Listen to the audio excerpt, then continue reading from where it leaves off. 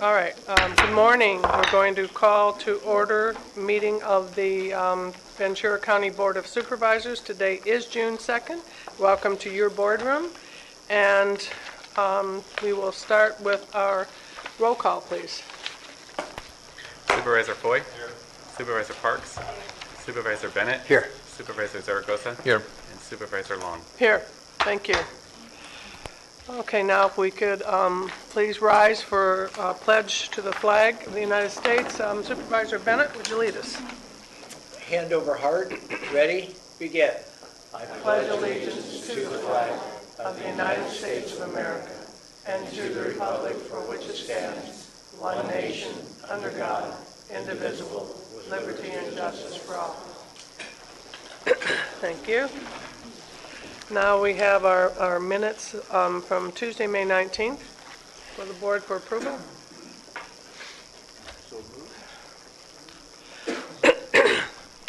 We have a motion and a second on that. Please vote. And those are approved. Thank you. Okay, Mr. CEO, our agenda review, please. Thank you, Chair Long. We do have a few items. Item 20, Human Services Agency, acceptance of grant allocation from Department of Healthcare Services, agenda page 5. Title only was changed from to conduct Medi-Cal outreach enrollment activities to conduct Medi-Cal application renewal assistance. Item 29, Supervisor Long, receive and file a presentation of first 5 Ventura County. A PowerPoint presentation has been submitted. Item 31, RMA, adoption of an ordinance establishing the Ventura Oxnard Greenbelt. Comment letters from Jurgen Gramkow and Kai Luoma and a PowerPoint presentation have been submitted. Item 33, CEO's Office, receive and file fiscal year 2015-16 department budget presentation. A PowerPoint presentation has been submitted. Item 32, RMA, public hearing regarding amendments to the non-coastal zoning ordinance for motocross racetrack facilities. A PowerPoint's been submitted. Item 34, CEO's Office, receive and file fiscal year 2015-16 preliminary budget. The fiscal year 2015-16 preliminary budget and the Auditor Controller recommended budget have been submitted. Item 35, RMA, public hearing regarding the issuance of 2 ministerial zoning clearances of new oil and gas wells. A comment letter with exhibits 1 through 9 from Jeff Kuiper and a memo from Brian Baca have been submitted. Item 39, closed session, agenda page 9, agenda title only, was changed from before the Ventura County Fire Protection District Board to before the Ventura County Board of Supervisors and the Ventura County Fire Protection District Board. And then the addendum agenda. Item 43, Healthcare Agency, approval of an MOU with Ventura County Medi-Cal Managed Care Commission for additional services. Item 44, Healthcare Agency, approval of intergovernmental agreements regarding transfer of public funds. Revised exhibits 3 and 4 have been submitted. And finally, item 45, Board of Supervisors, recommendation of Supervisors Bennett and Long to authorize the chair to sign and send a letter to the Area Housing Authority Board requesting information. And that is it. Thank you. Could I ask Mr. Powers, on item 45, that's the recommendation of Supervisors Long and myself, do you know whether the letter from the Office of the District Attorney has been submitted or anything? Supervisor Bennett, it was sent to me. I don't know if it's been, my understanding is that it's been sent to the Area Housing Authority. Okay, but not submitted into the public record for this hearing today. Not that I know. Okay, No, right. Thank you. Yeah, I think it just came in last night, so I'm just asking it to be copied, so I'll bring it down. Okay. Is that right? Great. Yes. Yes, that's what I think he's saying. Okay, board members, I'd also ask that item 38 be moved up to be heard at 9:15, if that's workable. Any other agenda review items? Then if the agenda is before us as modified, need a motion? Move approval. Motion and a second, please vote.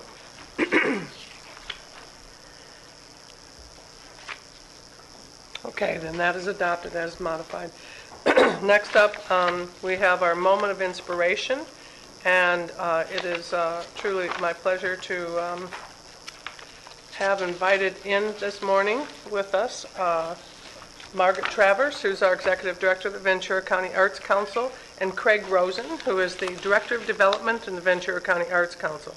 As the board certainly knows, and a lot of us in the Government Center, where we have these wonderful exhibits that since 2006, the Arts Council administers a visual and performing arts residency program. Also in the province school at the county's juvenile facility. And that program's made possible through the probation agency grant and support from the Arts Council. And then earlier this year, there was a book, The Art Inside, Poems and Artwork by Providence Students, was published by the County Office of Education, thanks to a collaboration between the instructors Craig Rosen and Sandy Cook. So Margaret and Craig, I've invited them here today to share with us information about the book and some excerpts. And as, again, we all know, Margaret, she's been with the Arts Council since 1999, doing a great job for us. She's a founding member of the Thousand Oaks Community Gallery, board member of the Arts Council of the Conejo Valley, member of the California Museum of Art, Thousand Oaks Council, member at large in the Studio Channel Islands Arts, etc., etc. She has a very long engagement in her love of the arts, excuse me, and bringing art to public places. Craig Rosen is the Development Director for the Ventura County Arts Council, teaches poetry writing to students at Providence, and we're going to hear from him on that. He's originally from the Washington, D.C. area. He's produced documentaries, short films, one feature-length movie, and written several original screenplays. He's currently close to finishing his first novel, Broken Heartland, written for the young adult audience. It's exciting. So thank you both for coming in this morning, and please, inspire us. Good morning, Chair Long, supervisors, and Mr. Powers. The Ventura County Arts Council is pleased to bring you the moment of inspiration this morning. Before I turn the microphone over to Craig, who you already know is our development director and our teaching artist at the juvenile facility, I just want to thank you on behalf of our board of directors for your ongoing support of the work that we do and bringing the benefits of the arts to your constituents, beginning with the art exhibits here, which are ongoing, and then fanning out across the county. And we are very appreciative of your support. And now let me turn it over to Craig Rosen. Thank you. Good morning, members of the board and Chief Executive. Thank you for the opportunity to present today's moment of inspiration. My name is Craig Rosen, and I'm the Development Director for the Ventura County Arts Council. I've been working in this capacity since September. I've also been an independent contractor for the Arts Council, doing poetry instruction at the Providence Court School for 4 years. You all know Margaret Travers. Mrs. Travers, deeply committed to arts education in Ventura County schools. It's a pleasure to have as a partner someone so effective who doesn't see the need for followers on Twitter. Can you imagine that?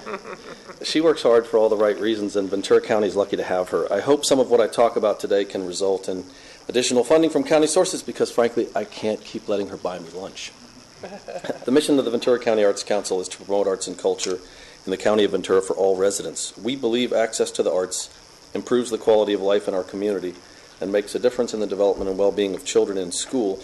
To that end, we are committed to not only working in every school in the county, we will continue to work with juveniles in the court schools as well. My passion is working with at-risk youth and the arts. I made a documentary in Washington, D.C. in the late 80s about the dangers of PCP. That film featured local bands and theater performers, won awards, and was shown on PBS, but most importantly, it was used in the public schools. I read an article in the Washington Post several years later showing an overall decline in the use of that drug citywide. I'd like to believe our documentary, which was the first film on that subject targeting an urban audience, made a difference. Another narrative, however, is that the drop in PCP use coincided with the rise of crack cocaine. That's also true, but both may be true. And my point is, we can't change anything if we don't try. And in trying, it is crucial to believe our efforts can and will make a difference. I teach poetry writing at the Todd Road Jail and the juvenile facility. We can all agree that a healthier society is one where we incarcerate fewer people. To see the recidivism rate go down, we must get behind rehabilitation. This is a true partnership. Those of us on the outside, citizens, elected officials, working with those on the inside, administrators, police, guards, as well as inmates. The Ventura County Probation Agency has been an exceptional partner. They've generously funded the arts instruction we do at Providence School for the last 2 years. The men and women working for the agency demonstrate a commitment to rehabilitating offenders, and I see examples of this every time I teach there. The Arts Council is committed to helping the juveniles we teach to find a voice and express themselves in the arts and encourage them to see an alternative to drugs and crime, to begin walking down the path of hope and positivity. When I teach my writing classes, I inform students that I have only one rule: never throw any of your writing away. There are several teaching reasons for this rule, but the most important takeaway is this. I tell them, it comes from you, it has value, no matter what anyone else might say. They need to know that and take ownership of that truth. This begins the process of taking ownership for actions they regret and behavior they'd like to change, because along with the fact of their bad decisions and hurtful behavior is another important fact to bear in mind at all times. They are valued as human beings. The poems allow for an outlet of feelings they need to express, but might be too painful to say directly at this stage in their development. Apologies to parents for letting them down, regrets for taking drugs and committing crimes. This is where the road to rehabilitation starts, and it's an important beginning. We published a book of original poems and drawings done by teenagers inside the JF. It's a collaborative effort among the Ventura County Arts Council, the California Arts Council, the Ventura County Office of Education, and the Ventura County Probation Department. I have seen the impact this book has made. Specifically, an increase in students wanting to write, enthusiasm to read the book, a desire to appear in the next volume, recognition that what they do does indeed have value. In this era of streaming TV, video game, text, surfing, and tweets, it's phenomenal to see kids wanting to write words in an artful and expressive way. Longhand even. Full words. OMG, no OMGs, call the EMTs. I'm here to say these efforts make a difference. As a nonprofit, we do seek outside sources for financial help. Have I mentioned this? I recently wrote a grant to the California Arts Council for their Jump Starts initiative. And it's for a program I organized and will be teaching at the Recovery Classroom in the Gateway Community School. The grant we were awarded will fund the program for a year. For kids involved in drugs and gangs, the arts have been shown to be more impactful than other academic subjects. With help from the county, we will continue our efforts at Providence and Gateway and further our mission of bringing arts to every member of the county and into the schools, with the purpose of enriching and uplifting the community we all live in. Thank you for your time today.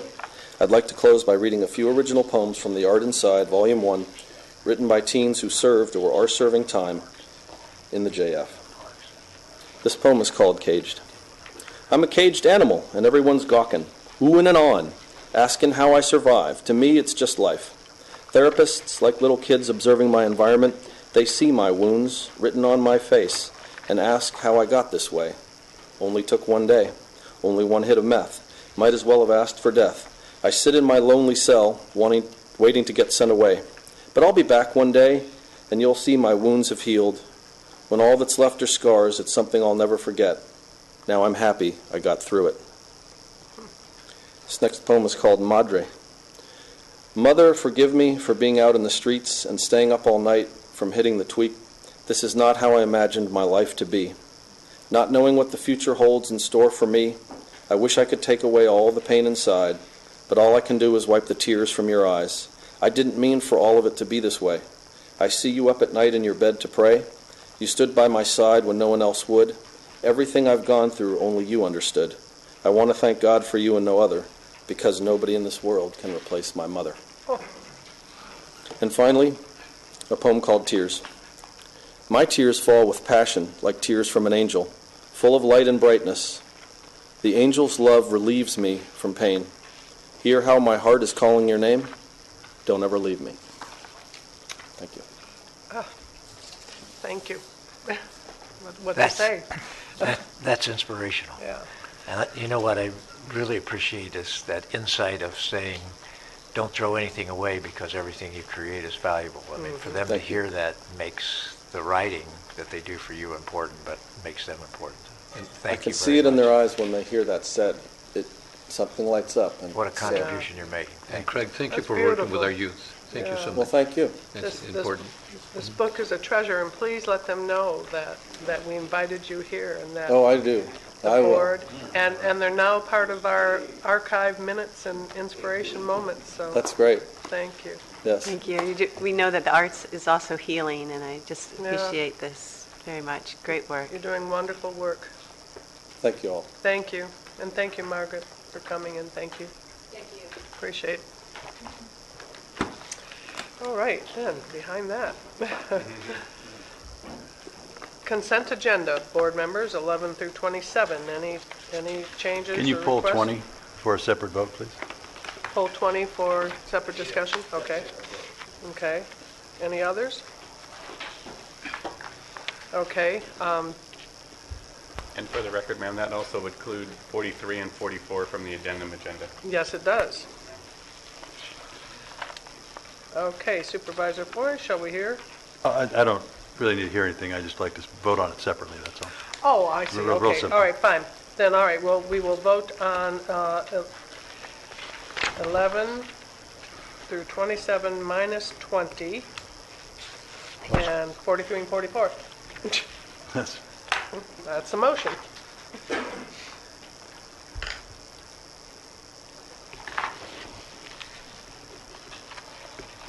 And that passes. And now we will vote separately on item 20, which is the HSA item.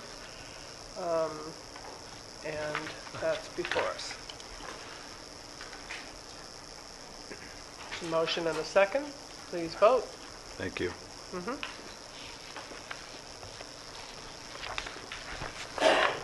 And that passes 4-1. Okay, that completes our consent agenda. Now we will move to public comment, and the first I'm going to ask to have Kevin McGowan from OES come forward just to give us a brief update on the tragic oil spill just north of us in the Santa Barbara coastline and what's happening. We have received updates from you. I appreciate it. I'm sure all of us have, but I thought it'd be good to have you come in this morning and give us an update, Kevin. Well, good morning, Chair Long, board members, Mr. Powers. Kevin McGowan, Office of Emergency Services from the Sheriff's Department. With me today is Lieutenant Commander Rihanna Macon. She is the Intergovernmental Affairs Liaison for the incident, and she's a Lieutenant Commander in the Coast Guard. So, as you all are aware, 2 weeks ago today, we had a pipeline malfunction up in Santa Barbara that released over 100,000 gallons of material, oil material, into what ended up being just north of Refugio State Beach. An estimated north of 20,000 of those gallons went into the waterway. A lot of the rest of the material remained on land side. So I'm here today to give you an update about how that impacted Ventura County and where we are today. So kind of a brief summary of timeline. When the initial event occurred, we deployed our duty officer out to the Santa Barbara Incident Command Post to already start forming a liaison relationship with that. And so from the very first day all the way until our recent reports midweek last week, we had a liaison role with their Incident Command Post and the Santa Barbara County Office of Emergency Management, which is my counterpart up there. During that time, we continued to provide updates to the Emergency Planning Council and all of the board members. In addition to that, we also discussed different strategies if impacts were going to take place in Ventura County. Last Wednesday was an initial report came in from a citizen related to an unusual amount of tar balls at Hollywood Beach. The next day, the California State Warning Center received 2 additional reports. So Thursday late afternoon and early evening, they received reports in Faria Beach and then also at San Buenaventura. So those reports then get assigned to the Coast Guard to go out and observe those tar balls, take samples of them, and determine whether that area is consistent with natural seep versus some kind of anomaly or impact in relationship to what's taking place up in Santa Barbara. While that took place, the Sheriff's Office of Emergency Services was also contacted. So early Friday morning, we met with state officials, local officials, in particular the fire marshal for Ventura City, who's also their emergency services coordinator, and we went out and walked a bunch of beaches. And then we also went up all the way north to Rincon Point. And there was definitely visuals. I'm not a scientific expert on what is normal seep in our area, but having been a surfer here my whole life, I definitely am familiar with what I would characterize as usual or unusual. It definitely went into the realm of unusual. So on Friday morning, we went up to the incident command post and embedded as an agency rep. So our position changed somewhat related to what was taking place as of Thursday night and Friday morning. So to get not to shy away from being too scientific and technical, when the currents are taking place out in the Refugio and El Capitan area, there was a lot of modeling showing that the impacts weren't going to traverse towards our direction. But like anything, models have error rates. And so there's definitely something occurring on our coastline that is unusual. So there's a variety of methods that are being used to determine what that material is and where it's coming from. Its source, for the lack of better term. So is it sourced the oil spill, or is it sourced from natural seep? And then if it is natural seep, what source is that coming from? Is it coming from one of the platform areas, or is it coming from the middle of the channel? So there's a bunch of sampling taking place. So the California Fish and Wildlife, their group is OSPR, the Office of Spill Response and Prevention. They have teams that have been going down our coastline ever since Friday, assessing all of our shorelines, taking samples of everything, and in addition to that, quantifying or categorizing what areas are below what they would consider an environmental impact, to light impact, to moderate impact. We have nothing in the range of heavy or extreme in our county, whereas in Santa Barbara County, at the point of origin of the spill, they have significant heavy and really heavy oil issues. None of our beaches are showing that. They're mainly either in the no environmental impact assessment or they're in the light assessment. To give kind of a visual, they're long streamers, so as the tide pushes the oil in, the product in, and then recedes, it deposits it. And then because of the shifting of currents and tides, some of those deposits are maybe a foot lower than the next deposit and maybe another foot. So you might get like a 5-foot wide stretch of the beach that has 1, 2, 3, 4 different lines that some range between 30 to 50 feet long of tar balls. So when the assessments were taking place, they also had cleanup crews deployed. And then those cleanup crews very delicately remove as little natural material as possible and focus in on just the product. In addition to that, one of the assessments that takes place is sensitive sites. So we are definitely in snowy plover season for nesting, and that's a very big deal. So there's a lot of constraints that take place in cleanup, and I would definitely say that's one of the reasons why you see a very methodical approach to what's taking place, because we have cultural sensitivities and then environmental sensitivities to include like Chumash interests throughout all of these areas, and they have to be a part of the methodology for cleanup. So at this point right now, we have multiple crews working different beaches. We've coordinated with all of the different special districts and city jurisdictions within the county to include our own departments. The fire department has given us a lot of support for the decon operations that are taking place at the Port of Hueneme, Ventura Harbor, and then also TNT Trucking. There's been a lot of support through GSA and the Parks Department, or Parks, related to all of our county property going up from Faria and all the campgrounds. So it's been a great opportunity for all of the Ventura County organizations to really collaborate and come together on a single point of focus to get all of our beaches clean, because that's our #1 priority. Some outstanding issues is the sampling. That's really like the hot topic right now, is determining what source is that oil from. And that obviously has implications related to the responsible party. So right now we're operating under the premise that the responsible party is taking ownership of this portion of the cleanup right now until there's a determination which whether rules out or verifies whether that oil is their responsible party piece or not. So that's kind of one of the interesting factors that should come out soon. Question? Okay. Questions? But, Madam Chair, I have to, this is not agendized on the agenda, so I don't think it's proper to go into this very far, other than a report back, a brief report from staff. Okay. So questions, you don't recommend? Well, why don't we put this on next week's agenda then as an agenda item?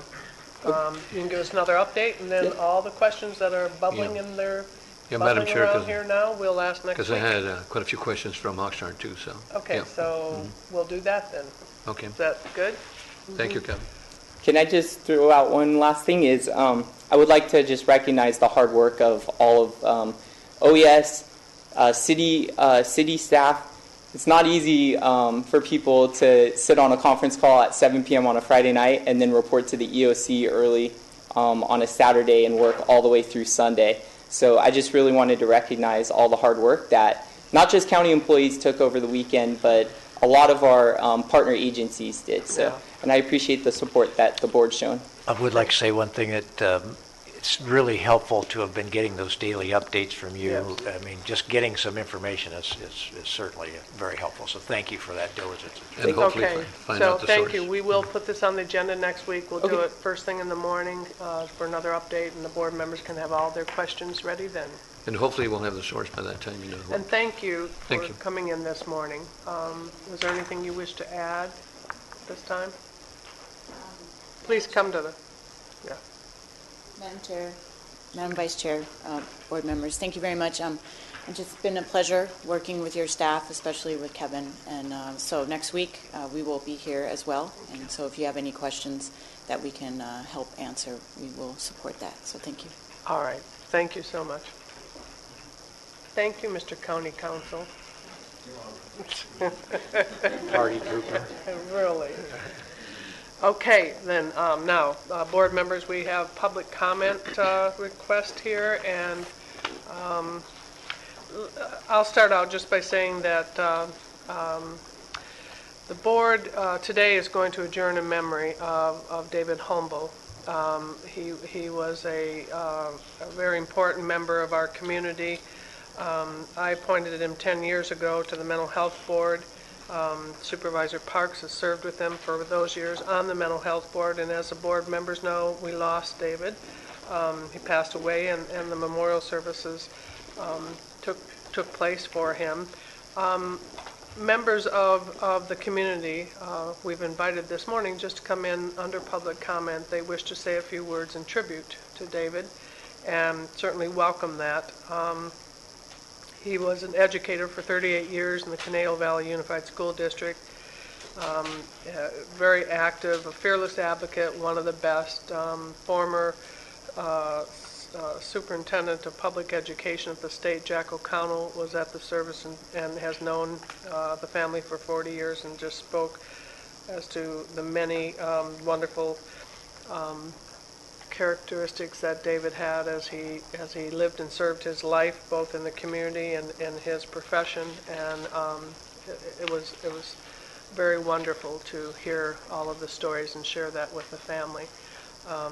So today I have a couple folks who've asked to come in to speak to that a tribute to David.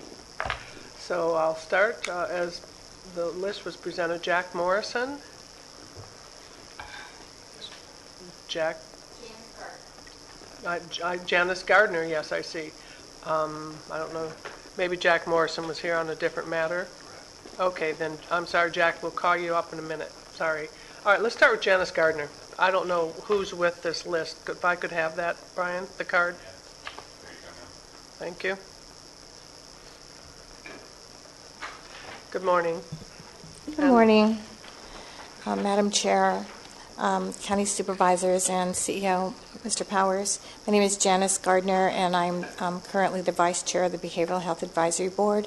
I'm here to speak today in tribute to Dave Humble. I also wanted to mention that Dave's wife, Mebe, and his sister and brother-in-law are here.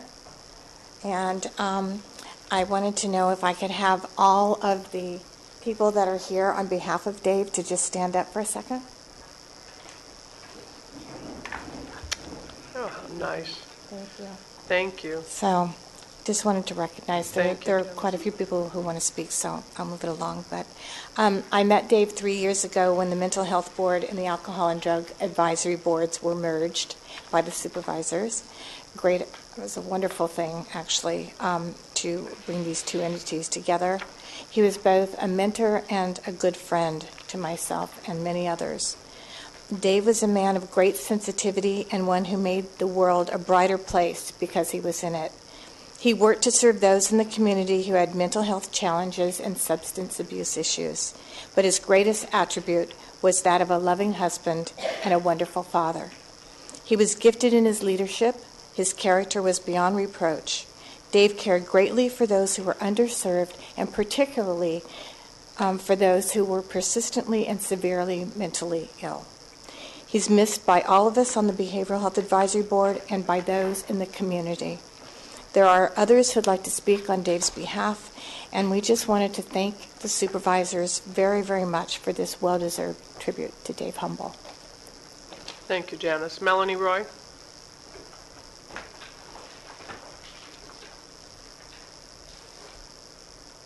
Good morning, Chair Long, members of the board, Mike Powers, Melanie Roy. On behalf of the Behavioral Health Department and the Healthcare Agency, who knew and admired David, to his children and other members of his family, his friends and colleagues, and of course his wife, Mebe, please accept our heartfelt condolences. The first time I met Dave was in the late 90s. I was a supervisor in East County, and he was an administrator at Westlake High. And we had some kids in common that we worked with, and I was really struck by Dave the first time I met him, his compassion, his empathy, his understanding of mental health issues, and his attitude, which always went right to solving problems. And he was an optimist, and he always felt that for any problem there was a solution. And so Dave was a great partner in that respect. He had a great sense of humor and a great laugh to go along with it. Our paths crossed many times throughout our careers, and as luck would have it, he was appointed by Supervisor Long, so thank you very much for doing that, to the Mental Health Advisory Board. And he was on that board for the whole tenure when I was the Behavioral Health Director, and I could not have asked for a better partner. The Star newspaper identified David as a mental health advocate, and that's true, but that doesn't fully describe what he did for mental health in Ventura County. He was here with us at an opportune moment when we had the Mental Health Services Act funding, and we needed very, very badly a partner in the community that would embrace recovery and help the department bring the public mental health system into a new age, really, where recovery is really tantamount and consumers and family members are intimately involved in the department. During his time, we developed over 30 programs, 60 permanent housing units, a crisis residential. We did so much work together. And I was talking to Mebe this morning, and I'm not saying this lightly. We really needed somebody like David at this moment in history, at this point in time, to work with us. And Supervisor Parks knows the kind of work he did. He rolled up his sleeves. He reviewed contracts with us. I remember you mentioned here at the board once, he sat in on 22 meetings going over contracts to make sure that all of our contracted partners were doing the quality work that the people in this county with mental illness deserve. He was particularly involved in our transitional aged youth program, and he worked, Meredith Leafman is here, who's the manager of that. We started out with just 40 kids being served in that program, and during his advocacy on the Mental Health Board and the Transitional Aged Youth Program, that program grew to serving over 400 kids. He was active publicly and also very much behind the scenes. As a board chair, he was very thoughtful, analytical. He never jumped to conclusions. He always wanted to know all the facts. He wanted to speak to everybody, and then he made his own decisions. He was a gentleman, and while he understood politics and he understood how to be a diplomat, he really he wasn't owned by anybody. I mean, he stuck to his guns. He did what he thought was right, and we had a lot of respect for him for that. He had a lot of fortitude and courage to defend what he believed in. The last time I saw David was in March. This past March, my mom passed away, and I was really surprised to see him because I knew he'd just had surgery, and he was kind of hobbling around. And I went up to him and I said, "Dave, what are you doing here? You know, you just had surgery." And he gave me a big hug. He was such a kind of a bear, you know, a soft-hearted guy. And he said, I really wanted to be here to support you. And that's the kind of friend he was. That's the kind of colleague he was. And that's the kind of person Dave was. You could always count on him. Martin Luther King is quoted as saying, "The ultimate measure of a man is not where he stands in moments of comfort and convenience, but where he stands in times of challenge and controversy." And Dave was someone you could count on. For his friendship and loyalty, I will, the Behavioral Health Department will, and the people with mental illness in this county will forever be grateful. Thank you. Thank you. Elaine Crandall?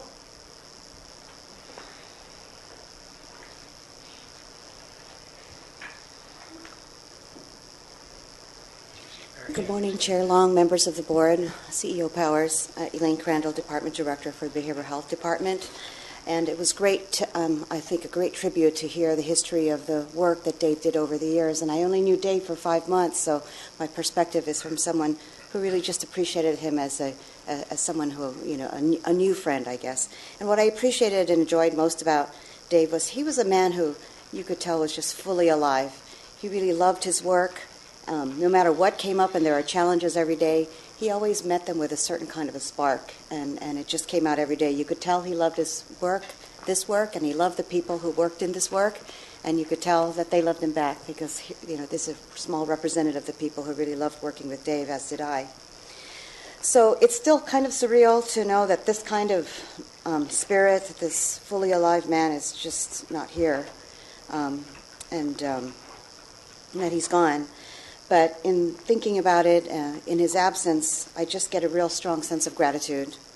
It didn't take long for anybody who first met Dave to know that you're in the presence of a good man. And one of the things you wish when you're in the presence of good people like that is that maybe a little bit rubs off on you. So I'm grateful that I had that little short time to be around Dave.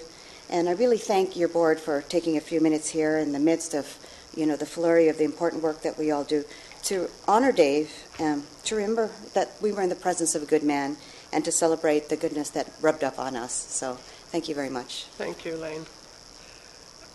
Irene Pickford? Brian, who's the last on the list with this group? Okay. Oh, Irene Pickard. I didn't see you. I'm sorry. No problem. Pickard, yes. Good morning, Madam Chair Long, supervisors, and CEO Mike Powers. My name is Irene Pinkard. I'm very pleased to be here to speak on behalf of Dave Humboldt. I am not a long-time member of the Behavioral Health Advisory Board, but he had an impact on me because as soon as I became a member, he reached out to me and was very accepting. And I think that's important when you have someone in a position like that, that you know that if they are as accepting and open-minded and receive you with such joy, that he would do the same with others. And he did. He showed me that as he was the chair of the board. He would receive all those who spoke, whether they agreed with us or not. You could tell that he was open-minded to what they had to say and was receiving what they had to say with an open mind so that he could synthesize and note that whatever they had to say was important. And that's why I wanted to be here this morning, to show my respect for him because he was so accepting of others. And one of the last times that I saw David was at a restaurant. He and Janice Gardner were coming in for lunch, and as he walked into the restaurant, I was sitting near the front, and the first thing he says, "Oh, hi, Irene. How are you doing?" And I said, "Oh, hi." I knew he had been ill, so I was surprised to see him.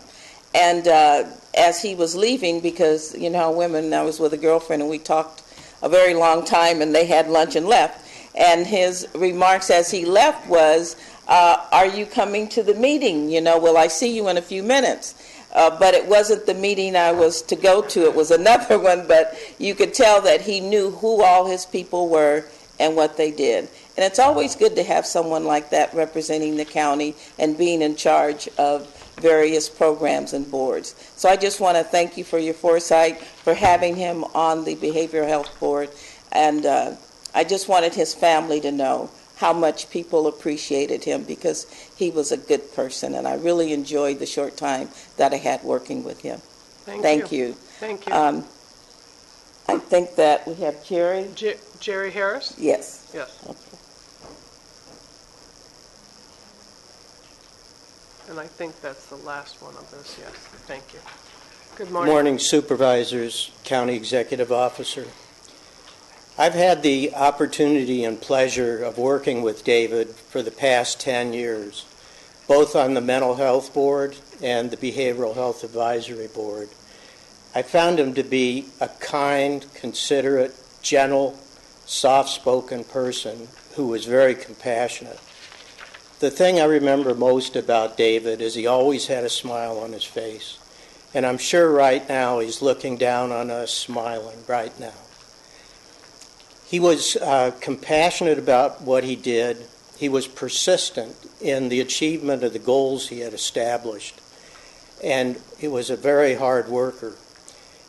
It's not hard. It's a difficult task to advocate for and seek additional services for the mentally ill and people who suffer from substance abuse. But he stood up to the plate and did an excellent job.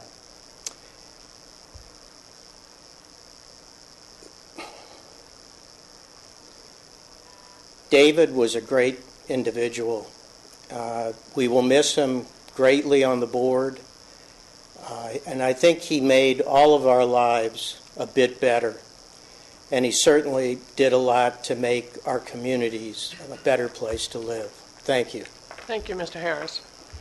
That completes Supervisor Long. Yes, the group that came to speak, and thank you for coming in this morning, Supervisor Parks. Yeah, I do thank you all for coming in to speak, and was glad to be able to attend the service because I learned so much more about this wonderful man. But after 38 years of serving the Conejo Valley Unified School District, among others, in education, Newberry Park High, Thousand Oaks High, Westlake High, teacher, counselor, administrator, he really made a difference. And after retirement, then to come and assist the county and taking on such an incredible responsibility as chair of the Behavioral Health Advisory Board. And I think even before that, he was on our tobacco tax allocation committee, and which also was a pretty difficult spot. But I really thought on the Behavioral Health Advisory Board, he was the right person for the job, and we really needed someone, as Melanie pointed out. And he took on the job, as was stated, with openness, but also took on a real role of scrutiny, which was very, very much needed, both in the performance of the different programs we have, but also in looking at the financing. And he took it on with a real reasonable approach, and one that was just so appreciated by everyone, because there is so much to deal with. It's a very complex issue, and that's why he was just the right person for the job. And he was a strong advocate for people with mental illness, and I think he had a very big heart. And part of that was why I think he gravitated to really wanting to help youth, transitionally aged youth, and children. And I know at this time when we're about to actually finally have a crisis residential center for youth, and that should be coming quite shortly. I wish he was here for that. And I know I've talked with Supervisor Long that we have an ability here to maybe do some naming and honor him and a tribute with that facility, which he cared so much to see that we have. So I think that will be something we'll be looking at coming forward in the near future. Madam Chair. Yes. My condolences to the family, to his wife and family members. I was appointed to the Behavioral Health Advisory Board just a couple of months ago, and I got to meet Dave and Janice. In fact, Dave was so committed that he went over to my office a couple of times just to share with me how the Behavioral Mental Health Board worked. And remember drawing, I'm a pictorial person, a flow chart on how things worked and how the different advisory groups that he had. So he was very, very instrumental. But I found Dave to be a very committed, passionate, caring individual because he was talking from the heart. And when he came over to my office, he says, Supervisor, whatever you need, let me know and I'll help you. An individual like that, I believe that his heart was really in his work. And he was just a great volunteer and somebody that we really are going to miss tremendously. And in fact, we had another meeting, Janice and I and Dave on Laura's Law, and that we never got to meet. But and again, that went to one of the boards and so forth. But anyway, I think it's going to be a great loss it is a great loss to the community. And again, my condolences to the family. Thank you so much. Anyone else?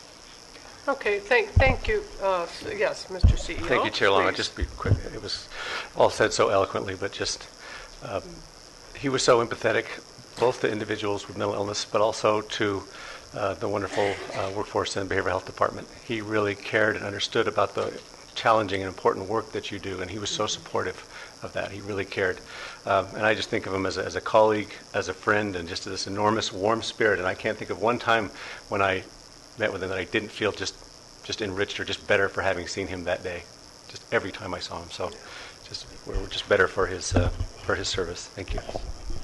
Again, thank you for coming in this morning. We really appreciate that you, too, wanted to offer the tribute, so thank you.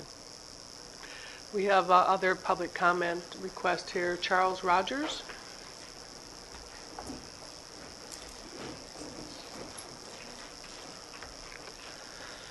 Good morning. Good morning, members of the board. Appreciate taking the time to introduce myself.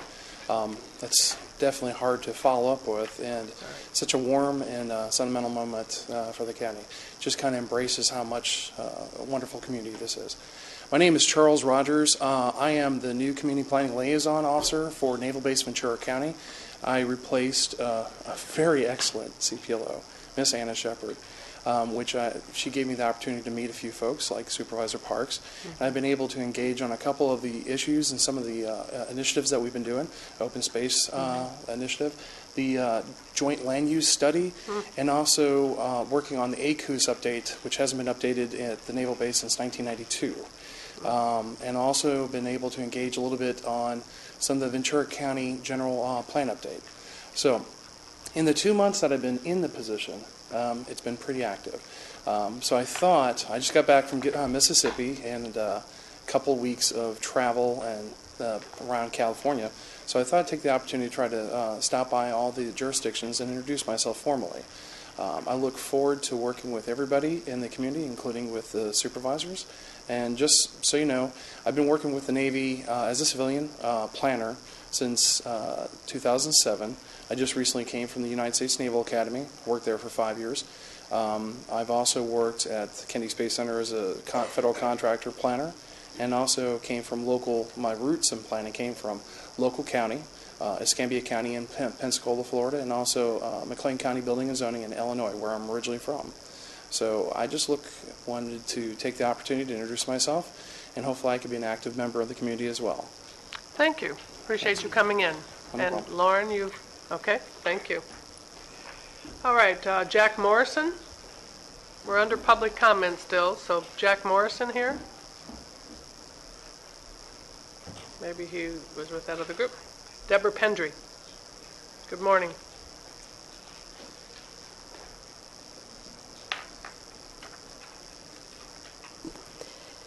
Thank you, Madam Chair Long and fellow board members.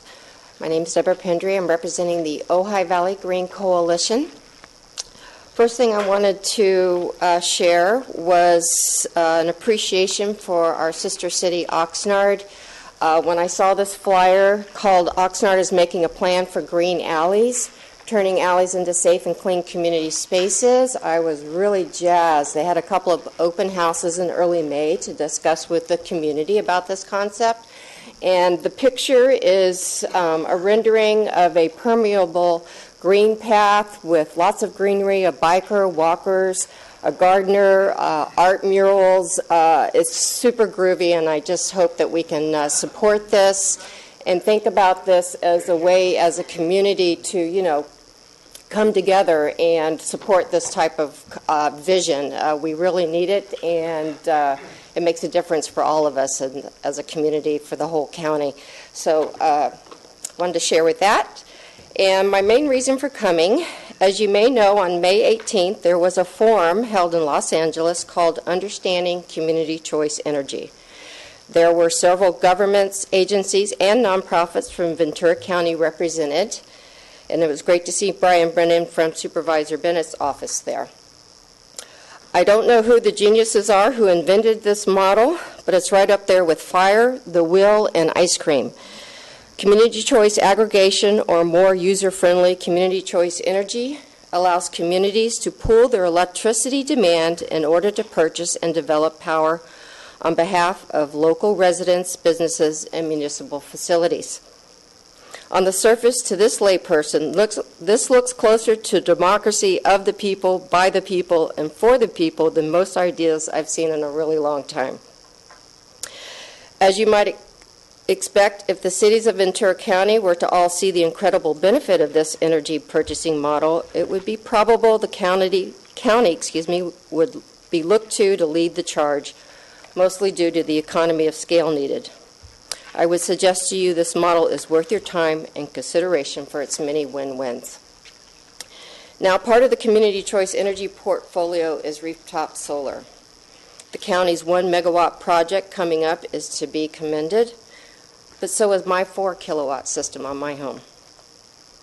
As the Sierra Club so eloquently put it, rooftop solar is safe and long-lasting, with 0 emissions and a low water footprint. No one ever had an asthma attack because of a solar panel. Nor have we ever heard of a catastrophic solar power spill threatening fish and wildlife. The City of Ventura for City Residents and the Green Coalition for Ojai Valley Residents are presently running a Solarize program, which is a group purchasing program for residents.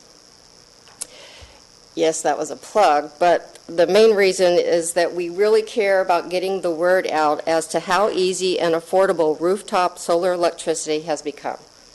And the benefits to our community and society, priceless. We encourage the citizens of Ventura County to look into the possibility of becoming part of the rooftop revolution. Thank you. Thank you. Board members, this is a special bundle of energy that we've just had in front of us here. Deborah Pendry has just been leading the Ojai Valley Green Coalition and knocking it out of the park in terms of just being there over and over again and really steady. So, Deborah, thanks. And this is really an important opportunity for us to explore carefully and see if we can pull off for Ventura County. So, thanks. Madam Chair, Deborah, thank you for bringing up the green alleys in Oxnard. You know, as a council member there many years ago, we always trying to find what we can do with those alleys, because the alleys are really, people use them as dumping grounds and so forth, and they're very difficult to take care of because of the asphalt and so forth. But that's a good concept to turn them into green alleys, and I think that's going to help us. The only concern that we had there in the past was the utilities, because there's a lot of utilities in the alleys. But it's a very good concept, and thank you for bringing that up. Thank you. That concludes our public comments for the morning, so thank you very much. And at this time, board members, I'd like to call up item 38. I asked that this be moved up, so we could call that up. It's an item that I've asked to, that I put on the agenda to ask for the board's support of the Port of Huenemi's Intermodal Improvement Project Tiger 7 grant, federal grant application. And it's to support the port in this application, signing a letter to the U.S. Department of Transportation in support of it, conveying to the board's action to our congressional delegation and the county's federal lobbyist. This is a grant application that the port is very interested in acquiring to be able to make the improvements in the port, modernize the wharf and berth infrastructure, balance the waterfront capabilities, maximizing function and capacity of existing cold storage transit sheds adjacent to the wharf, and to reduce truck demand. So it has a lot of pluses, both for transportation and air quality. And as you see, the port's total cost and what they're proposing to invest, and that the Tiger grant request is a $15 million grant request. I believe the port is very competitive, both in the excellent work they do at the port overall, but this will give them an opportunity to make another step forward. And I do have two speakers on this quickly. John Demers. John, you wish to speak? No, I'm sorry. Yes, of course. Commissioner Marianne Rooney. I understand the protocol. Sorry about that. And good morning, and thank you for coming in this morning. Good morning, Chair Long and supervisors and staff. We are very excited to be here today, and I first want to thank the Board of Supervisors for your past support of the Port of Hueneme and for future support in the letter that you're considering this morning to the U.S. Department of Transportation for our Tiger grant. This grant is extremely important for our competitiveness for the region and also to improve our intermodal efficiency here at the port. We know that this Tiger grant would bring environmental benefits and jobs to our region. Through this grant, we're looking at new berthing capacity, modernization of our cargo handling, and also an on-dock rail spur. So I'm here to say thank you for your consideration and our collaboration, and I would like to yield the rest of my time to John Demers, who will give a quick overview of what this grant actually thinks. Thank you so very thank much. You so much. Thank you. Mr. Demers.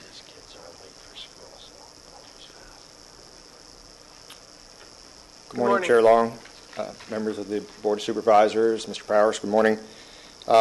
I do want to thank you for, first of all, just for considering this, and a special thank you to Chair Long for presenting this on the agenda, and of course thank you for all the prior support you've given us.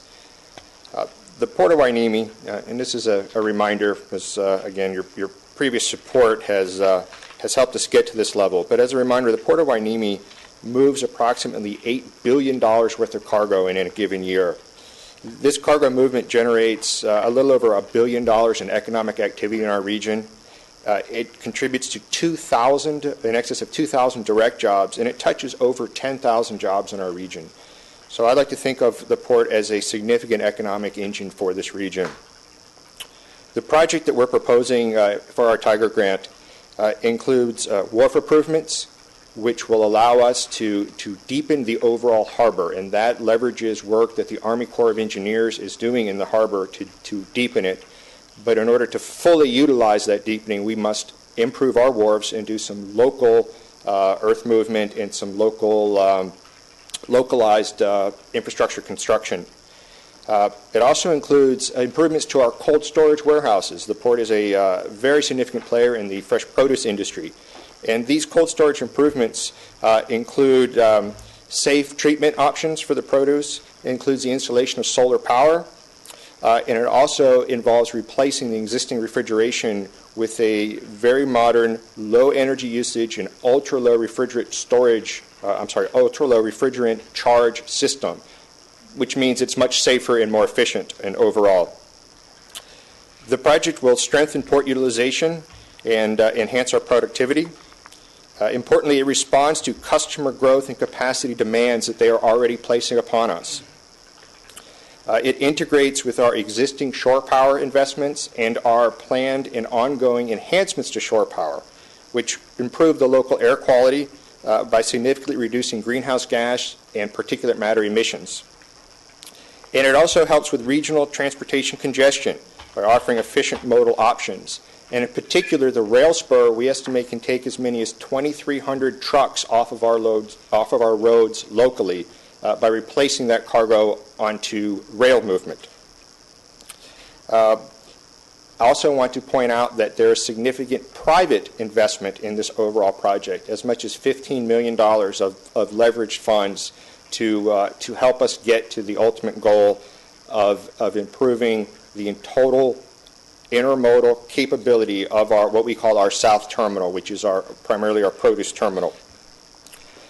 This work will, in addition to the environmental benefits, the productivity benefits, we estimate that just the dredging aspect alone will generate as many as 500 additional jobs in the community, and the cold storage improvements will generate perhaps as many as 100 more. So there's many hundreds of jobs that can be gained by undertaking these projects. And this Tiger grant is very important for us to get to that goal and to reach the funding level that we need. Again, I thank you for your consideration, and happy to answer any questions that you may have. Thank you. Appreciate it. Any questions, board members? Okay. Appreciate that you've come in. I'd like to put a motion forward to support the recommended action. We have a motion and a second. Please vote.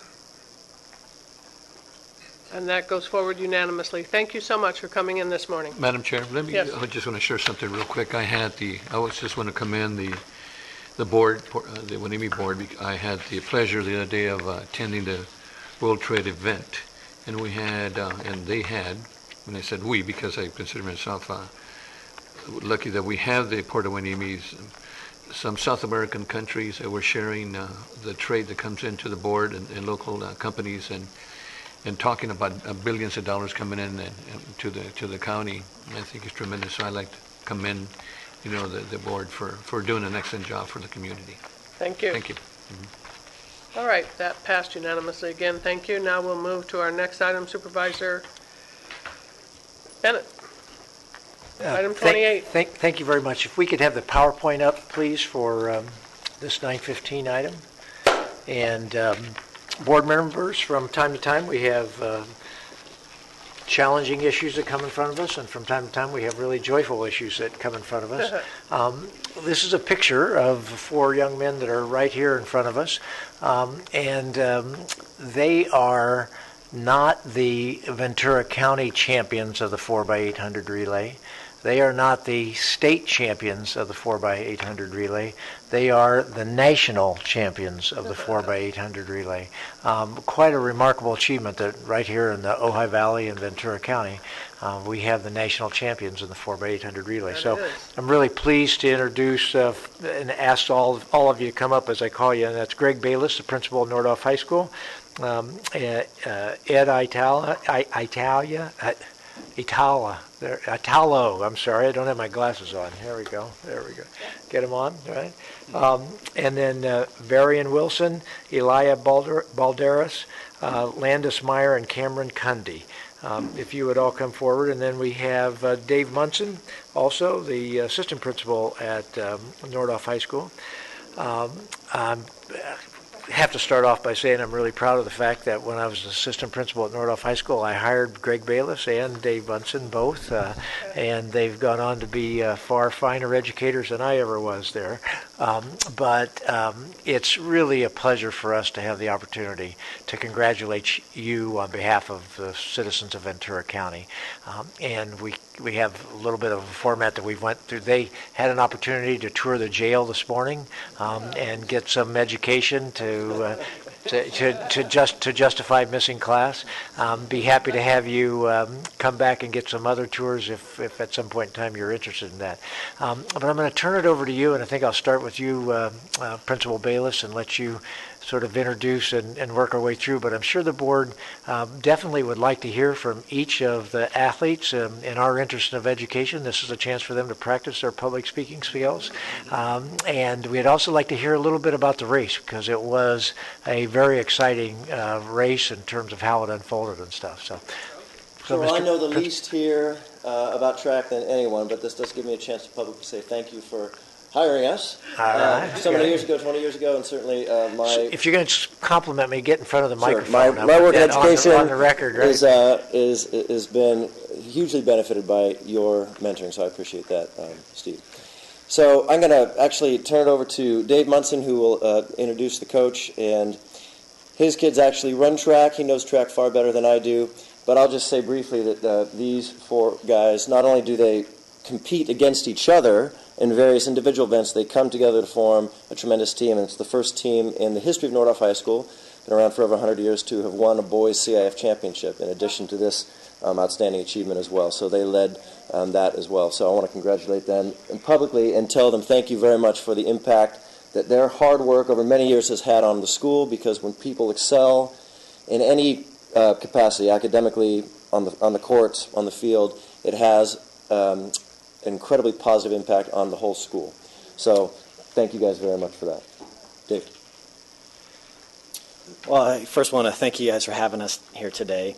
And my advanced knowledge of track is relative, as this was just our first year of my family joining the Ojai Roadrunners Youth Track Club. Our coach here, Ed Italo, has played dual roles. He's also been a coach for the Roadrunners as well as our high school coach now, so he's done a great job of linking the community, the youth, to the high school level. And in fact, he's brought a couple of guys behind us here to work with the youth, and so they've done a great job of mentoring our young runners. So I'd like to take this opportunity to introduce Coach Ed Italo. So this is really about them and not about me, because in the beginning when we all conceived doing this, it was they who came to me and said, we would like to go to Penn Relays. I explained to them that this would be a challenge and it would be something they'd have to work really hard and really focus to do, and they did it. So really this is theirs, and I'm really proud of them. They've demonstrated that with the audacity of dreaming high, anything is possible. So here they are. Landis, why don't you... So maybe in the order of how they run, they can talk. Great, so that would put Brian up first. I guess first off, I'd like to thank you guys for having me here today and tell you a little bit about myself, I guess. So essentially, I am not an 800 runner. I was, just kind of milling around the track one day, and I was in a continuation school about 2 years ago. And I saw my old coach, Ed, and, we had the discussion. He told me about Cameron and how good he was doing in the 800, and if Landis and Eli got on board, too, we'd go to Pennsylvania. So, it was kind of like a floating idea at the time. So I got on board in the track team, and I got out of continuation school and into Nordhoff, recovering my credits finally. And then over summer, it became more tangible as my team increased their 800 times. I became an 800 runner. Like, I started loading on distance and, stepping up from the form. And, really, it was just a great experience, I came on with my teammates, and I think they're more of my family than my actual teammates, I think we bonded over time. It was a great experience. It was a lot of hard work, and I'm glad to say I did it. That's it for me.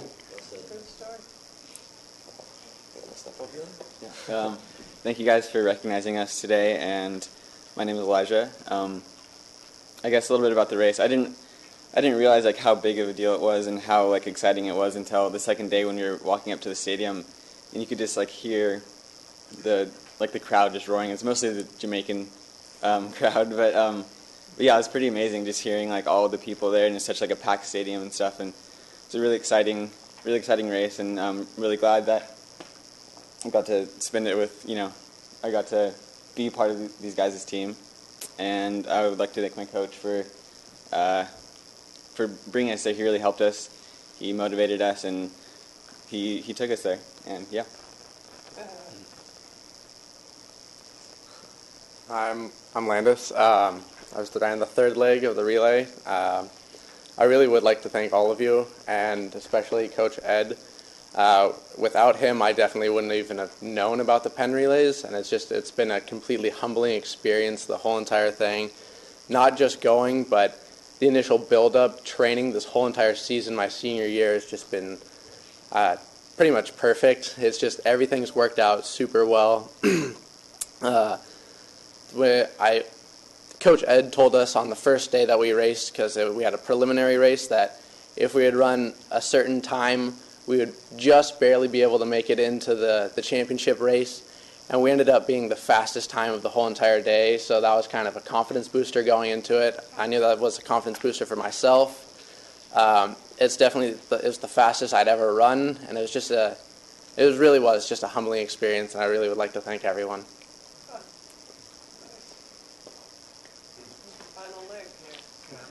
Hi, I'm Cameron. I was the anchor leg for the Penn Relay team. I've been running for many years. I ran for the Roadrunners with Ed as my coach, actually. And this whole experience, like Landis said, has been just humbling and amazing. I think as we got there, just the fact of getting there was amazing in itself. I think we just have to thank the whole city of Ojai even, because they donated the money. As our coach said, they were the fifth leg getting us there, and definitely thank our coach. He doesn't like a lot of thanks and praise because it's our relay, but he gave us the strength to get there, and once we got there, it was amazing. Being there, it was incredible, and we ran the best race of our life that day. We all came together, and none of us had a bad day. And running around the track as the anchor leg coming through as the top American finisher was incredible. So how many teams did you have to pass in your last leg to finish first of the American teams? In my last leg, I was, I think, 5th overall. But the 2 first teams were Jamaican teams, Right. So how and many then teams did you 3rd and 4th were American teams. And I had to pass those 2 teams in order to be the first American finisher.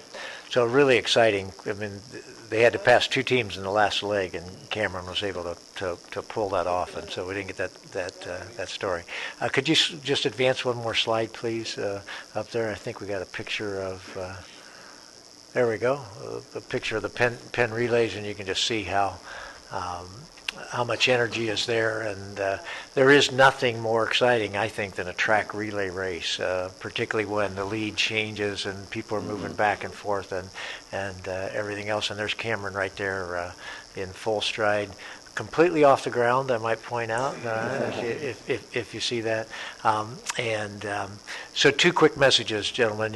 When you decide to set your sights on something, you can achieve that. And I know you've heard that over and over again from Coach Ed and the others. But the other one is, part of why you got here is because people stepped up and gave back to their community.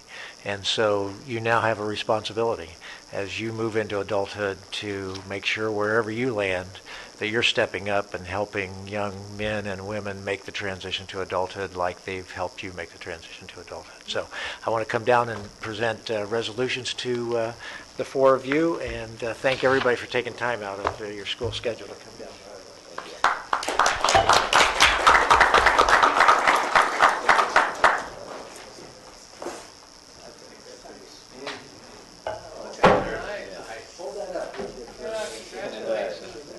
One last thing. This is the plaque we got for being the top U.S. finisher, and as you can see, it's pretty cool. We would just like to present it to Nordhoff High School. Thank you very much. Center in the trophy case. All right, congratulations.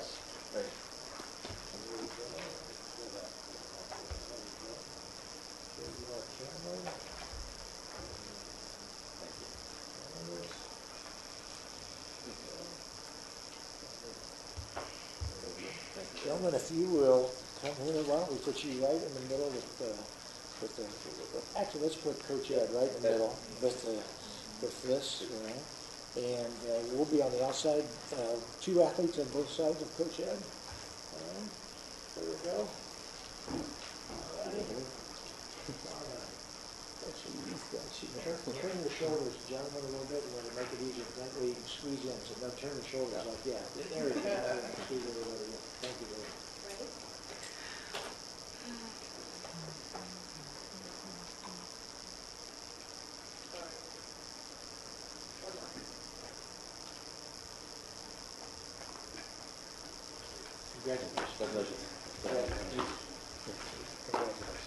Congratulations. You made history. Thanks for coming in this morning. Thank you. Yeah. Good to have you here. Thank you. Thank you all. Yeah. Thank you. All right, board members, that was a presentation, and thank you, Supervisor. That was fun. Good work. All right, now we will move on to our item 29, which is time certain also, and that's to receive, as we do every year, our annual report from our first 5 Ventura County on the proposed strategic plan and the 2015-2016 budget. I'd like to invite up Executive Director Claudia Harrison. All of you are familiar certainly with the great work of First Five, and what Claudia is going to provide today will be a snapshot on the work we've been doing on the strategic plan, in addition to our proposed budget that has been heard preliminarily by the commission. And there we are. Good morning. Good morning. First, I'd like to thank the board for arranging that one right before me. Yeah. My son ran Roadrunners. Coach Ed was his coach. He ran with Cameron, and it was just so wonderful to just see what they... So thank you. Thank you for that. Nice. Good morning, members of the board, chair, and executive staff. Thank you for this opportunity to present both our annual budget, which we do each year, and this year our draft strategic plan for your review and input. In your packet, you have a budget sheet. I'm not sure if it's the next. I'm going to start with the budget. Okay.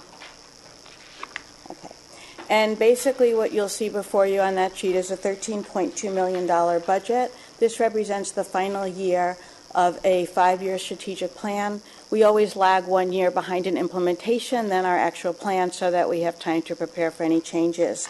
You'll see 2 funds on that document, an operating fund and a community investment loan fund in your packet. And I do want to just take a minute to mention the community investment loan fund, which has been extremely successful. This is something that EDC-VC, the Economic Development Collaborative Ventura County, administers for us, and it's low-cost financing to help establish preschool facilities. Since our inception, we've done 4 loans. It's resulted in 255 preschool spaces, 85 of which are actually for infant and toddler, and all in high-need areas. It's produced 38 jobs, and it's leveraged additional $240 million in funding like CDBG block grants. So anyhow, I'm just really proud to report that. What you'll see on our revenue side on our budget, proposed budget for FY 15-16, is a continued decline in Prop 10 revenues of about 4%. This has been the trajectory, and it's something that we have planned for. With that, we developed a sustainability fund a number of years ago to help maintain and sustain programs at a certain funding level. And for the proposed year, we have $4.4 million that we'll be using from that sustainability fund. We have continued leverage funds, although unfortunately it's a little bit less this year. Last year we had a little over 2, this year a little over 1, because the First Five California is in a transition year of discontinuing some of their programs. We hope there'll be good news in the future. And the Federal Race to the Top program that we've been involved in the last 4 years ends in December. On the expenditure side, I'm happy to report that we continue to be true to our administrative cap of 5.5%, projecting this budget to come in at 5.3% administrative expenses. Basically, what you see is that we're maintaining our key investments, and we're really staying the course for this final year of the 5-year plan. Our neighborhoods for learning, which are located throughout the county, funding is level. Our countywide specialized programs, which include our partnerships with the county through behavioral health and through public health, as well as oral health and 211, stay the same. And here in the countywide preschool strategies is where you see actually the difference in terms of the funding that we had received in the past through First Five California. It's about $1 million difference. Some good news on that front. First of all, it's for quality preschool. We do not anticipate losing any spaces for that. Some good news has been happening in the legislature. We hope it continues in terms of additional dollars for spaces, but also for quality. And so for our state preschool programs, Ventura did qualify for $950,000 in quality enhancements for that. And we do anticipate some more First Five California. So it's not all bad. And we just look forward to what it will come up. So that's basically my overview of the budget. But let me stop here before I go into the plan and see if you have any questions. Okay. So, let me move into our proposed strategic plan, which is also in your packet. And basically what I want to do today is give you the key concepts and highlights of what we're proposing as we move into our next 5 years and what indeed will change and what will stay the same. To begin with, I'm happy to say we've shortened our vision and mission. We wanted it to be something we could actually say and not have to read. So our vision, which isn't up here, but it's basically we want all kids to thrive. and that is in the plan. It doesn't change, we just found fewer words to say it. Our mission is that we promote school readiness through our investments in early learning, health, and family strengthening. So again, doesn't change, but a little bit easier. What guides our work? These are our guiding principles, which has always been fundamental to our plan in terms of our kind of like anchor, our reference point in terms of how we make funding decisions. For the next 5 years, not that it's different, but I think we even have a heavier focus on prevention. Really, birth to 5, Prop 10, that's our opportunity. It's really all about prevention. I have a favorite quote from Frederick Douglass that says, "It is easier to build strong children than to repair broken men." And that's all about prevention. That's all about starting early. Engagement of parents and the larger community. You'll see as I move forward that we have certainly always been focused on this, but as we move forward, want to even engage the community in new ways and more extensively in our work. Leveraging resources for us, this means both dollars as well as what kinds of partnerships can we bring our assets together and make things happen. Sustainable investments. You will see in a moment that the dollars we will have in the future are not the dollars that we have in the past.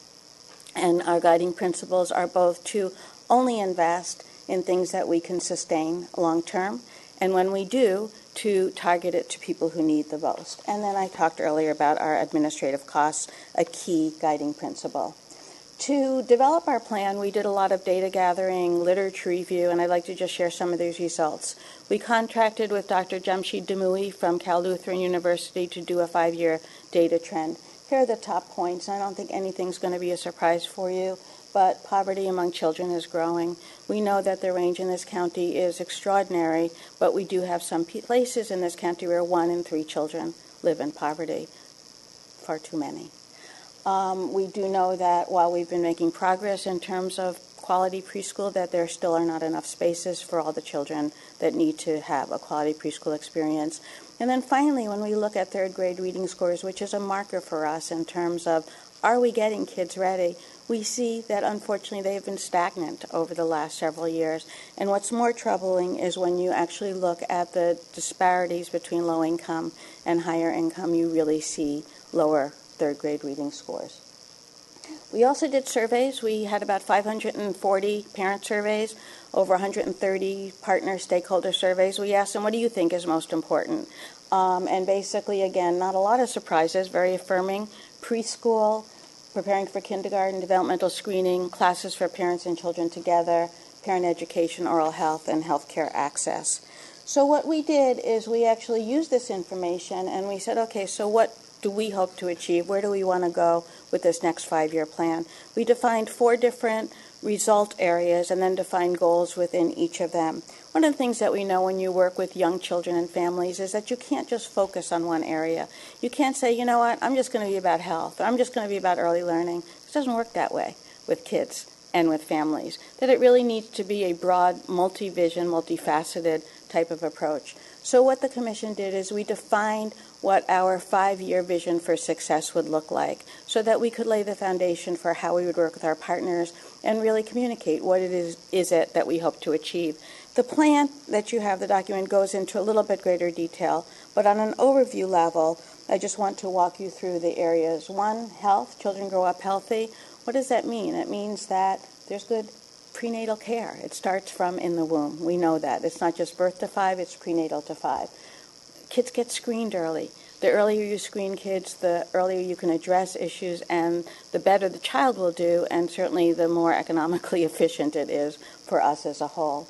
That children have good oral health practices, again, prevention. It's certainly much easier to prevent tooth decay than to treat it. Children enter school ready to learn. What we know is that it is preschool, but it doesn't just start there.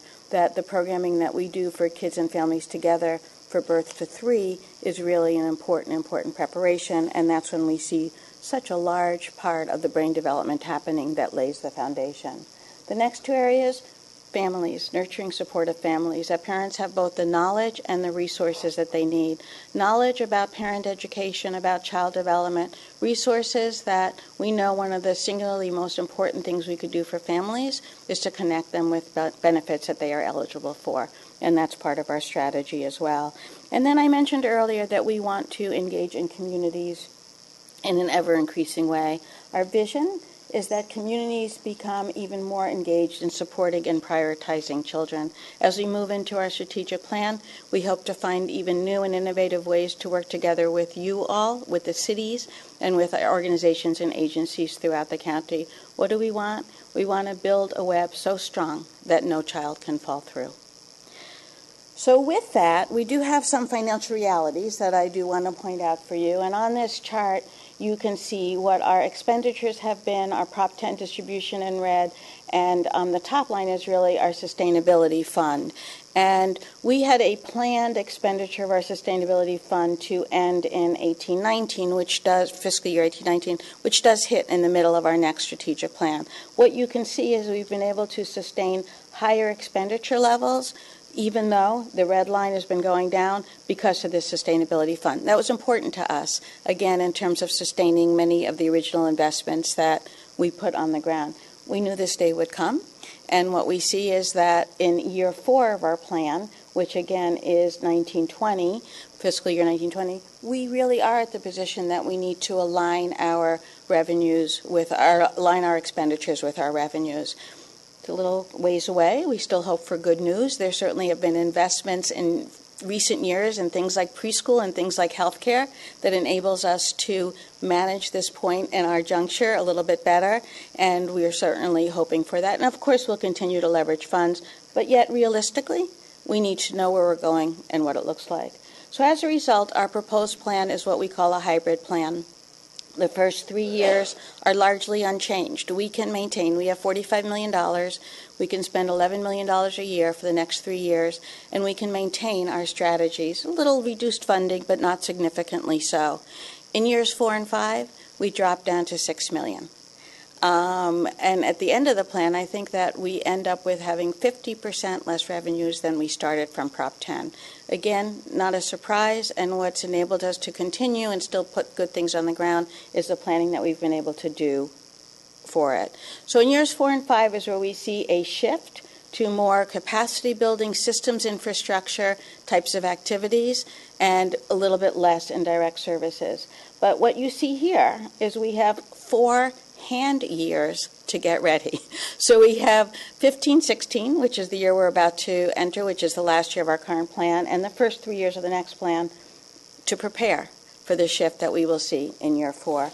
So what does that shift look like? First of all, on the big picture, I've mentioned again working with communities, there's large issues that we know we need to address. We know we need to address issues of poverty, limited early education, increased toxic stress, and having healthy, kid-friendly communities. Those are the areas that we really want to work together with our partners to begin to address. What it looks like in terms of First Five's role, we anticipate having more investments in training, education, information dissemination, things like data sharing, data systems. We still anticipate having direct services, but very focused, very select, and most likely for our birth to 3 population as we begin to avail ourselves of the increased preschool funding that's been happening in California. We are still all about preschool, but the way we do it will be different. So while we've been able to actually fund preschool spaces in our early years, now we're in the process of actually converting many of the first $5 to state preschool dollars. Yet we know that if we were to receive money tomorrow for all the preschool spaces in the world, we wouldn't have enough facilities or trained teachers. And so we know to really get to that level of having preschool for kids, we still need to make investments. Our investments will be more in the areas of facilities and workforce development. We talked about helping communities prioritize children, certainly continuing to work and empower our parents, and then taking a continued convening and advocacy role. In part of our stakeholder surveys, we asked, what would you like to see us do? And advocacy actually came through loud and clear in terms of having an advocate for children. And so we look forward to more fully taking on that role. In the plan itself, you will see a section that has our evaluation framework that is unchanged from what we've had before, and you will see mention that we will have an implementation plan.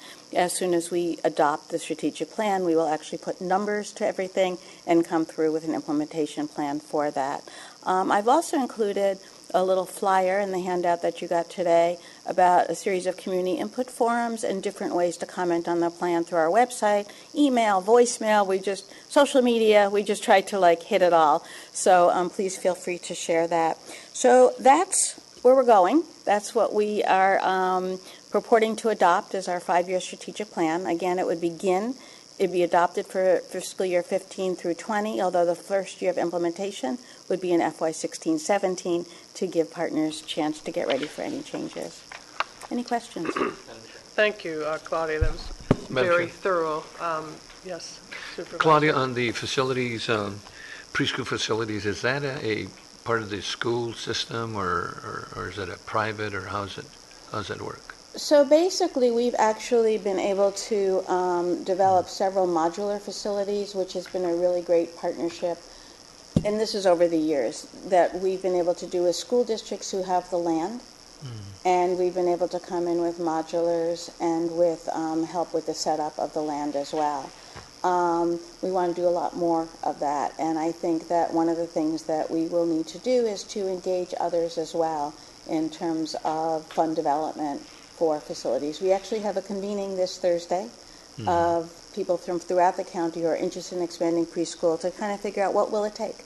What kind of supports do we need to make it happen? And to the extent that there are private facilities that can be renovated and used, we're absolutely interested in that as well. And nurseries, can we use nursery facilities to? I'm sorry? Nursery facilities, child care facilities that Exactly. There have been cases in the past that there have been churches that previously had child care, no longer did, but they still had the facility, and we were able to help the local community renovate the space and supply the space and open up. And that's for the 4-year-olds, right? Yeah, exactly. Okay. What we hope is that for the birth to 3, that we are able to maintain our Neighborhood for Learning Family Resource Center structure throughout the county, and that those classes can still take place in that center. So this is really for the 4-year-olds, 3 and 4-year-olds. Yeah. Excellent presentation. Thank you. Board member, any other questions? Yes. You guys are much closer to it and can think it through better than I. Just an observation from the outside. It looks like a fairly dramatic drop when you're scaling back, and then you're also going to be dropping down to very low reserves.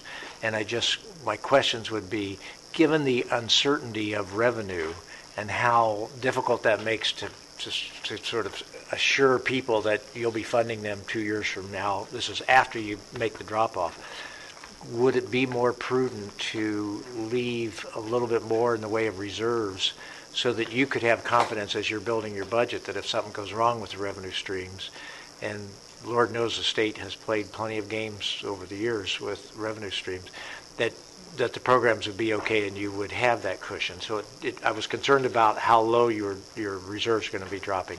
And then just how steep the drop is. Would it be better to start earlier, drop down, and have a little bit more in reserves and maybe trend out the drop a little bit faster?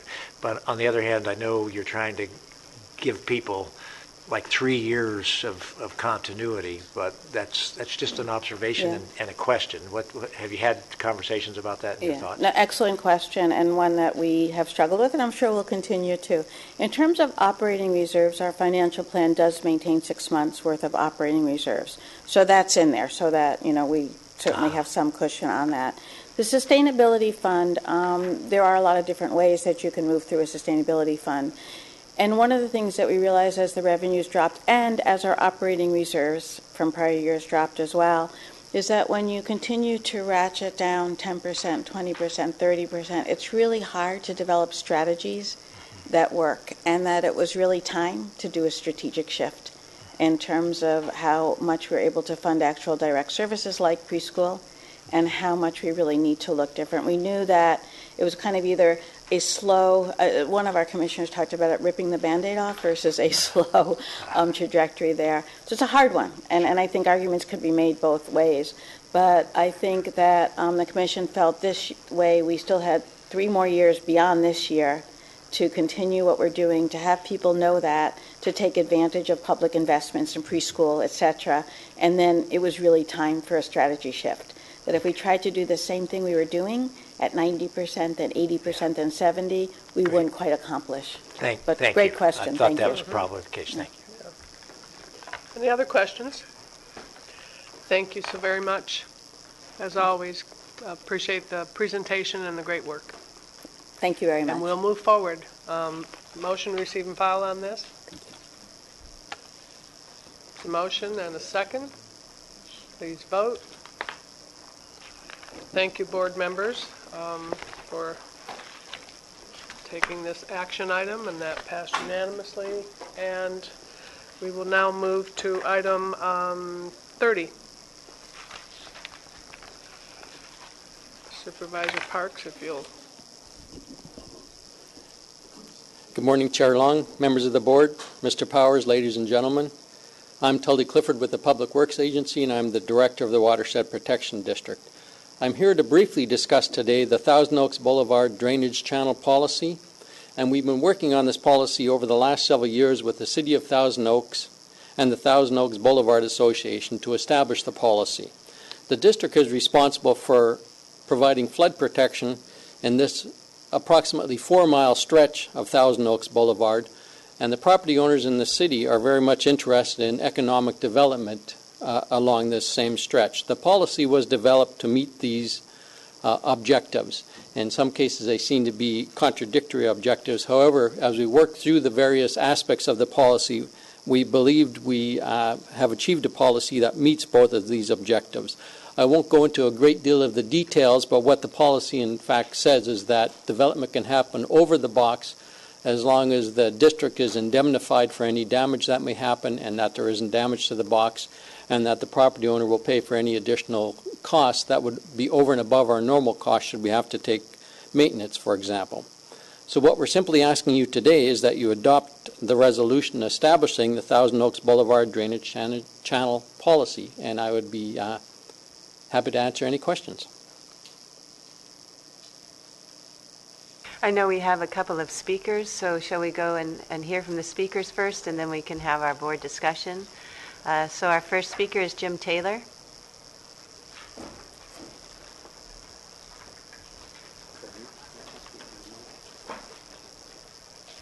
Good to hear. Is the microphone on? Oh, very good. Good morning, supervisors. My name is Jim Taylor. I'm with the City of Thousand Oaks Public Works Department. I serve as a senior civil engineer. I also serve as the floodplain administrator and the staff hydrologist for Thousand Oaks. And I'm here to voice the city's appreciation and in favor of the policy as it's been drafted. I wanted to point out that we specifically wanted to mention that we have over 240 businesses that are protected by this box channel, and so we recognize the importance of keeping it maintained and to not incur any kind of damage to it. So we think this policy is worthwhile and actually will take care of that issue. Also, I wanted to recognize Jeff Pratt and Norma Camacho, if you can remember her, when they first initiated this discussion, and also especially now to extend appreciation to Tully Clifford and his staff, who have addressed a lot of the technical issues that were required to be examined during the development of this policy, and I think they've done a magnificent job. And so, in conclusion, I just want to say that we appreciate the flexibility that this affords to our businesses along the boulevard. We have so many, and many of them need to take advantage of as much of the real estate as they have there, and we believe this policy speaks well to that. So thank you. Could I ask a question Sure. since you're here and we're talking about the reinforced concrete box, the RCB? Yes. My understanding is that there are drainage deficiencies out there on Thousand Oaks Boulevard and not really a plan for how to address them. And I'm just wondering, or money, and I'm just wondering, how do you see the future, maybe in 20 years from now or something, will we be able to address those, and how would you expect us to do that? That's a very good question. Yes, we have examined that issue. We've had some discussions with some of the senior staff at the Watershed Protection District about that issue. Some concerns about which direction the flows are actually going to go. We believe there's a certain amount of flow that actually will not get into the box, will actually be forced to go into the Malibu Creek watershed. There's a great deal of flat surface along the boulevard that will be ponded. And we've also anticipated, as part of our Thousand Oaks Boulevard specific plan, we've required that all redevelopment of projects along that zone do a detention policy or implement a detention policy where they capture the full 100 Q and only discharge a 10-year queue. And just in basic numbers, that means that they're discharging less than they're actually having rained upon them. So yeah, we've started to address that with the redevelopment process. And then just kind of looking at the environmental document, there's requirements. Is there a requirement for a CEQA document when for example, a building is going to get built that will look at this specifically at how to do improvements? Or has the EIR for the specific plan cover all the buildings that will be built? Well, it generated general policies. I don't think it went into a great deal of detail, but like I said, in general, we believe that we can take care of those buildings by recognizing that certain flows just simply aren't going to arrive and won't present that kind of an issue to the buildings. Okay. Thank you. Our next speaker, and I guess Supervisor Chair Long is back. It would be Mark Sellers. Yes, thank you. Mr. Sellers? Good morning. Mark Sellers on behalf of Thousand Oaks Boulevard Property Owners Association, which is made up of the 240 properties owners that Jim had mentioned. We're faced with a challenge of trying to encourage the redevelopment without public funds, but the private redevelopment of all these commercial properties along Thousand Oaks Boulevard. It's important to the city. The city has great dependency on sales tax. We're one of the largest generators of sales tax for the community. So our goal is challenged by the fact that this reinforced concrete box runs almost the entire length of the boulevard. We have worked for a number of years now to come up with this proposed policy, which is not going to be cheap for the property owners. In certain situations, they're going to have, in essence, put pilings down and build bridges over this box so that there is no burden or impact on the box, and this is very costly.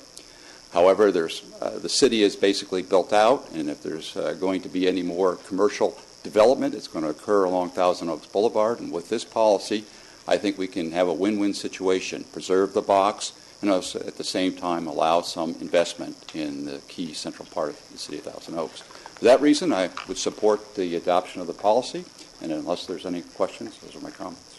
Questions for Mr. Sellers? Thank you, sir.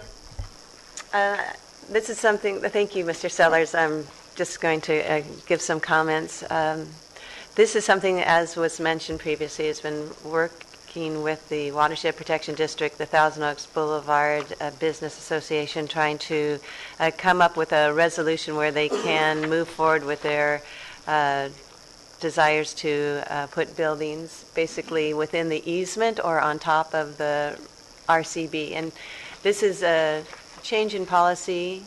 The Watershed Protection District in the past has not, certainly not encouraged putting buildings on top of these boxes. And my concerns are that it limits our options because there is inadequate drainage facilities for Thousand Oaks Boulevard. As mentioned by their public works individual at the city, the water isn't able to even get, the drainage facilities are such that you don't even have water draining into the RCB, so it won't become too full is what I understand, and there will be some ponding. But I think the bottom line is there really isn't a plan in the future for how we're going to deal with the inadequate drainage facilities. But options would include, for example, enlarging the RCB or building a detention basin or building a whole new RCB, a new way of conveying. I think those are pretty much your three options. By allowing for this agreement, or this policy, that will pretty much eliminate one of those options, which is enlarging the RCB, because we'll have buildings potentially on top of it and in the easement to preclude that. So that is one concern I have, is just that we are lessening our options. But that's something that's going to be dealt with one way or the other, with this agreement or without this agreement. That option needs to be dealt with. How they're going to handle the floodwaters or runoff has to be handled with or without this agreement. That does need to be decided. There just won't be as many options available. So at that point, my concern really just gets down to what does this mean to the County of Ventura, to the Watershed Protection District? It's a little bit riskier to put buildings on top of RCBs if one collapses. My thoughts are, let's just make sure we're not liable. We're indemnified, and that's where this policy has put in place the ability to have the property owner indemnify the county. And I think the mechanism for that is in the easement that the Watershed Protection District has on the property. And the permit that we would give would require that they indemnify us, as well as include this kind of language in the easement. Is that correct? That is correct. The permit would be between the district and the current property owner who is proposing to build new improvements over the box. The purpose of including that provision in the easement would be to allow that provision to be enforced against subsequent purchasers of the property. And so the question I have is that an effective, enforceable way of ensuring that future property owners will indemnify the county? It is. The easement, revised easement, currently there is no language in the district's easement that addresses the issue of indemnification. The revised easement that this policy calls for does propose that that language be included in the new agreement between the business owner and the district, and that provision would include language that it would be assignable to subsequent purchasers of the property, so that indemnification provision would stay in place even if there were a change in ownership.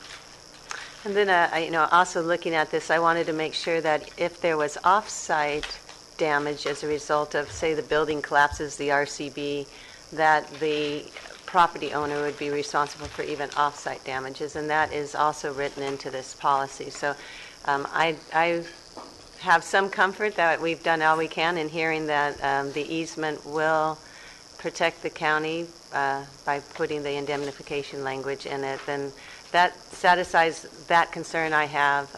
But an overall planning perspective, it's probably not the best thing to do, but I know that there is a desire to move forward on this, and so I'm willing to accept this and look at it as kind of a pilot. I don't know if we want to do this all over the county, for example. I do have some ambivalence about it, obviously, you're hearing. So I just, wanted you to know that this is an important step. And if you want to go forward with that, it's something that we really need to recognize. It is a different policy than we have had in the past. Fair enough. Other questions? Just for Supervisor Parks, so you're supportive of this policy with those caveats? I am willing to make the motion, and so I'll go ahead and do that. Okay, there is a motion and a second. Again, any other questions? I didn't hear any. Then let's move forward with the vote. Please vote. That passes unanimously. Thanks. Thank you. Sounds like there was lots Good. of negotiations and work on that. Good work working out the issues that you had in terms of liability and stuff. Right. Okay, board members, now we will go rapid speed ahead to item 31. Good morning, This is a Chair public Long, members of the hearing. board, Yes. Mr. Powers. For the record, I'm Chris Stevens with the Resource Management Agency, and the item for you today is the adoption of a Greenbelt ordinance for the Ventura-Oxnard Greenbelt. And I have a brief presentation for you to kind of walk you through the process and how we got to where we are today. The Greenbelt program's been in place now. In a couple years, it'll be celebrating its 50th anniversary. So the first Greenbelt was adopted in 1967. There have been a number of them adopted since. The Greenbelt agreements are fairly simple documents. They establish that the cities commit to a policy of non-annexation and non-urbanization of those properties, and the county's commitment is that they will not develop those urban uses, but but will only allow uses consistent with their designation as agricultural or open space lands. The Greenbelt was originally adopted in 1993 and 94. This is a map of it. Sorry for the quality of it. This is the one directly from the attachment to the resolution. But you can see the boundaries as they were adopted at that resolution by both the cities of Ventura and Oxnard and the County Board of Supervisors. What happened, that was done in 93 and 94. In 1998, as I think all of you will recall, there were a number of ballot measures that were approved by the voters.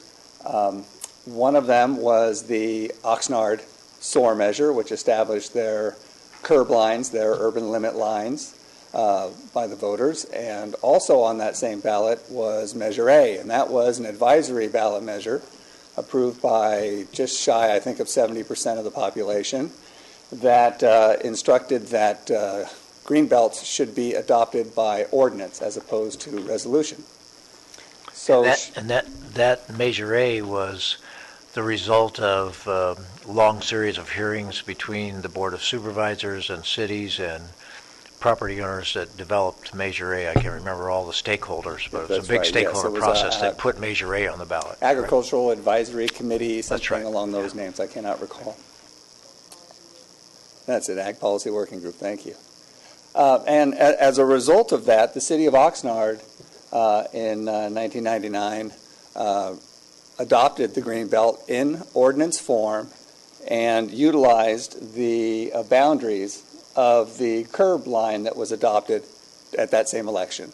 So they were adjusting the boundaries of the Greenbelt to be consistent with those approvals at the polls in 1998. Shortly after that, in 2002, the city of Ventura readopted the Greenbelt. They also incorporated all those areas in the city of Oxnard curb line. But up in this area right here, you'll notice, I'll go back to the other one, you can see it's green.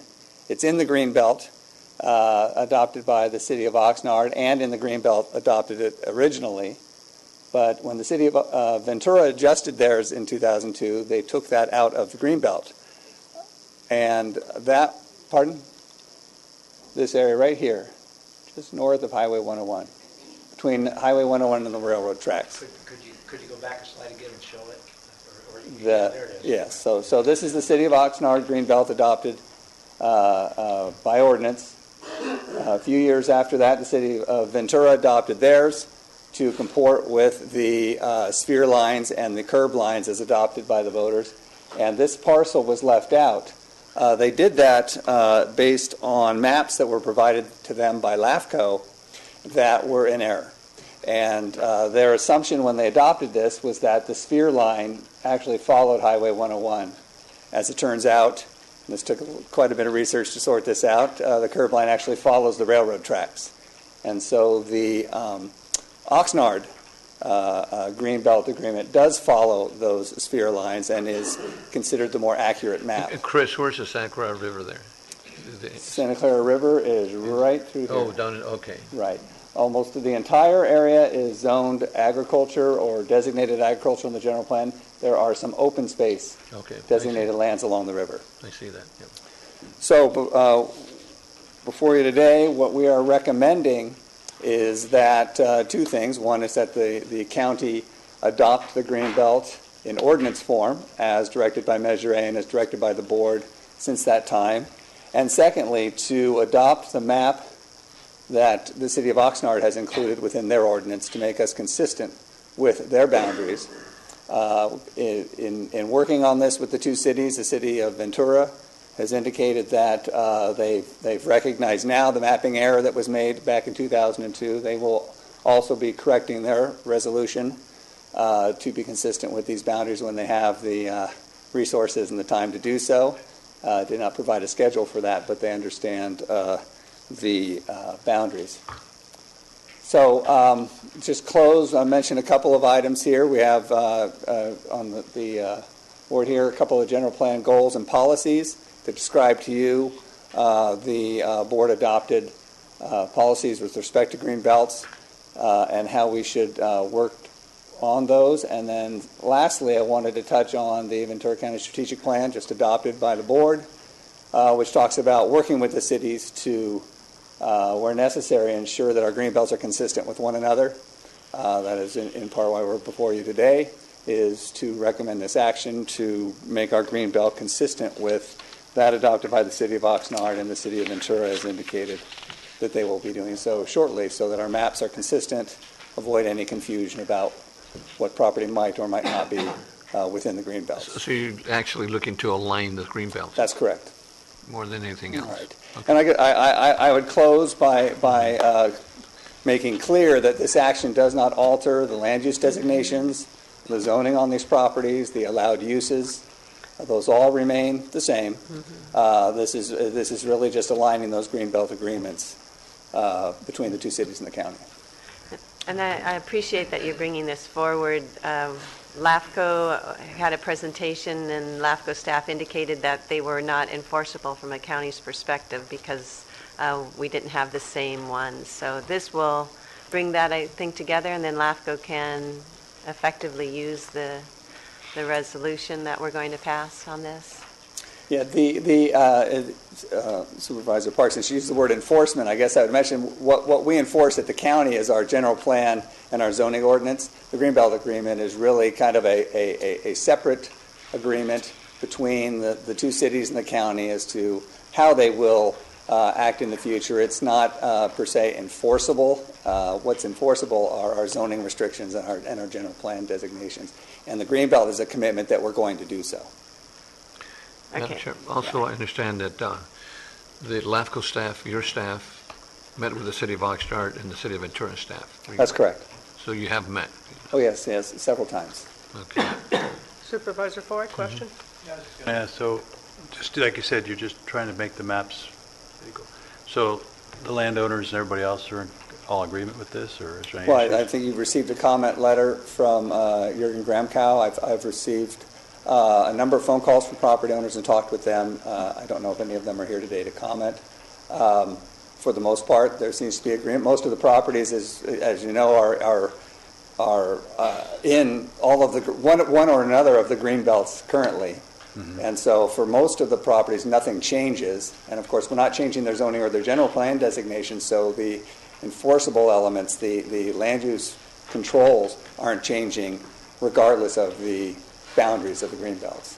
Okay. So I guess that's a long way of saying I think you'll hear from some folks concerned about it, but generally speaking, everyone I've spoken to on the phone has been okay. Okay, thank you. So I was looking at your report too that the boundaries are going to be consistent with the Oxnard general plan, and also with the sphere of influence, and also with the approved SOAR that happened and the curb boundaries. That's correct. So they're all consistent. We're not changing anything. It's just that's correct. Going back again to just aligning that green belt. Okay. Thank you. Okay, thank you. We do have public comment request here, so I will call them up, and I will ask that they be 3 minutes if possible. And the first one up is Jürgen Gramkow.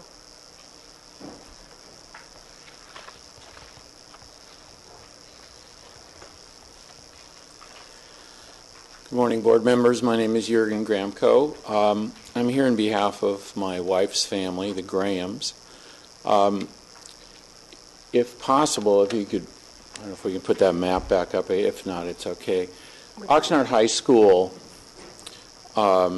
located itself right in the middle of this green belt. This green belt was formed in 94. Oxnard plopped in there in 95. And much to the objection of the city of Oxnard. And so we were stuck with a high school on one side, development on two other sides. We now have high school type buffer zones, which are 250 feet. Can't spray during high school in session hours. So while this is in alignment with what everybody agreed to, the Oxnard High School didn't agree to what everybody else agreed to, And we're stuck now with this finger of property. And when this came to our attention, I'd always thought, well, everybody's already aligned, so we're stuck. But because everybody is not aligned, maybe this is an opportunity to go back and look at it. Because it doesn't make sense. This wouldn't be how good planning would end up. This isn't a result of good planning, let me put it that way. So, I was looking at the Greenbelt agreements, and it says in there, government agencies party to this agreement must work cooperatively with landowners and other interested groups to ensure that agriculture remains viable. Where is it viable? Where is it not viable? We've farmed it the whole time. It's more difficult.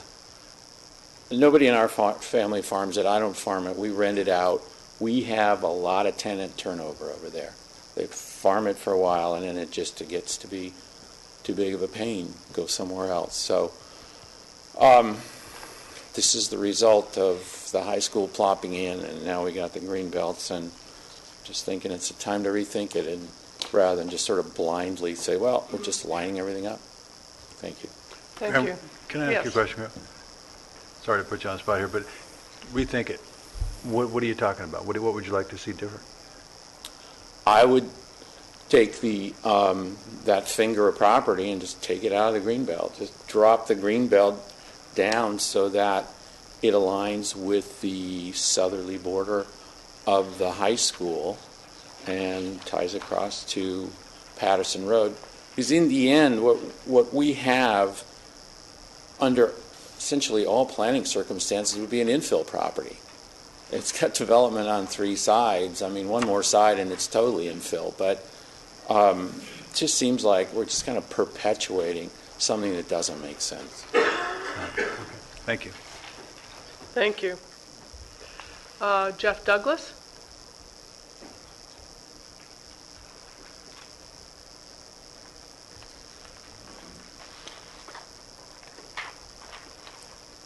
Good morning, Board of Supervisors. My name is Jeff Douglas, and my family owns the 40 acres directly south of the Oxnard High School. I agree with Jurgen. The same problems that he faces, we face also with farming. Tenant problems with the high school, and I imagine that the property owners to the west of the high school face the same problems. When you think of it, the Ventura-Oxnard Greenbelt is really an archaic agreement that was approved in 1994 before the cities of Ventura, Oxnard, and the county of Ventura approved the SOAR initiative. The SOAR initiative took control over the protection of open space and farmland out of the hands of government and put it in the hands of the people, the voters. The people have already spoken and said that they want to protect farmland and open space. The Ventura-Oxnard Greenbelt attempts to continue to maintain a form of control in government's hands, and to keep it creates an image that the people cannot be trusted on their own to protect open space and farmland without the help of government. And so this is an additional layer of government bureaucracy on top of what we already have with SOAR. SOAR already creates a lock on open space and farmland. Both cities' curb lines already provide another layer of protection in that lands cannot be annexed and developed without a vote of the people. The Greenbelt is a third padlock on the cage that says if the people and the voters fail, we have another lock to protect. This is unnecessary, superfluous, and does not trust the people. None of this land within the Greenbelt is within the city's sphere of influence and curb lines, and so LAVCO would be highly unlikely to approve any annexation of this land without the vote of the people. So I ask that you allow the City of Oxnard to have time to suspend any decision on this today, allow the City of Oxnard to have time to discuss this within their city council and their staff, and then come up with a decision as to whether they want this property included within the Greenbelt. The Greenbelt allows the cities every 5 years to have the opportunity to rediscuss the Greenbelt and make decisions. And I would ask that you allow the City of Oxnard, just like you're allowing the City of Ventura to review that land on the north side of the freeway as to whether they want to keep that in the Greenbelt or not. Thank you, Mr. Douglas. Mr. Douglas, I have a question for you. Just trying to make sure I understand where your property is. So is your 40 acres in the finger that Mr. Graham Cow was talking about? No, it is directly south of the Oxnard High School, coming down to Doris Avenue. So your property is bordered on one side by the high school? That's correct. Right. And the other 3 sides by agriculture? On the other 3 sides by agriculture. That's correct. But I understand that our staff and LAFCO and the City of Oxnard and Ventura have met. Have you approached the City of Oxnard regarding your property? I haven't. Now, are you saying the Oxnard City Council has already talked about this? No, the staff. Staff has? Yeah. Okay. Mm-hmm. Yeah, so. No, I'd like the Oxnard City Council to discuss this in an open forum. Staff can probably, take it before the council, yeah. That's something you might want to look into. Well, hopefully if you suspend this decision today, that will give them opportunity to But again, my understanding is that we're just realigning this prop. We're not doing anything else. That you can probably still have the opportunity to meet with the city, is my understanding according to staff. So, but We'll follow up with staff on that. Thank you. Okay, thank you. Lynn Jensen. Before she comes up, Chris, can you show us where his property was you're talking about on there? Maybe you can point to it on there. I believe what he's describing is right here below the city, below the high school, right in this area. And the high, that's the high school That's there. the high school right there? Yeah, the area not in the Greenbelt, that is Oxnard High School, that both the city and the county argued strenuously against, but school districts have a certain relief from local zoning and general plan requirements, unfortunately. Because they're under state law. The high school is in the Greenbelt? It was. Well, isn't it still? I mean, like the Reagan Libraries in the Greenbelt and the Terra Haute Valley. I mean, it's still there.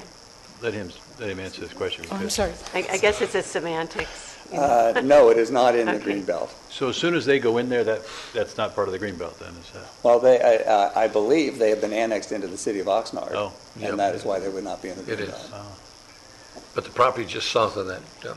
That's correct. I believe that's what Mr. Douglas is. And the city and the school district was able to do this because they're a state agency and they didn't have to follow any of the local. That's correct. That's right. Rules in terms of location. Well, sure, Cos. Okay, Lynn Jensen. Sorry about that. I'm Lynn Jensen. I'm with Ventura County CoLab, and I just wanted to talk a little bit about the 2 agreements, the Oxnard and the Ventura agreements that were signed.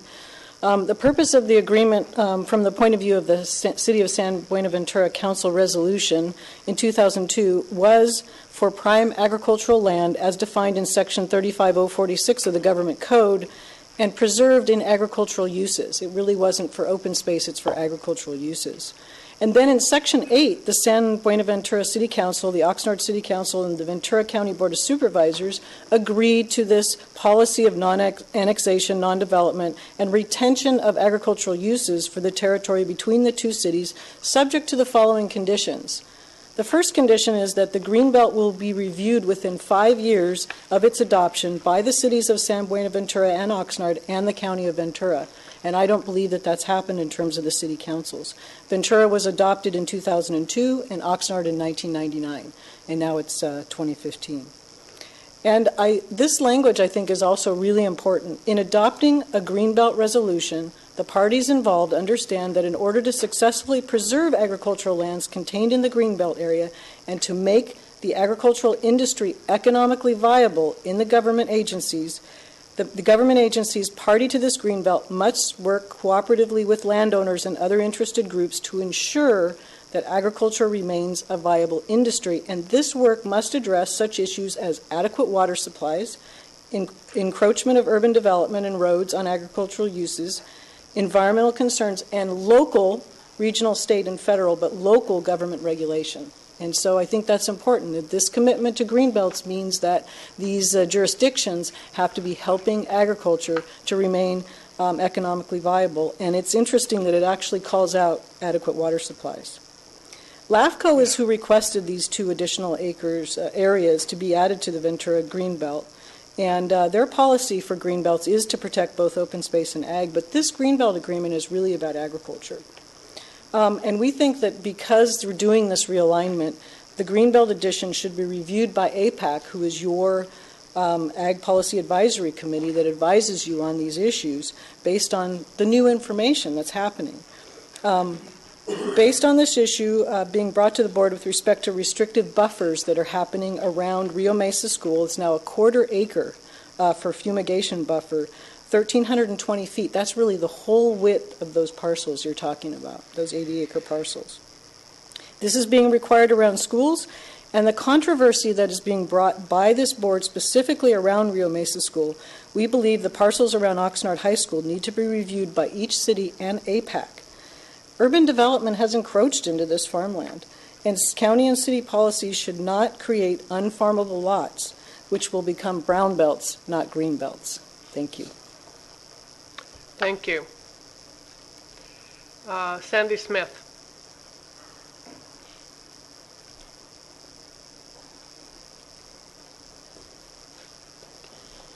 Chairman Long, members of the board, staff, Sandy Smith. I represent Sespe Consulting. I represent the McLaughlin Family Committee, which is a group of family members that own and manage and operate approximately 300 acres, over 300 acres of agricultural property off of Olivas Park Road in the county of Ventura in proximity to the city of Ventura and near the Ventura Harbor. They have asked me to communicate with you on their behalf and to share these comments. They see the Greenbelt ordinance as duplicative and redundant and not enforceable, and with SOAR in place and in all likelihood next year the readoption of the SOAR ordinance for several decades. Existing policies in place that impacts the agricultural properties between the cities of Oxnard and Ventura. While the McLaughlins have no plans to seek to change their current land use designation, any additional land use restriction on top of those that already exist, particularly one that is unnecessary and unenforceable and symbolic in nature, they view as unnecessary. They support the previous request that you've heard from the previous speaker for the continuance. As we've just learned, and as several property owners near their property have just learned of this item via communication from the planning department. Also later this week, we will be meeting with the rest of the owners of ag properties along Olivas Park Road in a yearly meeting that we have to discuss ag-related issues and policy issues. And a continuance would allow all of us to discuss producing a united response to the proposed ordinance. So that's our request, and thank you for the opportunity to speak. It's much appreciated. Thank you. Thank you. No other requests to speak on this item, so it's back to the board and questions for staff. Yes. Okay, if I can, Chris. Well, this seems like this policy, though, because what was read there has a lot of ag use. It's all about ag, and it's about trying to keep ag in this whole greenbelt scene, but it doesn't seem like we did much consulting with the ag because there's some issues here.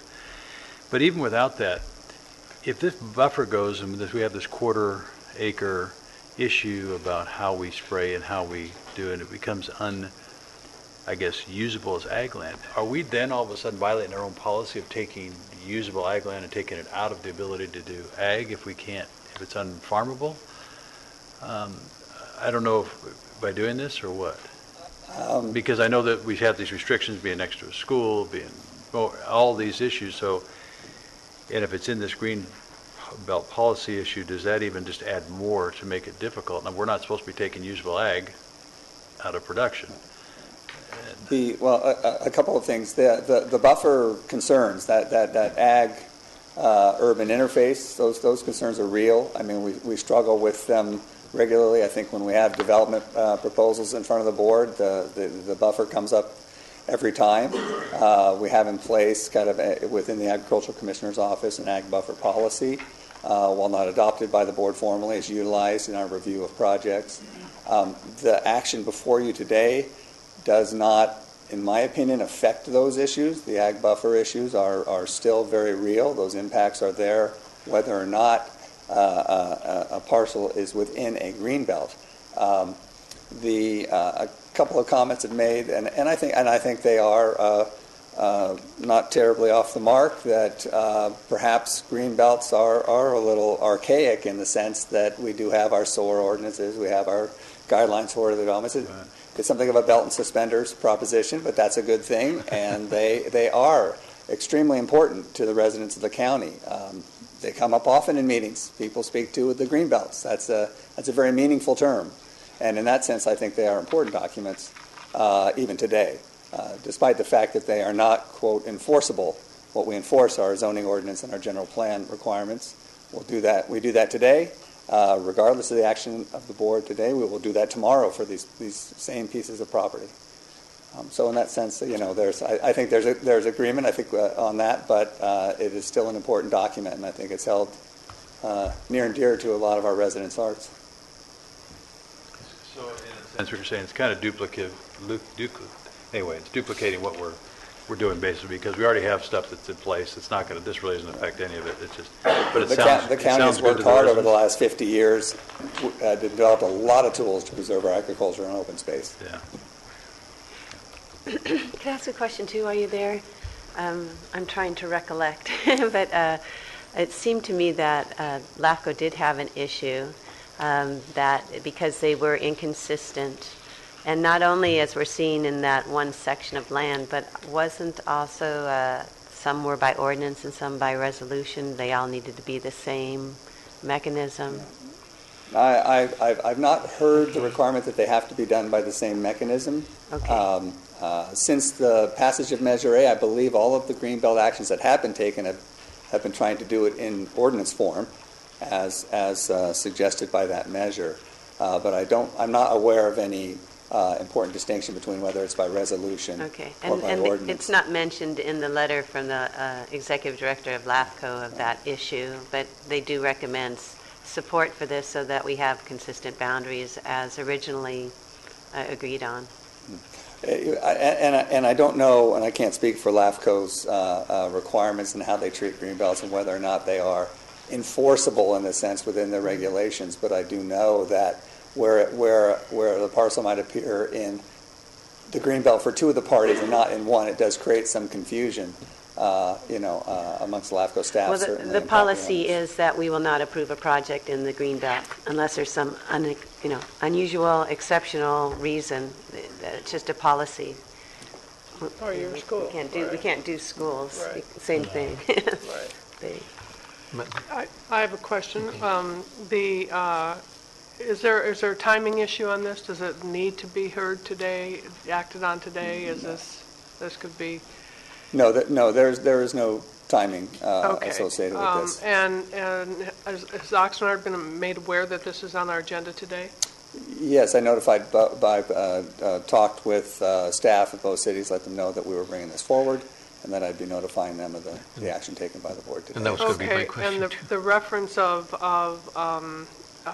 every 5 years there's supposed to be a relook at this by the city. Is that a city-imposed, self-imposed guideline? Or? Yeah, I don't know. I can't say that at one point in time the county had a greenbelt planning position that we lost in budget cuts in the early 2000s. I know we used to put eyes on these things a lot more frequently. Mm-hmm. We simply don't have the resources to do that.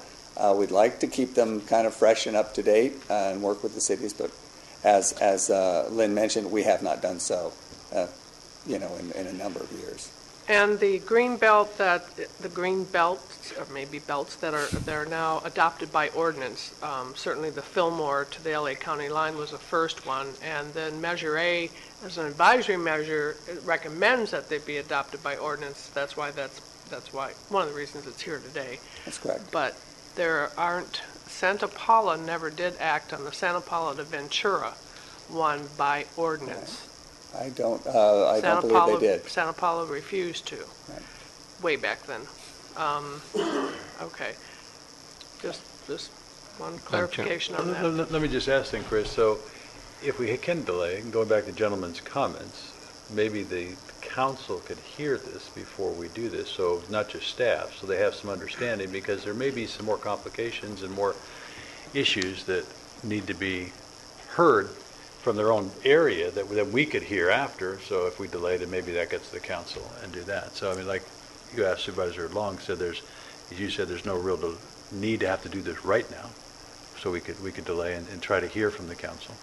We could certainly, if the board wishes, reach out to both of the city staff and inform them of whatever the action is that you take, and if you want us to encourage them to bring it forward to their councils, we can certainly request to do so. Okay, great. So my question was, the question I have is the alignment of this green belt. Is that going to change the ability for example, the city of Oxnard to change their boundaries, the green belt boundaries? Is that going to affect it? No, I don't believe so. I mean, I think as they approved in 1998, they changed their boundaries. That's what I'm saying. That is certainly within their ability. And so, no, this does not in any way hamper them. Hopefully, we can do a better job of communicating about changes to the boundaries and keep ourselves aligned, because I do think that that's helpful. But no, this does not prevent them. Because one of the notes I have in the report was that staff met with the city of Oxnard and Ventura. The staffs, not the city councils. That's correct. So the question is, do they know we were having this meeting today? The city of councils? Oxnard. I cannot speak to that. As I said, my notifications have been to my counterparts in the cities of Oxnard and Ventura, let them know that this was taking place so that they could notify as appropriate. If I may, I know from the perspective of LAFCO, and just kind of going through my notes, is that they believe that the modification in 2002 may have rendered the agreement void. The original agreement was via a joint resolution adopted by all parties. Due to the modifications, there is essentially no longer a joint agreement. It has been replaced by a resolution adopted by only Ventura and an ordinance adopted by only Oxnard. It seems that we definitely need to make sure that the agreement is whole and recognized by LAFCO, since that's a policy. You have to go through LAFCO, and if they don't recognize it, then they'll be more inclined to allow for development in it. So I think it is something we definitely need to get consistency on between all the parties. Madam Chair. Supervisor? Yeah, a couple questions, and then I'll go into my comments. How long have you been working on this? Well, I would say, given the lack of resources available among myself as well as my counterparts, I would say probably about a year to sort this out. Okay, great, thank you. And then I want to be clear, this area that we're talking about, none of this is inside the sphere or the curb line of Oxnard. That's correct. Correct. So the Oxnard General Plan, this is consistent with the Oxnard General Plan. That's correct. All right, if we adopt this. I'd just like to offer these comments to the board in terms of going forward. One is the question is the timing issue. This has been something that people have been working on for a year. People have been talking about it. The staffs, and I know it was well before a year that this issue was raised by LAFCO in terms of the inconsistency. It's been out there for many years in terms of this inconsistency, and people asking us to be able to move to go forward. Could we put the map back up again, please? And if I could have the pointer.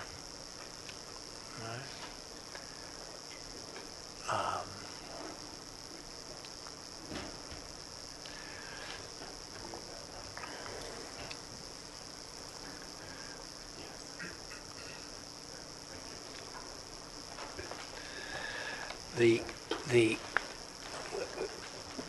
first thing I'd like to point out is is that all of the land in green here is viable agriculture, right? It's not, nobody's making the case. Mr. Gramkow said we're still farming. It's been more difficult to get the tendency, more turnover, but it's all still viable agriculture. And I would offer to you that we have right now, we have Mr. Gramkow representing that property, and we have a gentleman representing that property, coming to speak as we go forward. I would offer to you that our challenge in Ventura County, our overall, if you look at the big picture, the challenge is where do you finally draw lines that are lines that don't always have another argument being made? It is the piecemeal expansion, urban expansion, that is the problem. I certainly didn't support the school district going there. They shouldn't have done it. We all are in agreement with that. We couldn't stop them. But once the school district has done that, what should be our reaction? Should our reaction be, well, now let's go ahead and urbanize that? And now that you've urbanized that, now this property owner says, well, I've got urbanization on 2 sides. He had it on 3. You moved him. Let's move him. Now, when you urbanize this property here says, well, now I've got not just the school, I've got the school and homes on this side. The reason for Greenbelt agreements is to have another layer of sending a message saying, look, we need to try to be as firm as we can, or else you're going to have this piecemeal expansion. And the argument being made today is that is making this less viable. It's a legitimate argument, an accurate argument that Mr. Gramkow is raising. It makes it less, doesn't make it not viable, it makes it less. It's a true statement. The greatest risk to any of this land being viable is having urban development come around it. So every time we, in the name of saying, well, because urban development came here, we're going to allow urban development here, by taking it out of the green belt and sending a message that it's not as, you start this march. If Oxnard wants to do this, that is a legitimate thing that Oxnard can have a discussion with. Mr. Gramkow can have this discussion with Oxnard.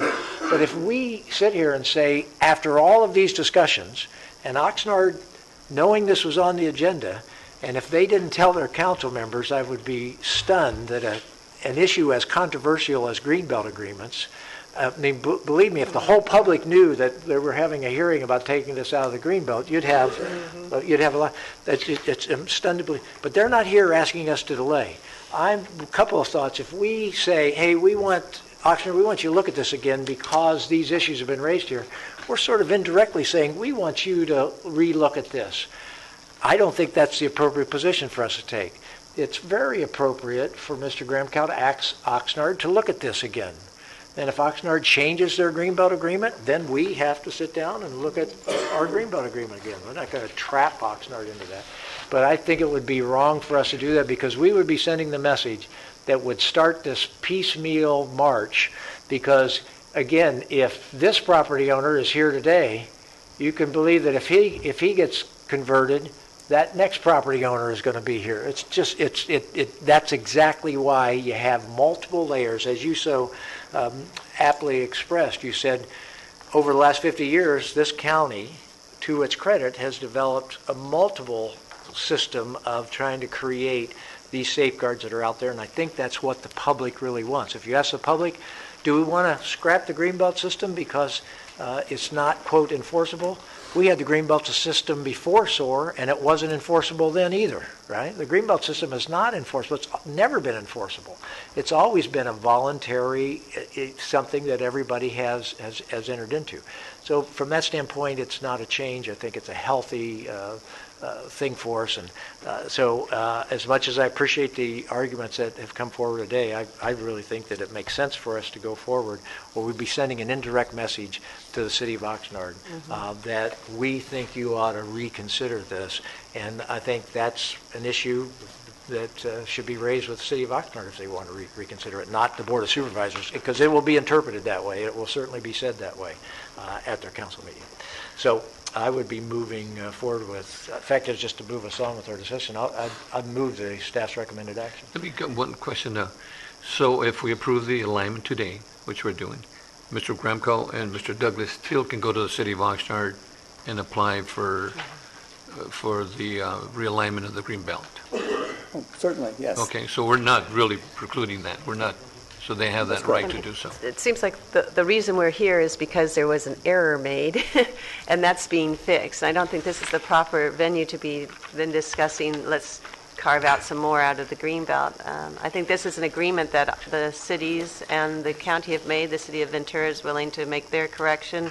County needs to make sure we have a consistent agreement, and Oxnard has agreed to it too. So this doesn't seem the right venue to start looking at what should we take out of the Greenbelt. This, to me, is fixing a really administrative error.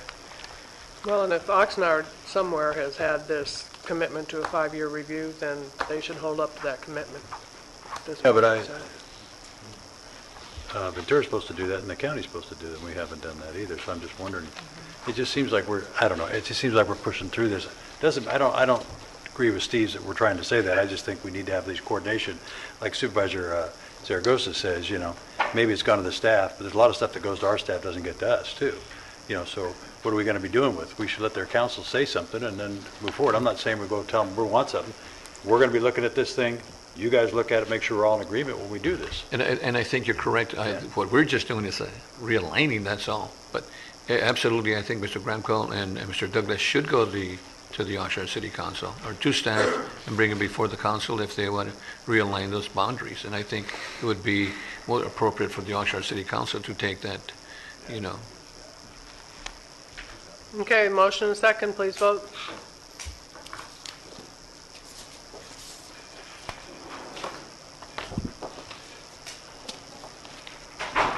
Thank you, Mr. Stevens. Thank you.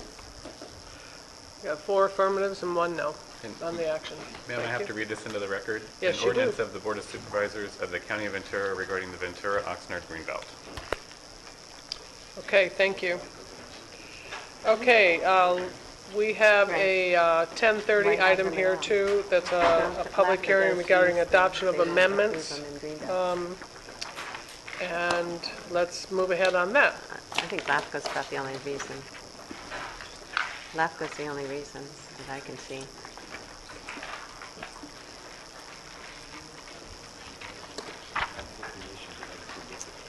Plus, it has to go to vote of the people of the entire county. Thank you.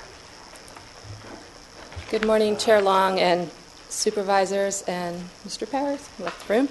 I'm Kari Finley. I'm with the Resource Management Agency Planning Division. I'm the project planner for this item.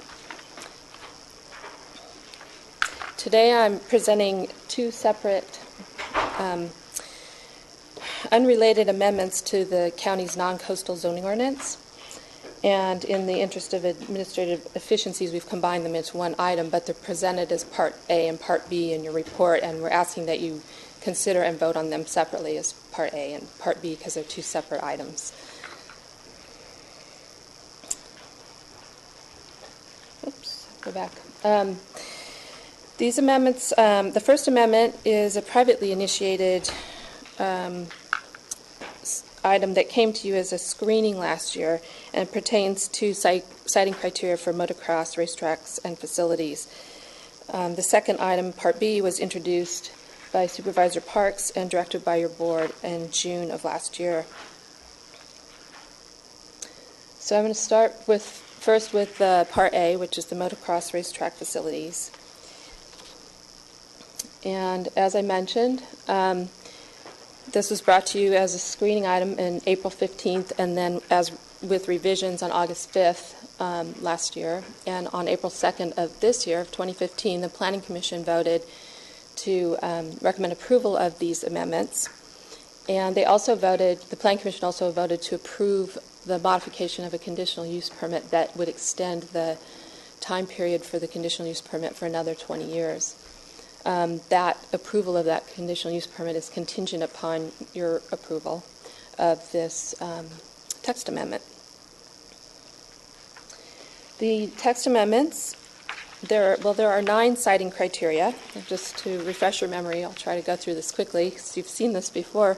But there are 9 citing criteria that basically prohibit the location of motocross racetrack facilities in a multitude of different areas, such as the scenic resource protection zone and the mineral resource protection zone, and if it's in an LCA contract.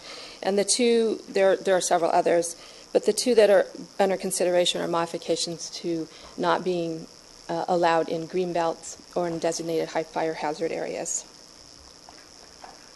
And just for context, the existing facility is shown here. It's outlined in the yellow. And the zoning designations are shown in red, and then the Piru community boundary is shown right here in white.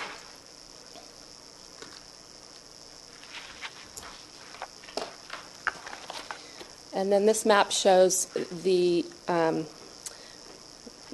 property, the CUP right here in blue, and the Piru community in white, and then it has an overlay of the green belts in the Piru Fillmore green belt in green, and the high fire hazard area in red hashing. The proposed amendments include Section 8107-29 of the non-coastal zoning ordinance, and they're provided in the entirety in Exhibit A3.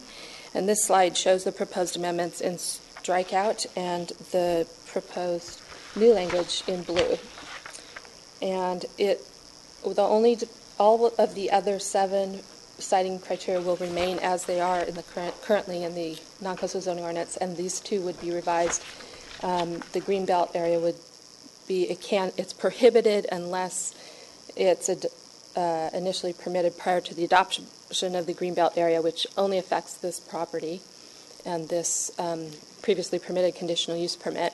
And the second one is within a designated high fire hazard or severity zone, high fire hazard severity zone, or equivalent unless it was operating prior to August 5th, 2014. And this is the same language that was reviewed by you previously back last August.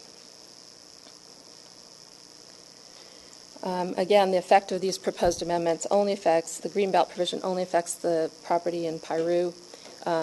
It would not be allowed, a motocross facility would not be allowed in any additional greenbelt areas. And in the high fire hazard area, there are no other existing eligible parcels that would be affected by this change in this amendment to the ordinance. The non-coastal zoning ordinance provides 3 findings that must be met in order to approve an amendment to the ordinance. They're listed here. They need to further the public health, safety, and general welfare. They represent good zoning practice, and they're consistent with the general plan. Staff found that these 3 findings could be met, and those are discussed in your board letter. There have been multiple letters of support that were submitted that are included in your packet as well, and no letters of opposition to this facility or these amendments. Staff recommends that you approve Part A, and that includes the revisions to these siting facility criteria, and they're outlined here and in your board letter, the recommended actions. And that's my presentation for Part A.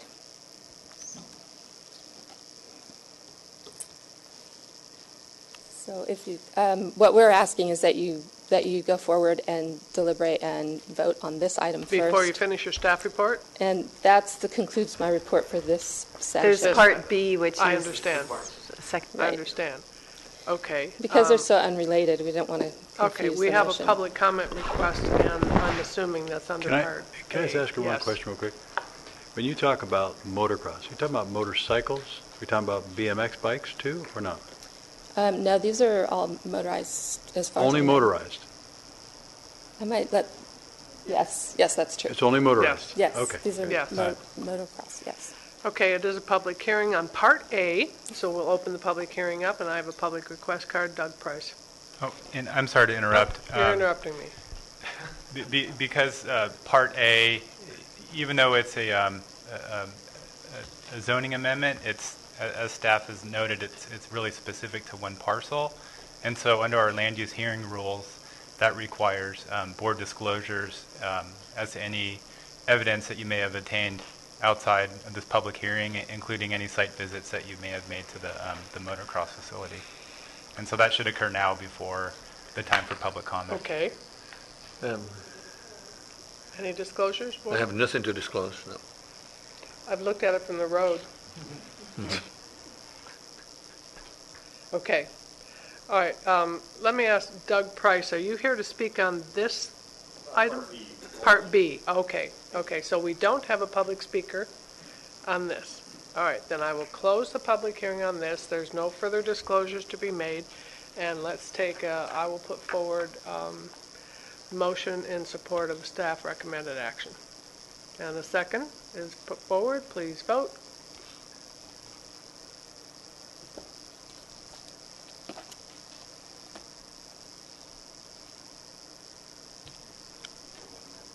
It's four affirmative votes and one absence. Okay, so that passes. So that item is concluded. Part A is concluded. Now we'll go to land use hearing notice requirements, Part B. Right. Thank you. Sorry. Okay, so moving forward with Part B, as I mentioned in my introduction, this proposed amendment was directed by your board, by Supervisor Parks, on June 3rd and directed by the board. And at that time, there was a request for three components to be modified: the non-coastal zoning ordinance, the coastal zoning ordinance, and the subdivision ordinance pertaining to the land use hearing noticing requirements. And I believe Ms. Rowan mentioned in her general plan annual report a couple weeks ago that the coastal zoning ordinance and then also the subdivision ordinance amendments would be brought forward with these bigger efforts that are occurring at this time. So what we're reviewing today is only revisions to the non-coastal zoning ordinance. Could you speak a little louder there?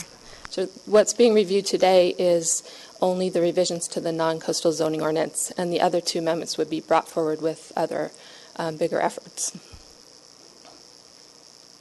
Then on April 2nd, the Planning Commission voted 4-0 to recommend approval of these amendments. The proposed amendments are shown here in blue, and the current regulations require that public hearing notices be provided for all properties within 300 feet of the parcel where the land use hearing item is being proposed. And what staff is recommending here is that if the 300-foot radius does not include 15 or more parcels of property, real property, the radius should be expanded until there are at least 15 included. And all the rest of those requirements are remaining the same. A second piece to this that we're adding, in addition to the expanded radius requirements, shows that this was suggested by County Council for clarification, actually, because there's this reference to the government code, and what the government code says is that the notice should be mailed prior to at least 10 days prior to the hearing. So this is just for clarification. The proposed ordinance is provided as Exhibit B3 in its entirety in your packet. So staff did an evaluation of two different rural areas, and just to show an example of how this works, these amendments would work. There are 5 parcels that were evaluated in the Ojai Valley. You can see them. They're all varying sizes. There's 1, 2, 3, 4, and then 5 is this tiny one. And this is how the 300-foot radius affects all these different various sized parcels. The yellow is the parcel. The outline in dark blue is the 300-foot radius, and the associated blue parcels are the ones that would be notified under the current regulations. 2 of these parcels, 3 and 4, would result in less than 15 parcels being notified. So in order to involve 15 parcels in the noticing, number 3 here would be expanded all the way to 1,500 feet to include these additional red parcels, and that gives you a total of 15 parcels under these proposed regulations. And number 4 would have to be expanded to 600 feet, and that would include 16 parcels. And this chart just summarizes that. You can see here the parcel number, the number of parcels at 300 feet, number of parcels to include 15 feet, and 3 and 4 go up to 1,500 and 600 feet radius, respectively. So that's an example of how this would work. There were also samples here similarly that were done for the Santa Rosa Valley. These are included as 7, 8, 9, and 10. And of these, there are 4 that have the red line around them, 6, 7, 8, 9, and 10. 6, 8, 9, and 10 require an expanded radius to include 15 parcels. Number 7 here's the only one that does not. And again, here's a summary of that data. These 4 of the 5 need an expanded radius over the 300 feet. Okay, again, we have the 3 required findings that are required to be made by the non-coastal zoning ordinance to approve an amendment. Staff found that we can meet those. We did receive 1 letter of support that's included as Exhibit B4 of your packet from the Santa Rosa Valley MAC. And the proposed ordinance is included as Exhibit B3, and staff is recommending that you approve this item based on all these recommendations. Any questions? We do have one public speaking request on this. I do have one question, and my apologies for stepping out. It says under NCZO section 8107-29.4.1, which is your 8th PowerPoint slide. Are you back on the first item A? Oh, okay. You got it. B. All right, got it. All right, On A and B. Got it. Sorry. Okay, thank you very much. Never mind. All right. Found it? Okay, thank you. I'm going to open for the public comments on this public hearing, and Doug Price. Thank you. Thank you. Good morning. My name is Doug Price. I live in Santa Rosa Valley, and I just want to comment. The whole purpose of this proposed change is basically public hearing. What's the point of having a public hearing if you only let 9 people know about it? To me, 15 isn't enough, but I think it's definitely an improvement over what the minimum requirements are already. We had an issue with a conditional use permit in our neighborhood, and a lot of people that were beyond that 300-foot notification were not aware that this property was operating under a permit. They thought it was just life as normal, part of the zoning, and there was nothing they could do about it. So I think expanding this to 15 people or more will be an improvement to let members of the community that want to act on issues like this can be aware that, hey, there's going to be a time and a place for you to do so. Thank you. Okay, thank you, Mr. Price. Yeah. Okay, no further requests to speak on this. It's back to the board. Thank you for coming, Mr. Price. And Santa Rosa Valley certainly really was, a lot of the community was upset to find out about an approved permit that they didn't have an opportunity to know about in advance or to come speak to. And it could have resolved some issues and avoided a lot of problems in the future. We've also had this happen, and we'll be looking at the coastal portion of this in the future out in the Malibu section of my district too, where residents are unaware of things that do end up affecting them. Even in Carlisle Canyon, Sherwood Development being able to build along a ridge line there, and residents didn't know about it till they saw the construction. So that's the kind of thing that this would avoid, and I think it's I agree, more the merrier in terms of those potentially impacted parties should know about it. And I think this is a good compromise that the planning staff has come up with. Let's let at least 15 parcels know about it, and maybe the word can spread from there if it's an important issue. And the worst can happen is someone gets it and they don't care about it, you know. So, I mean, why not do this? So I think it's a very positive thing, something I've been working on for a few years to get here, surprisingly. And if there's no questions, I'd like to move the motion, the staff's recommendation. I don't have a question. I appreciate having the increased notification also. I'd just like to ask staff, without making it part of our act, just if there is a time when we're only notifying 15 people, I'd like at the same time that you notify those 15 people, you notify the supervisors in that area and let them know this is going forward and only 15 people are being notified, so that more people, so that the supervisor knows, hey, you know, or you know, most of the time you're going to get more than 15 people, but if you're down at the minimum, it'd be good for us to know. Yeah, and it That'd is just be a parcels, right? 15 parcels. Yes, and 15 parcels. But I agree. I appreciate that. I'm going to be putting a new system in place where people can find out about a development report in their area by getting on a list when we send out a list. So just broadcasting the information is important. Okay, there's a motion and a second. Please vote. Passes unanimously. Thank you for the good work. There's a lot of work coming. Thank you. I was just looking out there and calculating all the hours our healthcare. We're coming next. Okay, yeah, good.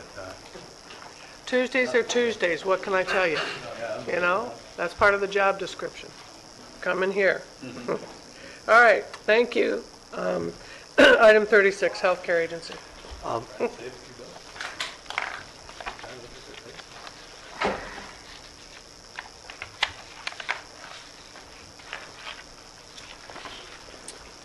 Good morning. Morning. Chair Long, Supervisors, Mr. Powers. Since 2002, the Healthcare Agency has been the recipient of the HRSA, or Health Resource Service Administration 330H grant, which has provided funding for health care for those experiencing homelessness in our county. Over the years, the program has transitioned through public health to ambulatory care. Through the HRSA grant, we have been able to designate 19 of our primary care locations as federally qualified health centers. This designation provides federal funding for the care provided for both Medicare and Medi-Cal recipients. The FQHC program also provides for student loan repayment for our health care providers working in these locations. Currently, we have over 12 providers enrolled in the National Health Service Corps loan repayment. Gradually, since 2002, the structured requirements to participate in the 330H program have increased. In January 2014, HRSA released a Program Information Notice, or a PIN, which now requires a co-applicant board to be put in place to review and recommend aspects of the planning and progress of the FQHCs. This co-applicant board would complement your board. Once the co-applicant board is in place, this would allow the healthcare agency to file what we call a change in scope to expand our HRSA designation from solely being an H, or homeless grantee, to being an E, or everyone grantee. This added designation will allow for future expansion of service sites and the opportunity for increased funding for any supplemental grants awarded to the agency. Today, I come to you to request a number of things. First, to authorize the filing of a change in scope with HRSA to expand the 330H grant to add the E grant. To request the board approve the creation of the Ventura County Community Health Center Board to serve as the co-applicant for a Section 330H Community Health Center grant. 3, to request that your board appoint the individuals listed on Exhibit 1 as the initial members of the Community Health Center Board. This group fulfills the demographic requirements of HRSA regarding the number of them are patients of the health center, their geographic distribution, gender, and a certain number of the members cannot receive more than 10% of their income from health care. To request also that your board approve the bylaws, which are Exhibit 2, and to request the co-applicant agreement for the board be approved, which is Exhibit 3. And lastly, that we are allowed to submit the bylaws and co-applicant agreement to HRSA for final approval and make any non-material changes requested by HRSA. Currently, our 330H grant brings us a little over $900,000 annually in direct funds, and in our next fiscal year, we estimate the FQHC status will bring $45 million in federal funding for our current locations. May I answer any questions? That board's 11 members, right? Yes, it is. It's required to be between 9 and 25, and we identified 11. About 11. Okay, thank you. sometimes we have boards with seated supervisors on them. This board doesn't have that requirement. No, it excludes the use of supervisors on the board. Yeah. Then the Supervisor Long would be happy to say. Yeah, thank you very much. Yeah, thank you. Other questions, board members? This is a lot of work, but as was said, it will bring us some dollars too. So and service to the folks we're trying to serve there. And possibly some synergies that aren't out there right now, because Right. they have this is a good group of people getting together and finding out about where there might be some gaps in services, and I think this is a healthy board. There you go. That's our goal. Okay. Bring us to even better place. A motion and a second, please vote. Thank you. Thank you. Thank you for your That was support. a lot of work to pull that together so quickly. Thank you so much. Well, thank you, and thank you to the CEO's office for your support. All right. All right, item 37, Human Services Agency.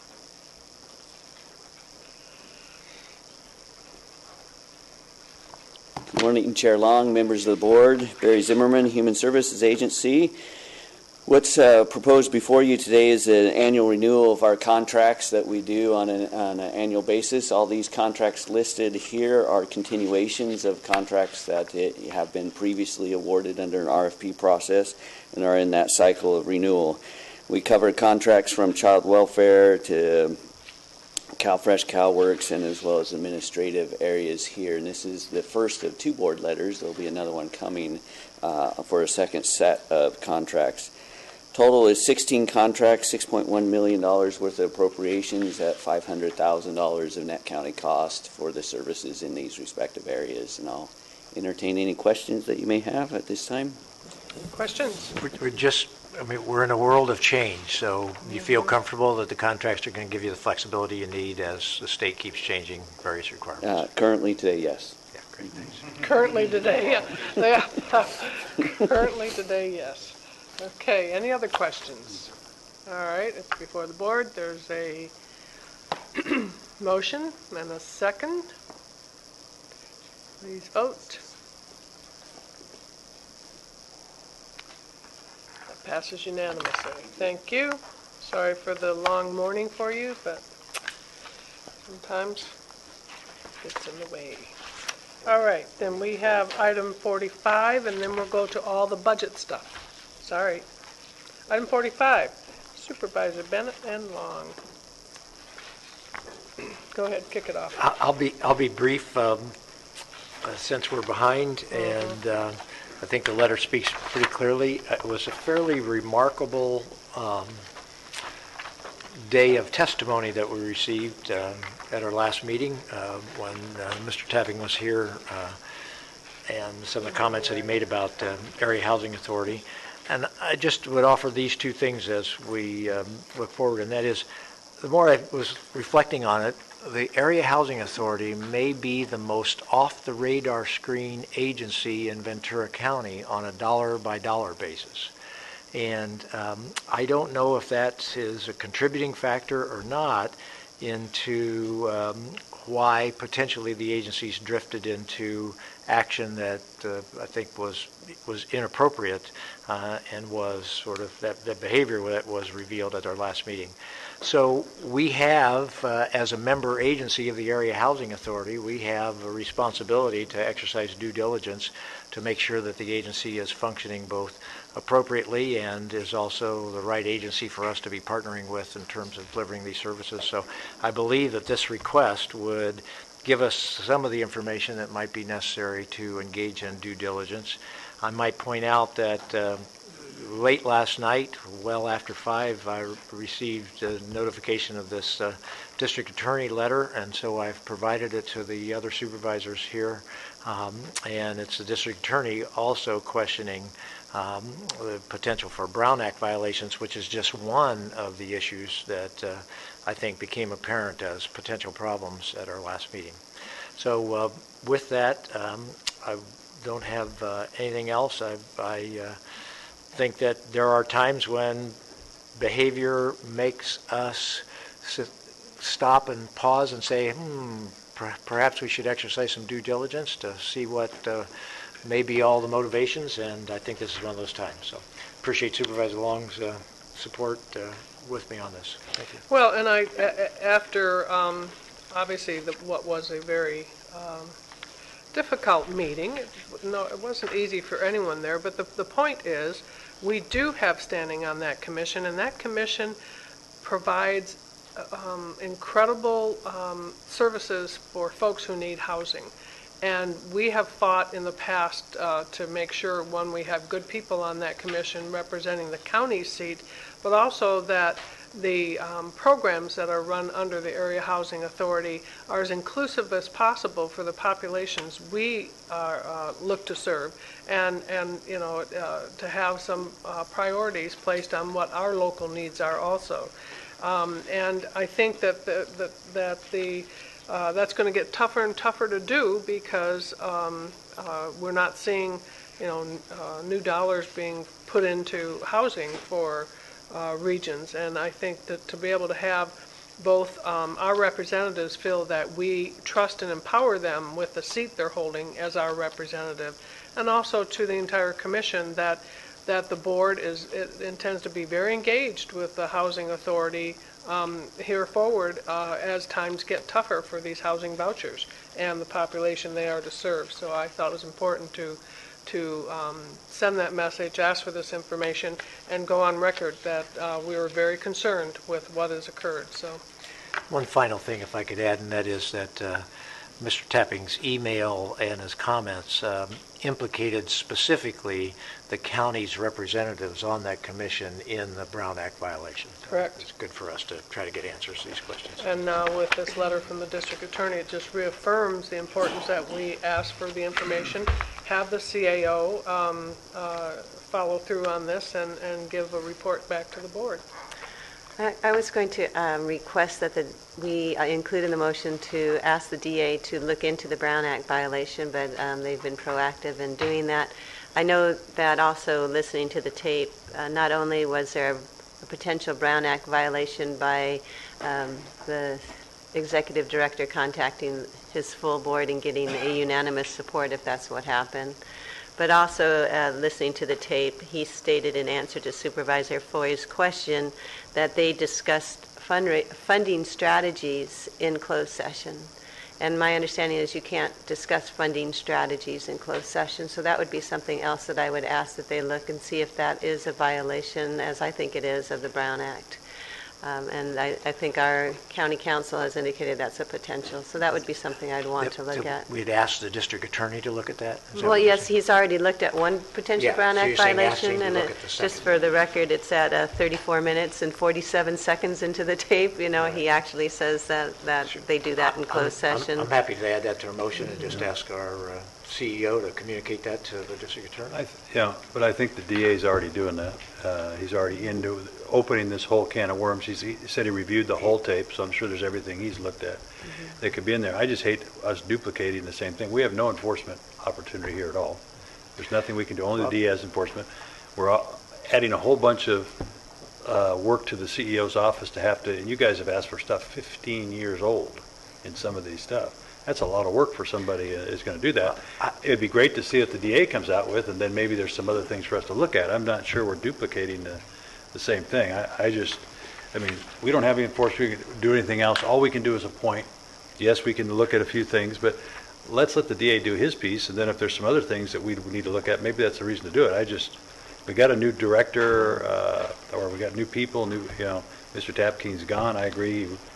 Overstepped his bounds, it sounds like, but the DA is going to deal with that, not us. Madam Chair, I think it's important that we have a transparent Area Housing Authority and Board of Commissioners. It's important to all of us because they serve quite a few people here in the county of Ventura, so I think it's appropriate that we have the DA look at it and make sure that they're put in notice. And two quick responses to my colleague, Supervisor Foy. One, we wrote this letter before we had any information from the district attorney. This came in late last night, potentially because we have this letter here. The timing may be that happened.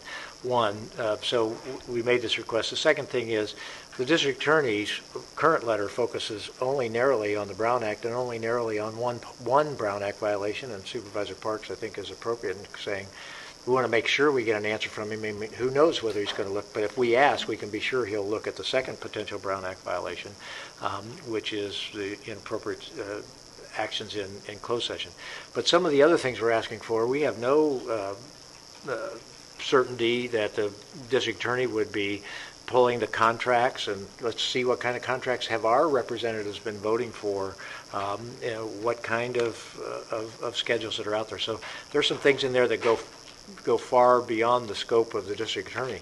And you're right, we don't have enforcement action, but we do have a responsibility to exercise due diligence, which is to reveal and bring transparency to things, particularly agencies that we participate on. So that's a role that I think we couldn't just rely on the district attorney's investigation, which by its very nature is kept confidential from us until he actually has a finding.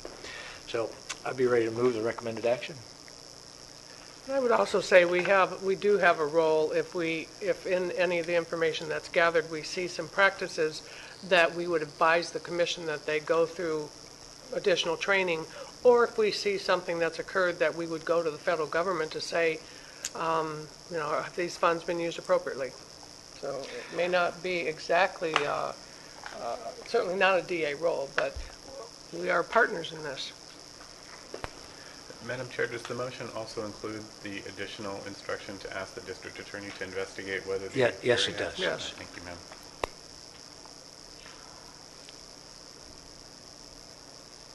We have a motion and a second. While we're waiting, I might point out that getting contracts back to 16 years is not like going back through emails for 16 years. The contracts ought to be pretty easy to get your hands on too.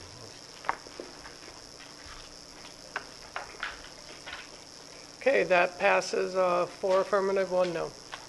All right, board members, very quickly, correspondence agenda. Want to move it?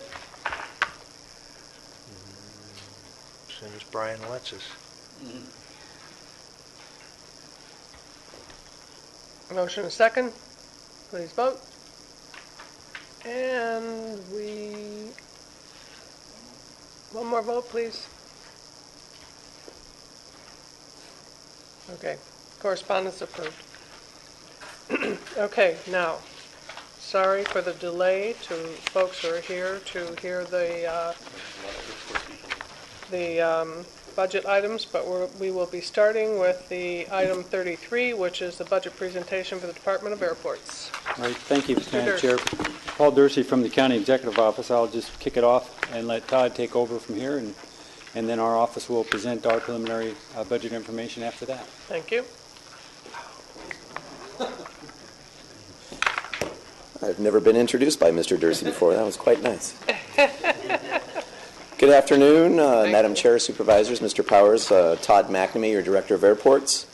I wanted to take the opportunity during the presentation today. You often see me before you or in other places, but you never see the staff, my folks that work at the Department of Airports. They're the faces, they're the people that take care of business for our airports and get things done for our tenants in the community.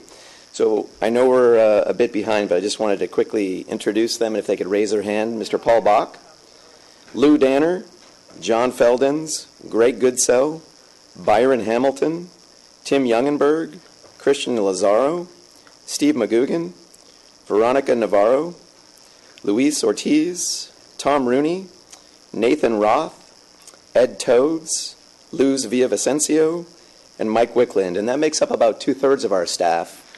Many of them haven't even been to your boardroom before, so this is a special occasion for them. So, Todd, are you going to buy them lunch? If they're willing to wait to see Paul finish up his presentation, because I got to stick around for that. So I just wanted to quickly review some of the how we operate the airports, and certainly start with our mission statement. This is something that was developed in the 90s with community involvement, but it really does demonstrate maximizing the facility and minimizing the negative impact on the community around us, which is consistent with your strategic plan focus areas 3 on land use and 4 on community well-being. Our vision statement, this is something that was created by staff, those folks behind me, as part of our Lean Six and portfolio development.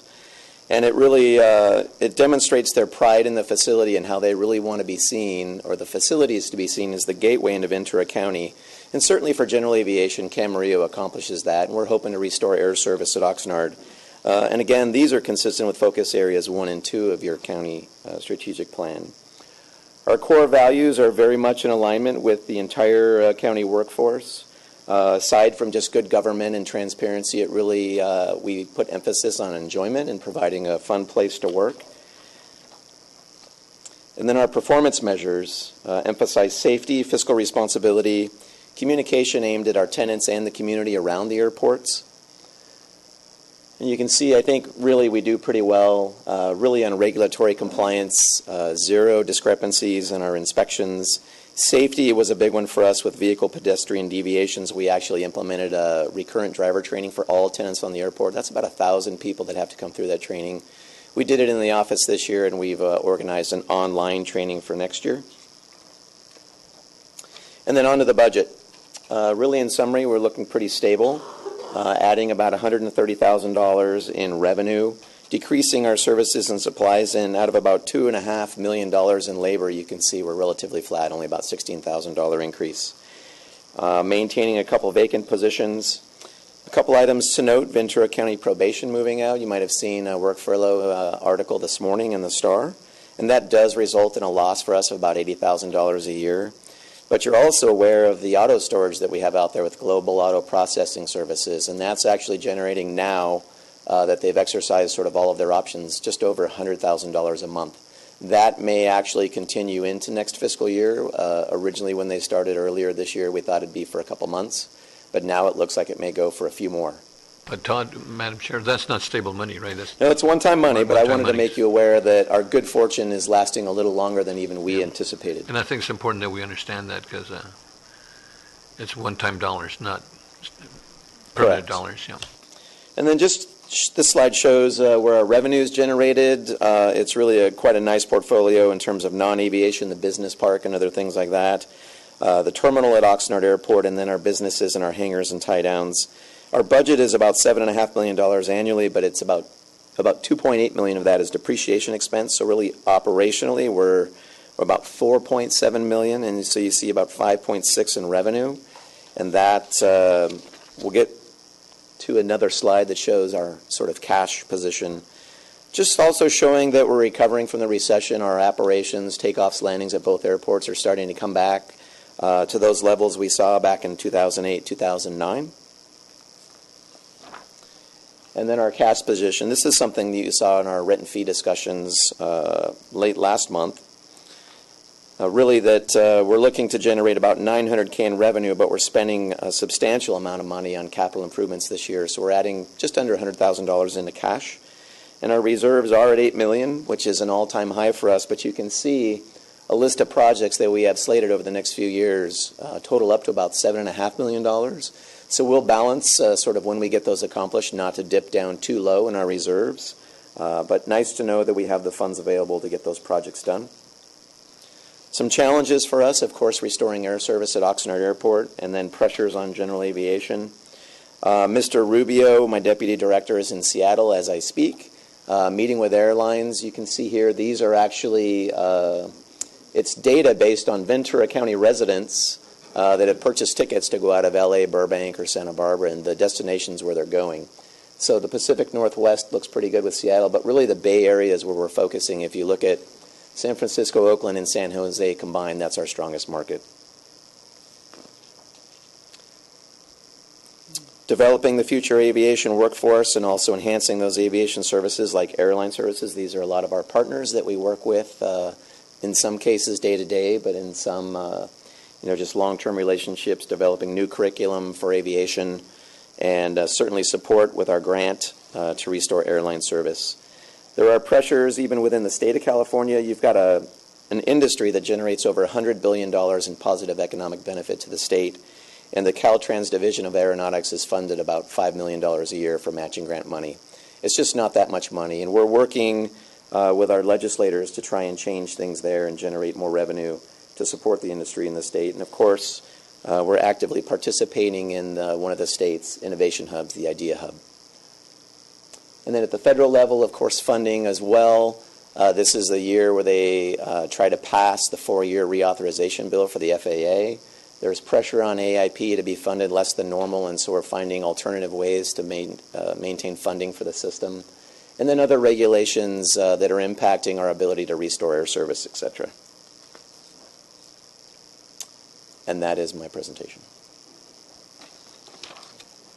Yeah, Todd, on the major projects, you have the solar panel at the terminals in Oxnard, solar panels. Yes. What kind of savings are we going to realize in utilities, or have you figured that out yet? Well, so based on the system that we've planned on, initially that was a project that would cost over $1 million. We're now learning of some rebates to hopefully get that to $600,000 or $700,000.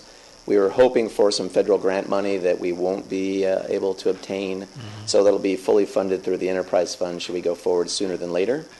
And at that rate, it'll probably save $70,000 a year, so about a 10 to 12 year payback. Payback. And then ultimately, we're going to have so much power there at so the project would be covered parking in the terminal parking lot. It would provide power to the terminal, the tower, and the airfield lighting. Fantastic. Yeah. Thank you. Other questions? Mr. CEO? Just a comment real quick. I just appreciate it. You really see that Todd and his team has done a great job of managing the costs, keeping their costs under control and balancing their budget as an enterprise fund with their own revenues every year, at the same time planning for the future. A lot of investments that you've done and investments that you're going to do for the future. So it's just great work. Thank you. And you have some vacant positions too that's helping us out too. Those positions. Right. Does that radio tower actually work? I want to make sure. Which one? The one at the end. In the Oh, yeah, it actually does pipe. It's a live feed of the pilots communicating with the tower for those folks visiting the viewport to hear.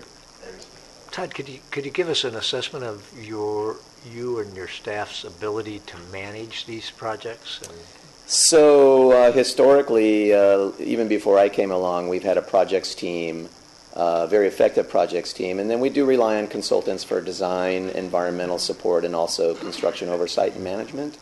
But I have no real concerns whatsoever to manage this workload over the next few years. Great, thank you. And Madam Chair, the car rentals there in Oxnard has helped tremendously. Yeah, they're the breadwinner for the terminal for sure. Yeah, I just spent a couple of $100 here last week there at the terminal. Thank you for the support. Okay, this is a receive and file action. I don't have any requests for a speaker on this. Okay. Okay. Motion to receive and file. Thank you for that Thank update, you. sir. And thank you to your staff too, Please Todd. vote. Thank you all for coming in. Good to see you.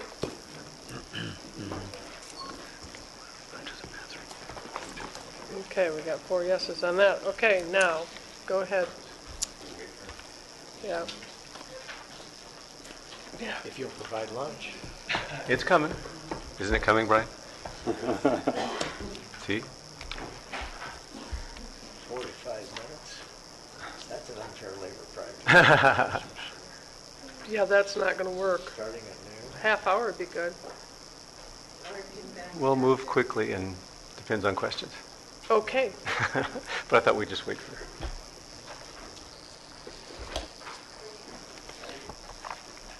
Okay. This is good. It's good news. We need to take our time with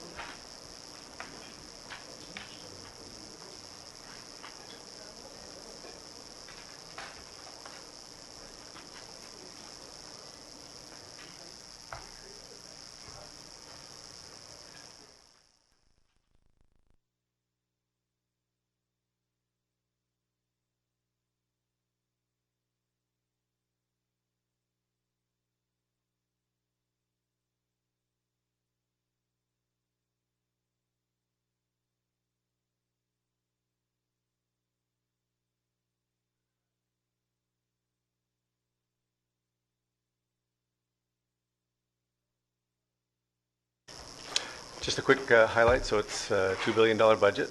As we know, the economy's improving. Even though the economy is improving, there's still been an increased and sustained increase in demand for services. We've seen a lot of the recent expansion of the county's responsibilities with the Affordable Care Act, realignment, and if realignment wasn't enough, then Prop 47 came along to reduce some felonies to misdemeanors, but also created additional workload for a lot of our safety partners. And then labor negotiations, we have some good long-term affordable agreements with all but one of our labor partners, and that one's in progress. I think you've seen these before. Of course, these are we set our budget goals and targets in line with your board's strategic plan, as well as the comments you make throughout the year. Try to have realistic revenue projections. The departments do a great job of managing their costs and positions, and continuing to try to lower overhead costs. And then the target budget development process is something that you don't see. What you see is the result here, but it's a lot of work by the departments, their fiscal teams, budget analysts from our office. So there's just 6 months plus of work that goes into getting to this point. Just every couple of years, I just want to try to remind that if there are any changes in item 1, which is board established priorities, or just budget policies, sure, sometimes they get buried. And if there are any changes, I just want to make sure we call those out to our attention. Right, thank you. Great, thank you.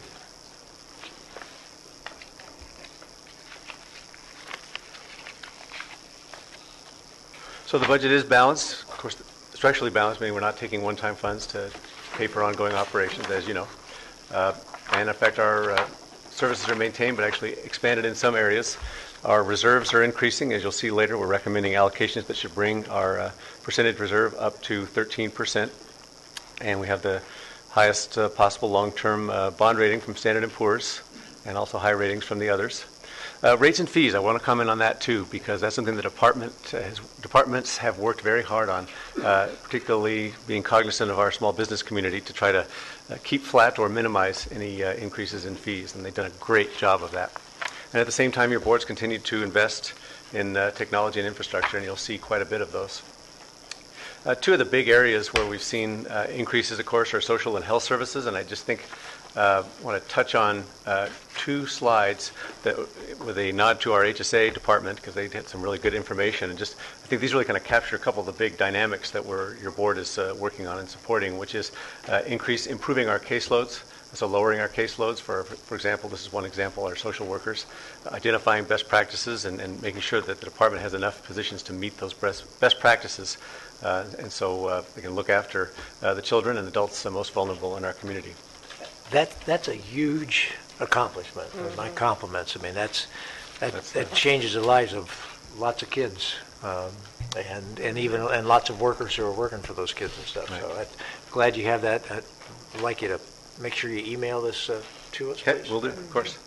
The other big one, as we've talked about before, but just to reiterate it, is with the Affordable Care Act over the last 2.5 or so years, just a really remarkable increase in the number of Medi-Cal beneficiaries in our county, going from roughly 112 to just about 200,000. So that is huge. That's huge on our health system. That's huge on the private providers. That's a tremendous impact on our HSA folks, so eligibility workers. So just those 2 issues right there, along with the safety challenges, I think really capture a lot of the dynamics that you're going to see reflected in our budget recommendations. So the general fund budget is it's about $1 billion. That's up about 5.6% from last year. An increase of about 229 positions, you can see. Most of those in HSA for the reasons that we just touched on, and we'll go through those in a little bit more detail. Our office HR department did have an increase of 19, but that's really because healthcare agency HR came back into our office, and that's what that reflects. Mental health, that really is those 10 positions related to our KDA, the mental health screening and services for foster children. Increases in district attorney and public defender, as I alluded to at the outset, Prop 47 is having a significant impact. They predicted it would, and it is, in terms of those cases, the volume of cases, the cases they have to make adjustments to, and the cases that they're having to try. So we're trying to keep good balance between those two departments as well. Regarding the HR 19 employees that are now in CEO that were in healthcare, when they were in healthcare, were they in an enterprise healthcare funded positions, or were they still general fund positions? Generally, they were in enterprise fund funded. A number of them were in general fund departments, but funded by the enterprise fund with transfers of dollars coming from Okay, the. so there's a bit of a shift of funds into the general fund taking over those positions to some extent. Yes. Well, if it's already been funded, it's already been accounted for in the general fund in the administrative budget unit in the healthcare agency. A lot of these people would have been in healthcare agency administrative, which is part of the general fund, and they turn around and bill the medical center for a lot of their activities, and so those dollars would have been shifted into our office, so to speak, for those appropriations. Okay, If that makes sense. I don't know if we'll be able to then do the same kind of transaction and being able to do some billing outside of the general fund for their work? We will be capturing their costs in the cost reports in our claiming process. Those are health-related costs for the enterprise. That's what I was wondering. Yeah, exactly. Okay. So that'll be seamless. Animal services, of course, a lot of exciting things going on there in terms of the no-kill status, but they have identified a need for some additional staffing. And we're always trying to clean up the number of positions that we have that are vacant that seem like maybe we don't need them in the long term. My clicker is a little, there we go. I don't know why. Maybe, Paul, you can assist. Thank you. So the total appropriations for the whole budget are $2.03 billion, as you can see. That's up 7.8%. Full-time equivalents, the total is about 246. We've talked about HSA. A lot of those are community services. Some of those are eligibility workers due to the increase and sustained increase in Medi-Cal beneficiaries. We talked about the improved caseloads in children and family services and adult services. And they've been very conservative, I think, in their administrative staff that they've added in light of all these additional positions and staffing. But we do need to recognize that they need administrative support as well. VCMC is having an increase, and some of that actually is to improve their staffing mix, to do things like reducing overtime and use of more expensive registry services. So we're trying to dial in on that right mix and be as cost effective as possible, as well as recognizing some of the increased demand on the system. And the behavioral health, most of those are due to KDA, which I touched on earlier, or the expansion of alcohol and drug services. I'm just thinking, wouldn't it be nice, here you're adding 209 employees to Human Services Agency, providing services to the community, that we also see a reduction in the number of people going to jail, the number of people in our emergency, it's just, it'd be nice to see that additional effect, which will reduce the costs overall through the Right. county. Well, and I think we are seeing that. I mean, we've certainly seen it in the health system. The number of ER visits dropped over the years significantly, and in spite of the fact that the number of uninsured went up for a time, it stayed down. So we're seeing an increase in the clinics and not in the ER. And from public safety, I know we've seen a reduction in, for example, the juveniles I was just in going to our say, exactly. detention center. A big reduction in that, and I think they're very modest about taking that credit, but I think they should. I think they do a lot of great work. I think probation, working with the schools, working with the sheriff, social services, mental health, they all work together to combine to reduce the... Yeah, and even seen a reduction in homeless. Reduction in homeless, right, due to a lot of those investments, exactly. Sorry, Paul, my battery's a little low here, I guess. One of the things we wanted to do is just sort of lay out the funding recommendations in accordance with your board strategic plan. Haven't done this before, but just wanted to sort of lay it out and show you what that would look like. So as you can see, about of the increase in revenues, $8.2 million dedicated to public safety departments. We touched on the additions to the DA and public defender. Funds set aside for the sheriff dispatch training, and also for the paperless. We touched on this before, but the district attorney's office is going to go paperless to the electronic content management system, and we want the PD's office to have the same, so we have good balance there. And so they're both going to embark on that, and we want to make sure we fund and help them do that. We've talked before about the dispatch upgrade for the sheriff, vehicle storage, and then the additional new fire stations in Ojai, Fillmore, and Newbury Park. Oop. Now it's working. Is that the next one? Yes, it is. Okay. So about $3.2 million in general fund to Health and Human Services, $2.5 million to HSA for the positions that we just outlined. But one thing I really want to emphasize is the leveraging that happens with them, because they get anywhere from 50 to 90% reimbursement for the investment. So they're leveraging almost 90% for every 90 cents for every 10-cent investment. So very, very effective. Also an increase in public administrator guardian. I want to highlight that because there's been an increase in LPS conservatorships on the mental health side, and so they're seeing that, and it's important that we support them in that effort. And that's going to just keep growing. Right. An increase in general fund to mental health for the KDA implementation that we spoke of. Why is that going that way? There we go. Increase to Area Agency on Aging. Your board had expressed a support for the home share program as well as the care transitions program, and that's the program where they're managing patients as they're discharged from hospital to prevent them from being readmitted. Increase in animal services that we touched on. Ongoing $250,000 funding to the Homeless Prevention and Rapid Rehousing Program. That's the HPRP program that has been just incredibly successful at preventing people who are just about to become homeless, and then if they've been homeless just a short time, trying to get them back in their house or their apartment quickly. And it's been very effective, as we've talked about. The Boys and Girls Club contributions we've talked about. And then maintaining the tobacco settlement funds committed to the community-based organizations, which includes Westminster, Livingston Memorial, and the long-term care ombudsperson. Other areas that we are also investing in with your board's direction is the Horizon View Mental Health Rehabilitation Center at the Camarillo Airport. Yep. Electronic health records, as you know, and of course our big, beautiful new hospital wing that's under construction. Environmental land use infrastructure focus area. So about $475,000 in contribution to RMA, and that's to help.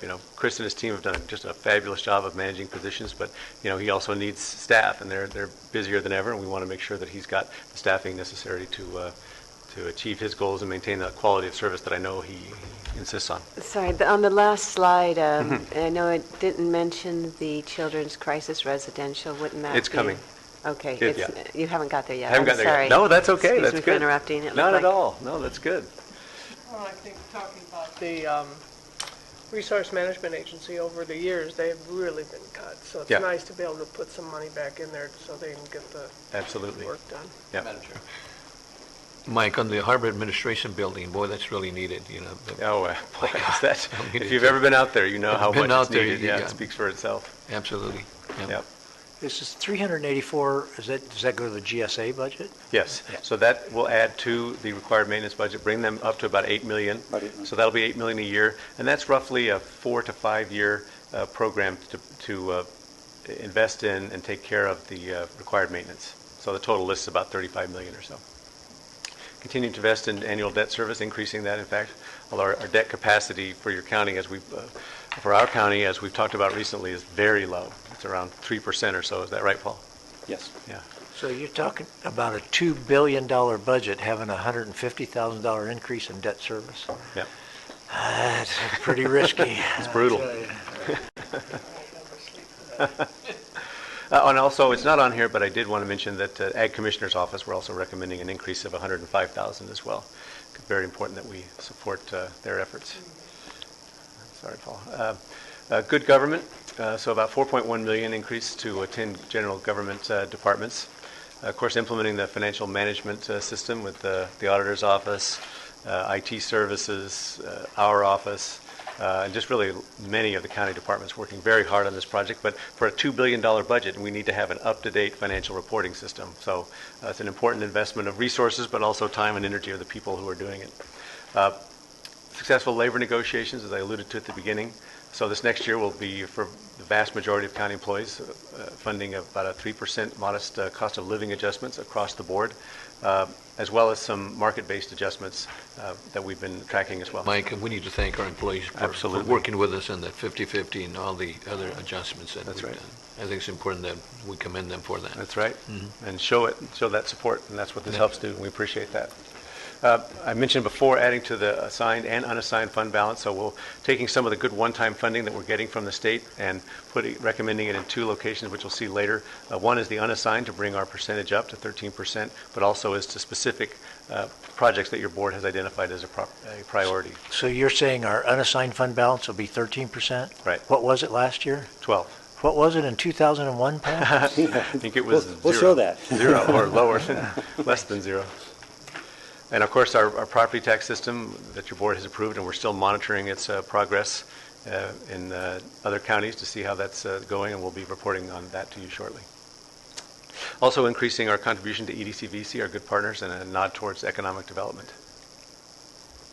How much of an increase there? I believe it's about 50,000. Yeah.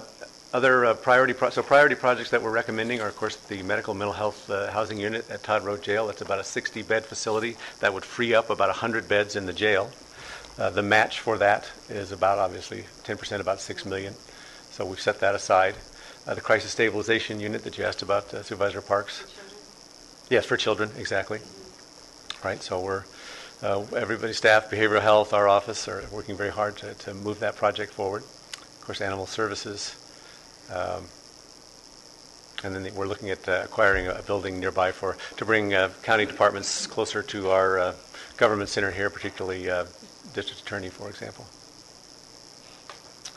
So fire station in Thousand Oaks, we heard Mr. McNamee allude to the airport hangars. It's a very exciting project for the future. And also looking to acquire the HCA's fiscal billing department has sold its building, and now we're looking at a newer location, perhaps locally here to the government center.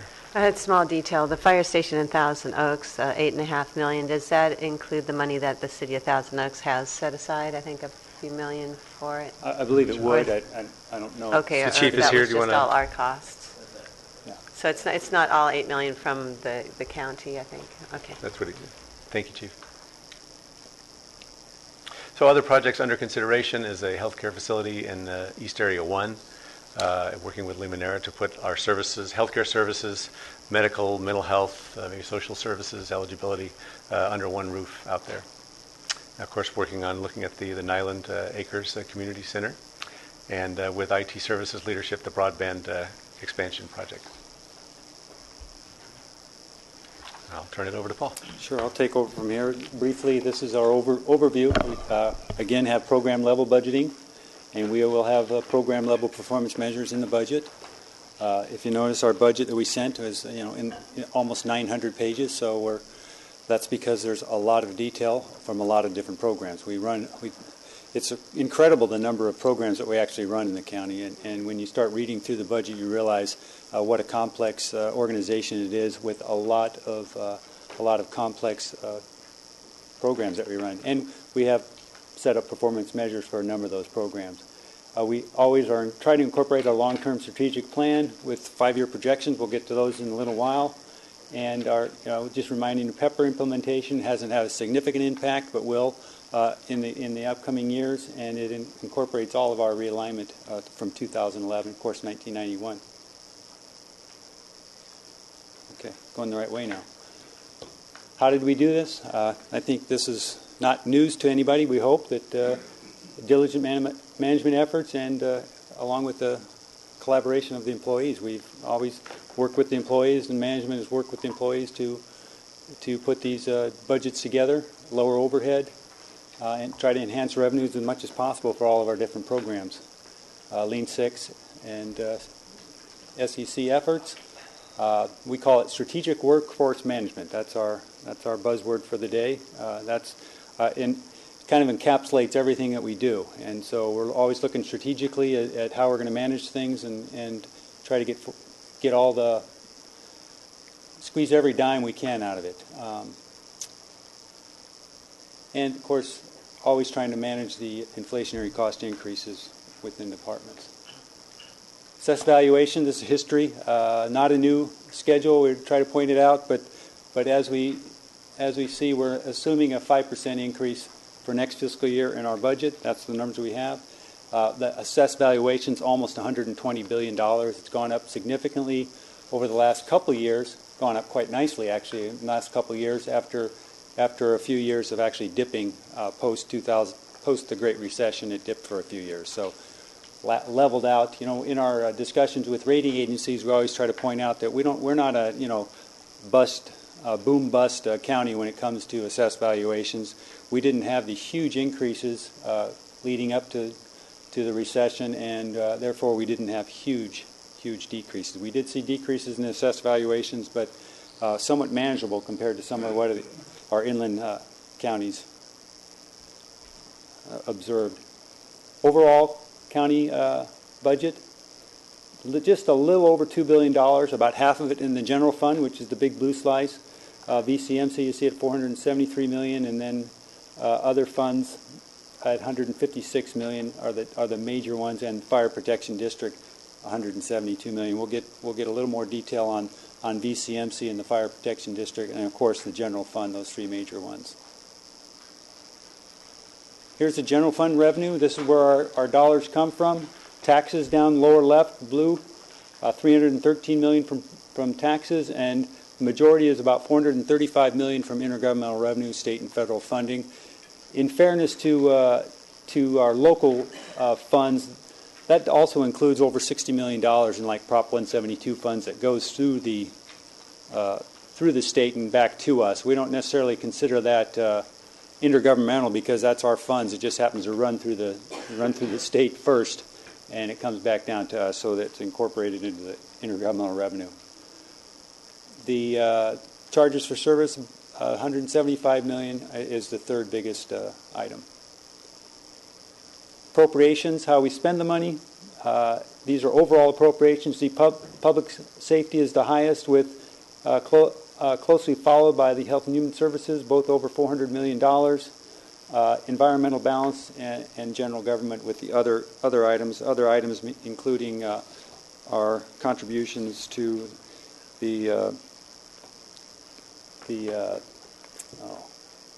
blanked on it.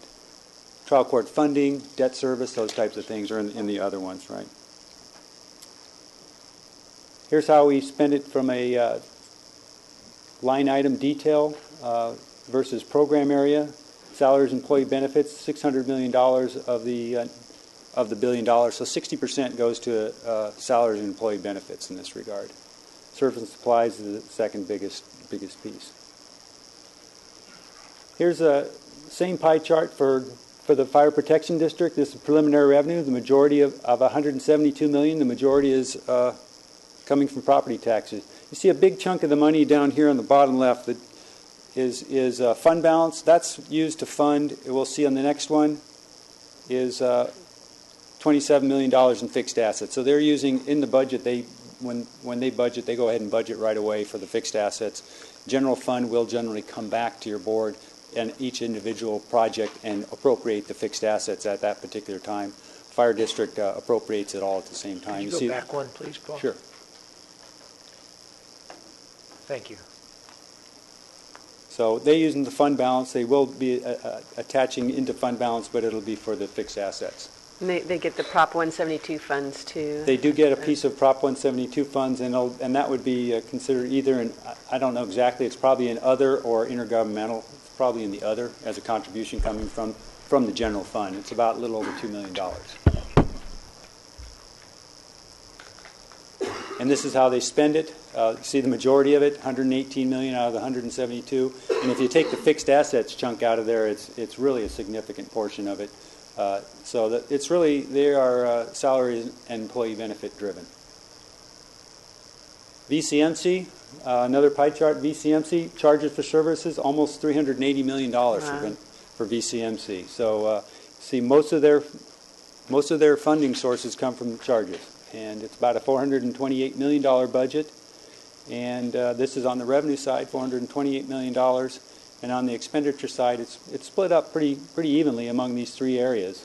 And it's $419 million in appropriations and expenditures expected for the year, which if you take the difference, 428, it's about $8.8 million profit that they're expecting going into next fiscal year from this, as we look at our budget.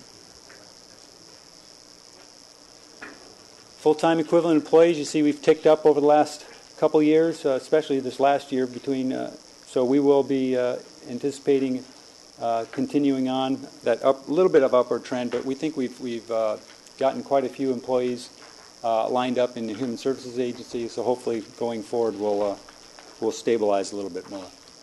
This is our recommended fund balance allocations, and if you notice in our overall, in the budget letter, we described some of these transactions that we are recommending at this time, and we're estimating that the unassigned fund balance, that's our 13% number, to be increased by $15.8 million.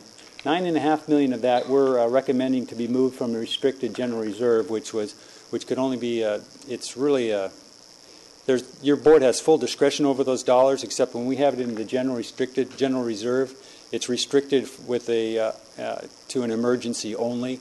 And we think that at this point in time, we don't need to have a general reserve for an emergency at 1% of the amount. So we said, you know what, I think from an overall standpoint, it's better off being in the unassigned to have a little more discretion over the dollars rather than have the money sitting in a completely restricted 4/5 vote emergency declaration general reserve. So we get a little more bang for the buck in the sense that the rating agencies will like to see it too, and contributing towards our reserve percentage. And that whole reserve fund could be for emergencies, you know. I mean, why separate out one part?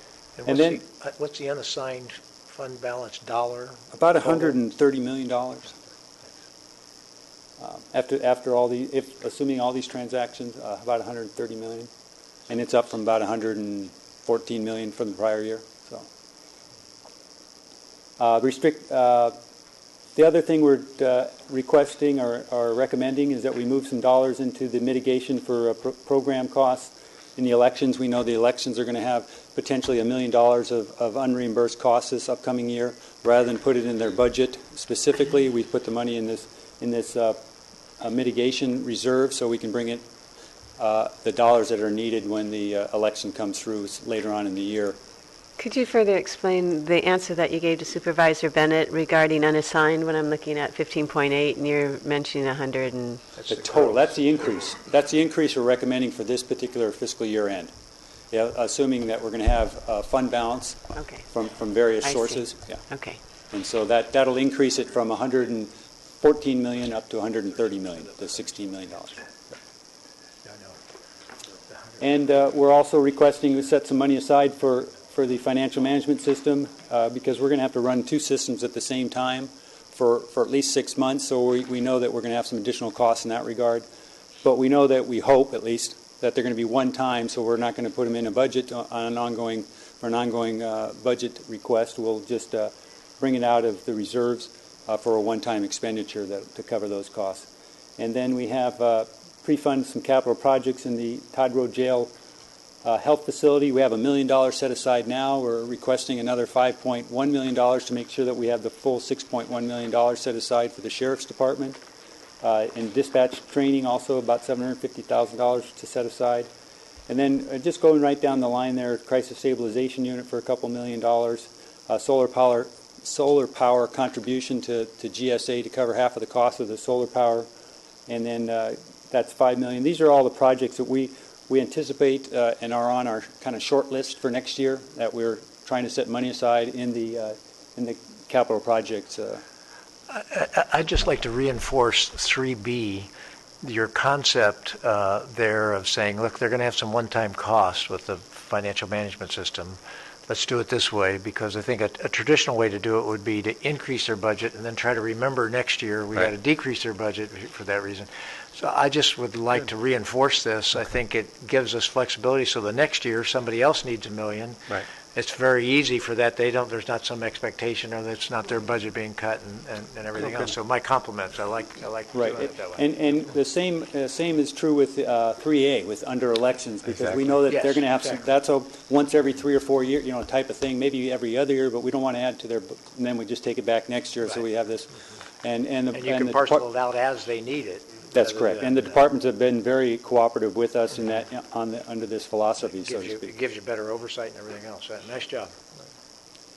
And then we have the other capital projects that we're requesting, setting funds aside in the capital projects area. And one of those is the mental health rehab center, just so you know.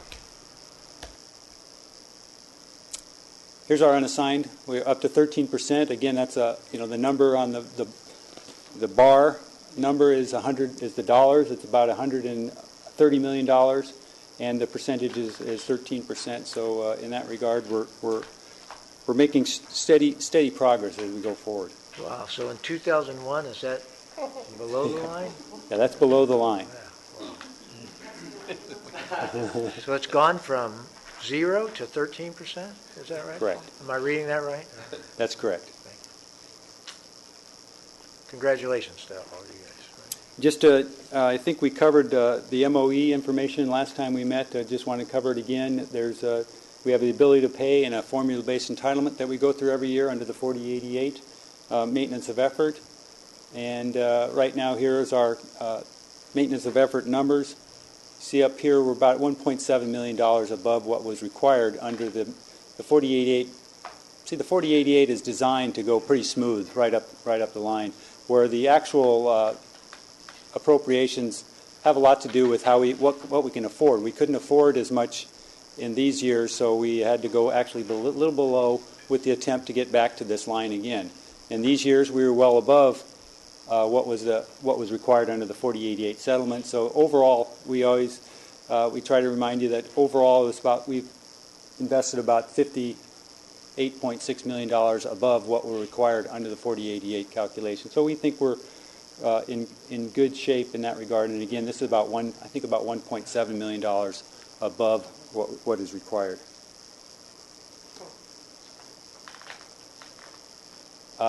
Just want to remind you about one of our recommendations will be to adopt Attachment B to the preliminary budget letter, and this is the grants application process.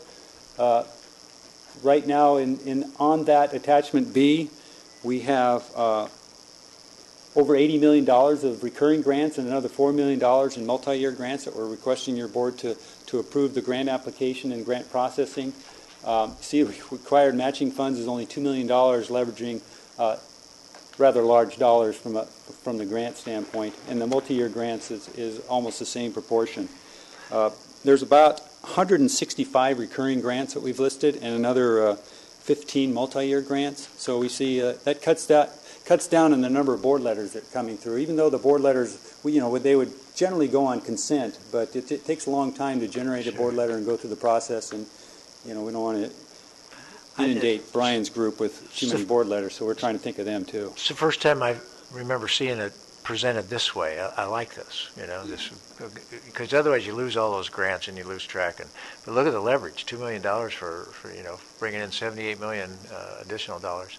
I just want to go back real quick. You don't have to go back on the slide. Well, that's a good trust building slide, because basically it says that our public safety partners, there are times when we're going to be below, but we're going to fight to get back and not just say, okay, well, now we're going to just, build from there and stuff. So we were over for a while, we were under for a while, and we're right back there. And I think that makes it easier when we have the next problem to say, hey, we got to drop down, but we'll get you back there. And stuff.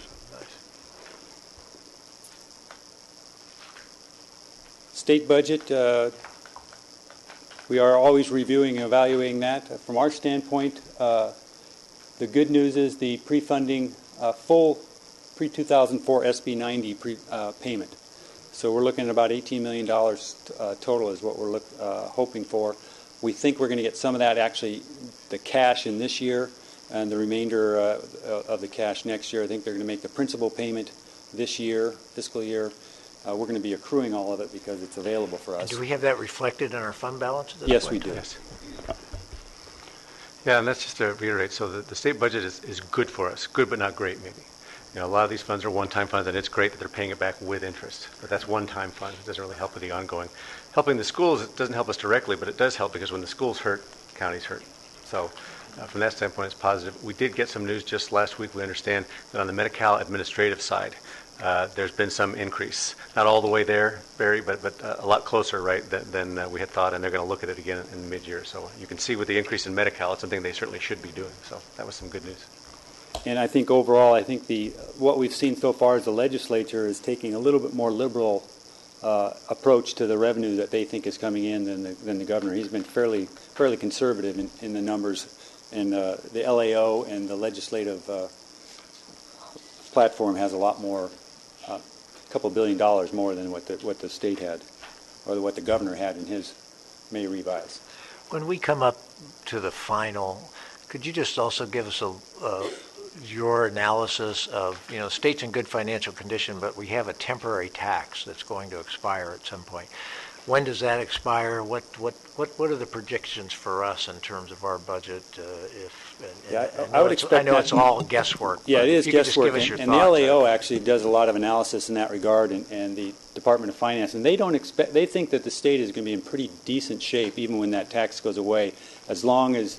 And that may be one of the reasons that Governor Brown is being a little more conservative than he needs to be, because if you know that if a revenue is going away and you can not spend as much as you need to or want to today, then you're in better shape in the out years. And I think that's what the general information I'm receiving or I've heard is that they think they're going to be in decent shape when that goes away. And maybe Supervisor Long had heard similar information with CSAC. Right.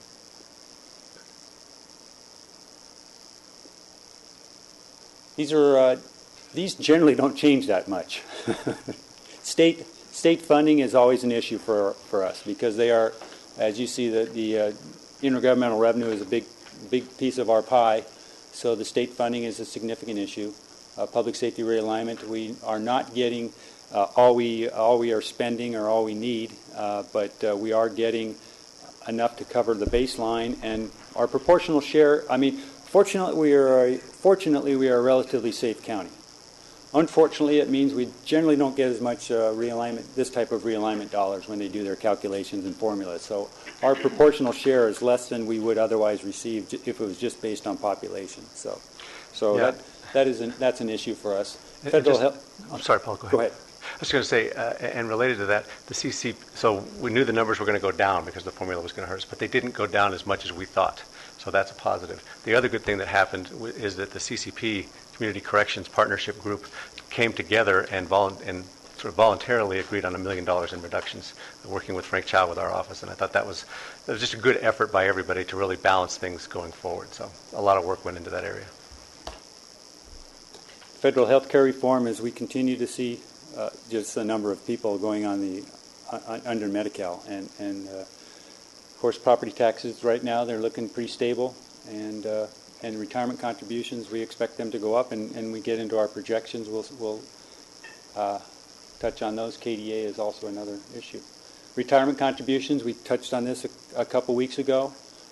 We expect them to go up over the next couple years because of at least next year, because of the fact that they're lowering the assumption rate and they have some actuarial changes from a demographic standpoint.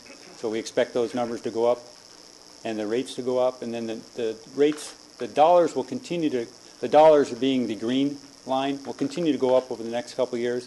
We expect the rates to cap out and then come down a little bit, but since our payroll will be increasing, the dollars will continue to go up. And Paul, what's the increase going to be because of lowering of the rate? How much increase? Increase, From our general fund standpoint, we expect overall it's about,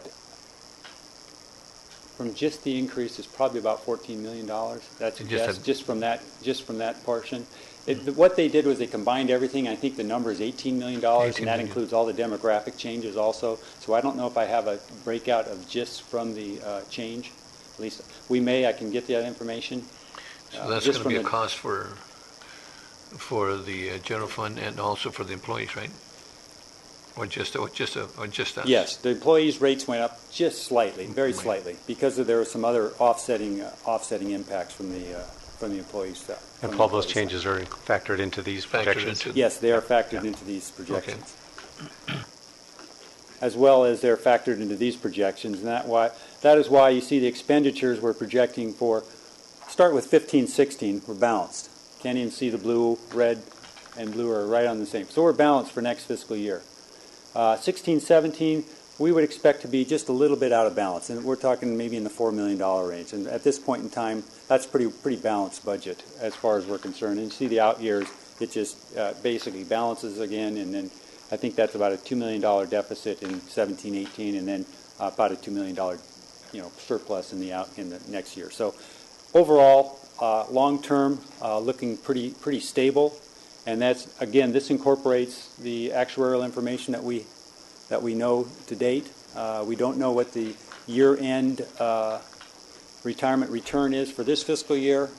These assumptions assume, I think, like 3.875% return for the retirement. I think it was about 3.8 6% or something like that through the end of April. So if they have any return in May or June, then our assumptions will line up. And what's the real estate, the property tax increase percentage that you're factoring in those out years? Is that 5%? It's less than 5%. I think I might have the assumptions here. 4.5. Oh, and then down to 3.5 and 3. Good. Yeah. That's right. Yeah. Good. Yeah. Right. Good. Yeah. We so you're showing a surplus with these numbers. Right. And that's conservative. Yeah.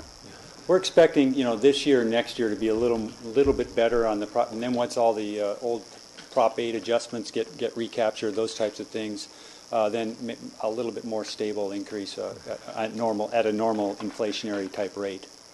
So these are the assumptions that we're using in our forecast. I appreciate that. I like being at 3% in 2019 and 20. Yeah, that's much better. And we're real creative with Prop 172, you see. So. Right. So that's our projection. We get the recommendations as we go through. Our actual board letter has recommendations in it, and that's to receive the budget published notice that we'll be back on the 15th of June at 1:30, I believe, 1:30, and then 6 o'clock at night for public hearing, public testimony, and then schedule the budget hearings. And then 4, we talked about approving the grant applications and acceptances so we can save a number of board letters down the road. And receive and file the capital planning committee recommendations, and that was the short list that we had listed. And it's also as an attachment, attachment C to the board letter is our full listing of capital projects, and then direct our office to make revisions as necessary during the budget hearings. And during this process, from this preliminary budget, it's balanced. It's for your board's perusal at your leisure or at nighttime when you want to fall asleep. But we will, during this time, we will be making adjustments, minor adjustments we call post-preliminary adjustments, that we find things happen in the month of May and June that we need to adjust our budget. So we'll be back. Whoops. Just thank the department heads and their fiscal teams, as well as Paul and his budget team, and everybody for bringing this all together and your board support. So happy to answer any questions. Yeah, I think we've done more than maintain service levels, in that list there. I think we've actually increased service levels too. Yeah. And expanded service levels. There you go. Maintain and expand. Okay, any questions? As well as presentation. Madam Chair, I just want to thank the team, all the managers and their employees for excellent work.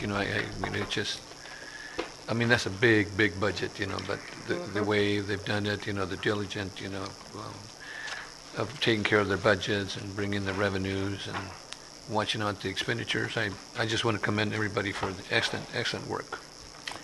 These are recommended actions. Motion and a second.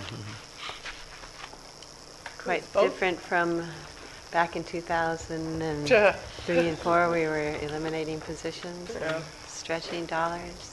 One more vote, please. Thank you. And that's our action. Thank you. Okay, thank you, Paul.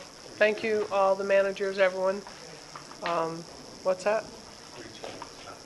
Yep, that's right. Okay, board members, we have yet on here board comments and CEO comments and the 130. Do you want to handle those first two now or after the 130? My board comments will be real quick. Board comments, let's do it. Okay, Supervisor Zergos, you're up. I want to adjourn in memory of the folks on this list, and I just want to share that I did, attend that World Trade event over in Port Hueneme, and of course the Peace Officers Memorial here at the county grounds. It was, well received. And of course, also I attended the Memorial Day at the Lions Club over in El Rio. I think that's it. Okay. Supervisor Bennett? Thank you. Yeah, just two things. For the benefit of the board members, Supervisor Long and I are planning on bringing forward a support for the state increase in the minimum wage at our next board hearing. And I know that the state assembly it passed the Senate yesterday. So state assembly has it in front of it. They may, we don't know for sure what the state assembly is going to do with that, but this as a courtesy, wanted to let you know that's what our intention is, to have that as a board item next Tuesday. And the other thing is, I was able to attend the foster care milestones, as sort of the graduation event for about 60 youth that graduate from foster care program, and Jaya John was the speaker, and it was one of the best 2 or 3 speeches you'll ever hear in your life if you get a chance to hear him at that kind of event. But it was a really remarkable thing, and if I get the right moment, I will try to capture some of that inspiration for you. Thank you. Supervisor Parks. Thank you. I'd like to start with asking that we close in honor of the people on this list, and I'd like to call out one wonderful individual, Dr. Charles McCune, Jr., and I got to know him well as I attended Eagle Scout ceremonies throughout the Conejo Valley. When he was on the agenda, I knew I was going to be there for an extra 45 minutes to an hour, but it was enthralled at that whole thing. He would come, he was a history professor at Cal State University at Northridge, and he would come in outfits and talk about amazing, courageous feats of men in history for the most part. And I remember a couple that stand out very strongly, Shackleton's effort in the North Pole, and also a physician that was the first to discover germs, and how just really talking about the person and the individual's strength that it took, and that individual who discovered germs, and I'm trying to find his name, you think I would have it, but at any rate he ended up going kind of insane because no one would listen to him, and realizing and watching this all happen. Where is his name? Okay, I'll stop looking at this point, but and he just really had such a great impact on the youth and the scouts at these Eagle Scout ceremonies. He also was very involved in his community with the Conejo Valley Historical Society, even helping out with the Master Gardeners, and received a lot of awards for his good work, and I just know he will be so much missed. The name, Ignaz Semmelweis, Hungarian physician, hardworking. He discovered that hand washing was something that could stop childbed fever at the time, and so just how hard he worked to do that. And that's just an example, and also with Shackleton's, just for these youth to see, and then he would fold in the actual Eagle Scout individual into the stories too. So just a wonderful man, and loved the Boy Scouts and history. You can tell he loved history and was a wonderful teacher. So items of interest. Our office has a community meeting room, and often members of the community come and use it. And now the Fish and Wildlife Service is using it to train new volunteers. So nice to see that happening. Thousand Oaks High School and Sequoia Middle School were named Gold Ribbon Schools. This is the state's newest distinction of excellence. Nice to see that. I was able to attend the Rite of Silence in Thousand Oaks, and this is in recognition of how important it is to be safe out there as a bicyclist. So we got to travel the whole city in the Great Thousand Oaks Police Department, who escorts us. I wish they did that every time we rode our bikes, but it was a pleasure to see the huge turnout there, and let people know how important it is that we both recognize cyclists and drivers have to be safe out there together. Attended the Peace Officers Memorial Service with a couple supervisors, I think almost all supervisors here.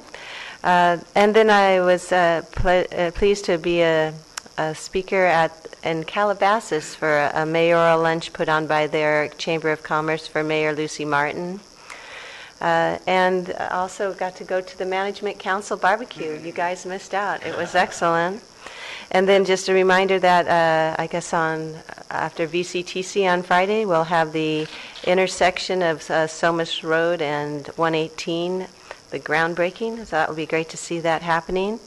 And then I just wanted to bring out one piece of news that was a cover story of the Star, which talked about how the Thousand Oaks, Oxnard, Ventura metropolitan area has some of the shortest commute trips in the nation. They said they came in 3 of 96 in the shortest commute trips in the nation. I just think, what are we doing right? And I think we should look at that. 5.3 miles, according to the article. And also looking at the data, and it was from the National Brookings Institute, it pointed out that the number of jobs that are available per resident has increased by 9.5% over the years. So we are also one of the highest increasing number of jobs available per resident. And just how important it is to have that balance of jobs to residents, and so we can have these shorter trips. So I think we're doing good, and I really like that report, because I think there are things that we are doing good in land use in our county, so good to keep it up. Supervisor Parks, could I ask, you said it's a 9% increase in jobs, or fast increase. Did it rank us in terms of where we are in terms of that jobs housing balance? Were we high, medium? It wasn't jobs housing balance. They just did commute trips by census. So they determined that, as well as looking at the number of jobs that are created and then the number of residents. So that was the so it's data how fast used. we're creating them, not the total jobs available. And both good. But because it's a shorter commute, you're getting that good balance. So good to see. Supervisor Just Ford. want to remember the people on this list. Thank you. Okay, I have a list to submit to, and of course it will include David Holmby on there. And thank you, board members, for that time this morning. I'd like to provide these cards out to you, if you could share them in your office. This is a wonderful opportunity for our Rancho Camulas, which is a National Historic Landmark, to receive some funding support. They are working with the group to do a silent film screening of Ramona in the San Gabriel Mission Playhouse. Now, I know it's in San Gabriel, but it is a beautiful old playhouse, and you see it on the back, and Rancho Camulas is connected with it because of the home of Ramona in Rancho Camulas. I know we haven't heard from them in a while, but they are doing well. Small but mighty board of directors trying to continue to raise funds to continue the renovations out at Rancho Camulas, and that's coming up on the 14th. I also attended last Saturday night the St. Demetrios Gala Dinner, and St. Demetrios is the only Greek church in our county. They hold the Greek Festival, which is coming up the end of June. And they dedicated their first phase of their development of project, and that is the church, and it was wonderful to be there to celebrate that with them. And okay, lastly, because this I promise it won't take a lot of time, I'm going to provide these to you. I was last week up in CSAC for the CSAC Ledge Conference. And in that, we set priorities that we carry over and talk to our legislators. And I did meet with Senator Pavley and Jackie Irwin, Assemblywoman Irwin. These were the priorities that CSAC put together in a handy-dandy card so that you have it. And I'll say that we had 350 attendees there. We had the mayor spoke to us at the lunch, and the governor spoke to us at lunch, and he did pretty much hold to his line, saying, my budget's my budget, and you have to prove me otherwise if you want to. And we know the LAO has come in with a higher projection of revenues, and that the Assembly folks and others are looking to see where they might be able to squeak out a few more dollars from the governor, but he is being pretty tight-fisted on what he sees as a balanced budget and one that needs to hold the line, because he says, we just came out of a horrible recession, and cycles are cycles. So that was his message.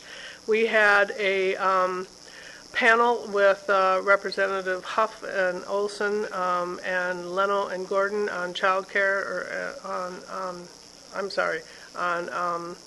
on the budget. And as was predicted, the Republican side said hold the line, and the Democrat side said, but we need a little more money here. So we'll see where it ends up. Child care, early childhood education, poverty and inequality are certainly the discussion points up in Sacramento, and will continue to be so, and we'll see what comes forward. If anything, I personally would like to see some more funds go into early childhood education and child care needs, because we know that the investments there give us lifetime investments for our future workforce, and also for our current workforce to be able to go to work, to know they have a safe place for their children to have child care. So that's one of the areas that was covered. I won't talk about that. I don't need to talk about that. The CSAC Institute, which is the governing institute, which offers wonderful programs for managers and others to really understand what counties do and how they do them. We handed out 25 more credentials at the CSAC Ledge Conference. We're up to over 175 now. They are expanding some programs into Merced, and they're also tackling some emerging issues series. So that program is really going very well with CSAC.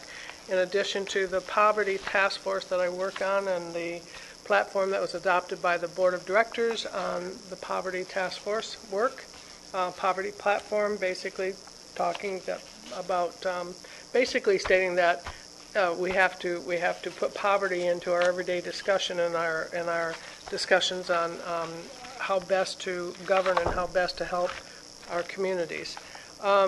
Lastly, the Coastal Counties Regional Association, which I am a co-chair of, I just wanted to let you know the important two pieces on this. The Coastal Commission is releasing their sea level rise document this month, in fact, any day, I believe. It'll be out in circulation. There will be webinars to really answer questions on the sea level rise document. And the coastal counties, along with the League of California Cities, along with the Coastal Commission, have agreed to a joint meeting, and that's going to take place Friday, November 6th. And the topics for that 4-hour meeting will be sea level rise and local coastal plans. And I'll probably talk about that more in the future. That's all. All right. Anything else? Mr. CEO. Two things real quick. I was going too fast before, but I was remiss in not recognizing the Auditor Controller's Office for their work, because they're instrumental in putting together that 900-page document. Jeff and his team, and they're doing that at the same time as they're doing the VCFMS implementation. So many late nights doing all this at one time. So we really appreciate it, Jeff. Good job. One last thing, while I'm embarrassing people. I was at that lunch for the governor/mayor. At CSAC in Sacramento with Supervisor Long and Sue and the team. Yeah, there you go. See, I knew what you meant. Anyway, just before the governor spoke, the president of CSAC, Vito Chianese, thanked Supervisor Long for her many years of leadership and support for counties statewide. And I just wanted to share with your board and the county family listening that all 350 people rose for a standing ovation that was very, very heartfelt and sustained. So I just want to make sure they know. Thank you, thank you, thank you. I don't want a long goodbye here, okay? But thank you. Thank you, Mike. Okay, now we have lunch, and then we have 1:30. We'll be back. Thank you. Closed session. Closed session. That's what lunch closed session. That's Making a report. That's together.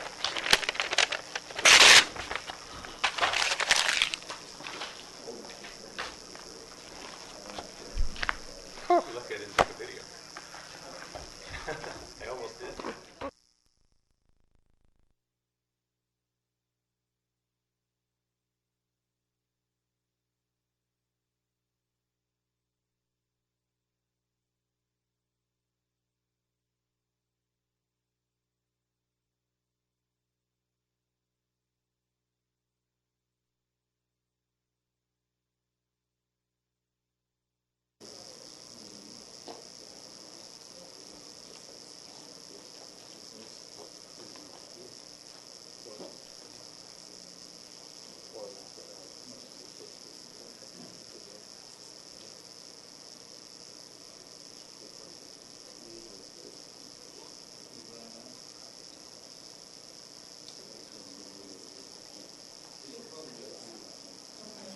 All right, we'll, I'm sorry, we do have two other supervisors. They're right in the back room. Well, there's one right there.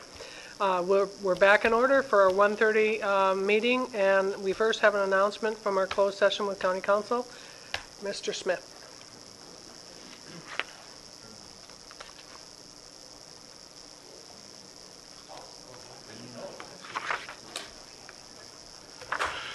Thank you, Madam Chair.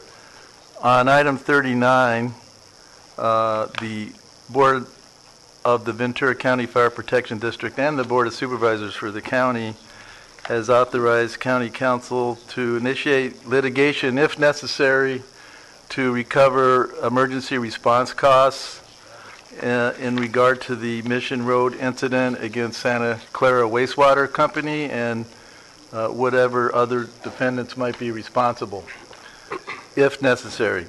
And the vote of the board was 5-0. Thank you. Thank you.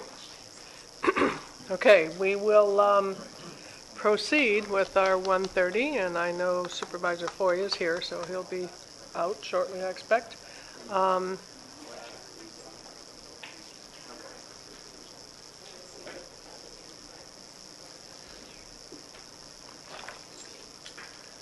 Ready? We good? Okay.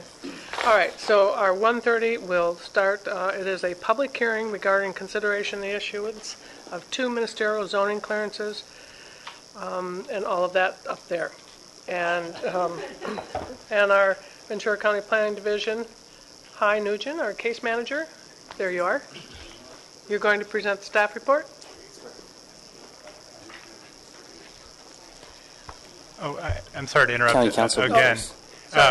Just because this is a somewhat unique matter, I want to kind of set the legal table so everyone knows the context within which the staff report is presented. Please proceed. Okay, thank you. So before your board today is a de novo appeal hearing to consider the issuance of 2 requested zoning clearances under the county's non-coastal zoning ordinances. The zoning ordinance at section 8111-11 provides that zoning clearances are ministerial actions arrived at objectively involving little or no personal judgment. For this reason, they are typically issued, or all the time issued, by the planning director or her designee without a public hearing. Because they are ministerial actions, the California Environmental Quality Act does not apply to the issuance of a zoning clearance.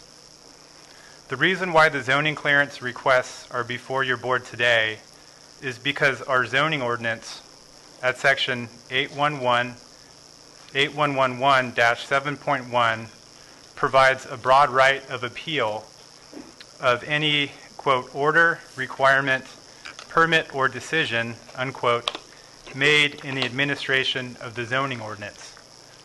That means that zoning clearances, even though they're ministerial actions, are subject to this broad right of appeal from the planning director up to the planning commission, all the way up to the board.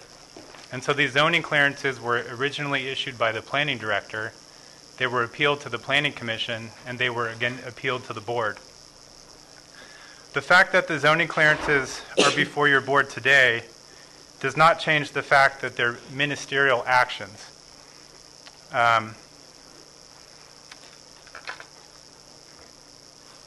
It basically doesn't transform the zoning clearance into anything other than a ministerial action. It doesn't make it into a discretionary action changing the standards under which they are granted. In particular, the zoning clearances at issue here were requested by the permittee, Decor, to drill additional oil wells under previously approved conditional use permits. While the county's original decision to grant or modify these underlying conditional use permits were discretionary actions,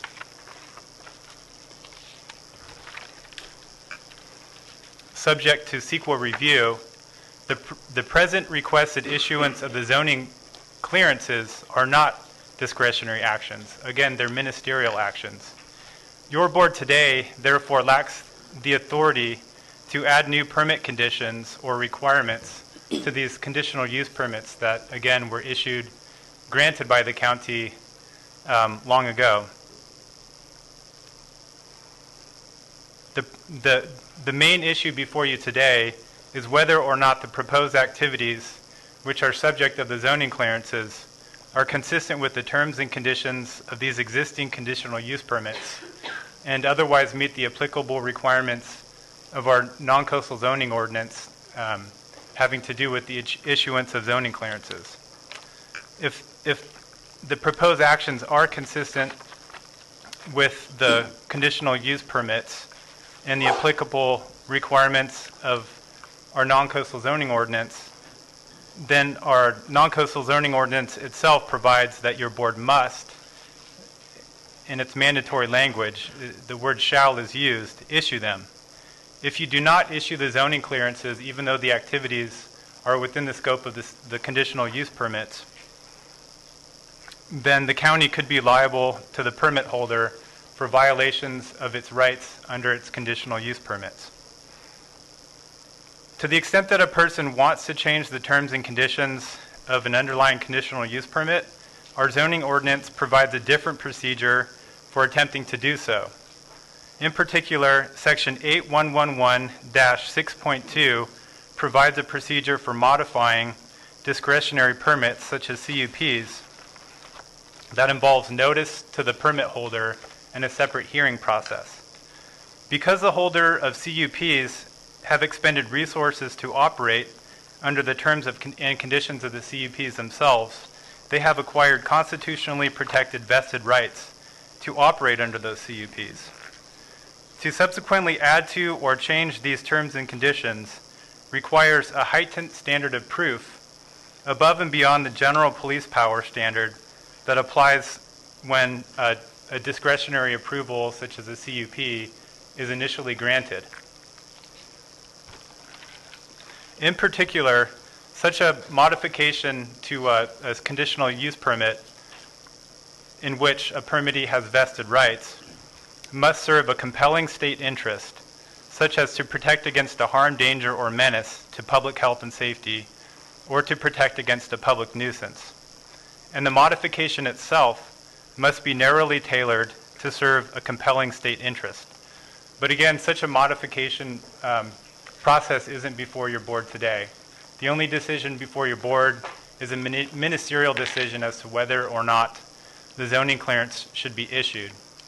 And planning staff will get into the specific requirements of issuance, but the main issue here is whether or not the proposed activities are within the scope of the previously approved conditional use permits. And so just to summarize, again, before your board today is a strictly ministerial decision. The only decision is whether or not to grant or deny the requested zoning clearances. And again, the main focus is on whether or not the proposed activities are consistent with the terms and conditions of the underlying and previously granted conditional use permits. The decision does not involve assessment of potential environmental impacts or the weighing of policies or general county standards. If the proposed activities are within the scope of the CUP and other applicable requirements of the non-coastal zoning ordinance, then your board must approve the zoning clearances. Question? Yeah, I know you talked about what the standard is if you want to change a CUP condition, and that's I think I can see confusion in going, okay, that's not in front of us changing the CUP condition right now, but so I want to be as clear as possible. What is the standard that the people testifying today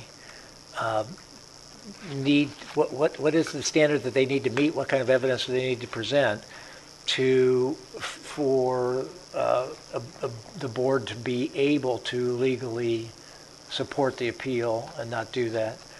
Vice versa, what is the standard that the people opposed to the appeal have to, say, hey, it's not being met? I want to be really clear. You said it is it consistent with the CUP? It's right. So I don't know if you can give me an example, or can you elaborate a little bit more? What's that mean, consistent with the CUP? Absolutely, and planning staff will get into that more. Every CUP is different. A CUP is like a contract, and our county has been issuing oil and gas CUPs for over 70 years, I believe. And so the terms and conditions of each CUP is different. There's two different types of CUPs before you today, or zoning clearances with underlying CUPs before you today. One of them is what everyone is referring to as an antiquated conditional use permit, which gives the operator the ability to drill as many wells as they want within a permit area, and it doesn't have a time limitation. And so the terms and conditions of that CUP are extremely broad, for better or for worse. And so the main consideration when the planning division and now your board is looking at that type of CUP is whether or not the use has been abandoned, and therefore whether or not the CUP is still effective. The planning division here has concluded that this particular antiquated CUP is in fact effective. It hasn't been abandoned, and has otherwise concluded that the additional wells are within the broad scope of that CUP. The other CUP was last modified in 2010, and so it has, I'll say, more modern standards and conditions. And that CUP has specific limits on the number of wells that can be drilled under that CUP. And so the main issue with that CUP is whether the amount of wells that the operator wants to drill now are within the scope of that CUP. And again, the first primary issue is the CUP still valid? Has it been abandoned? The planning division has concluded that it has not. And I should back up. Another more general issue with both CUPs is whether the actual wells are physically within the boundaries of the CUP area. And the planning division has concluded for both CUPs that they are, in fact, within the boundaries. So for the legacy CUP, from your perspective, the legal question is whether the wells have been abandoned. And if they haven't been abandoned, then that seems to be the... Whether they, for the newer CUP...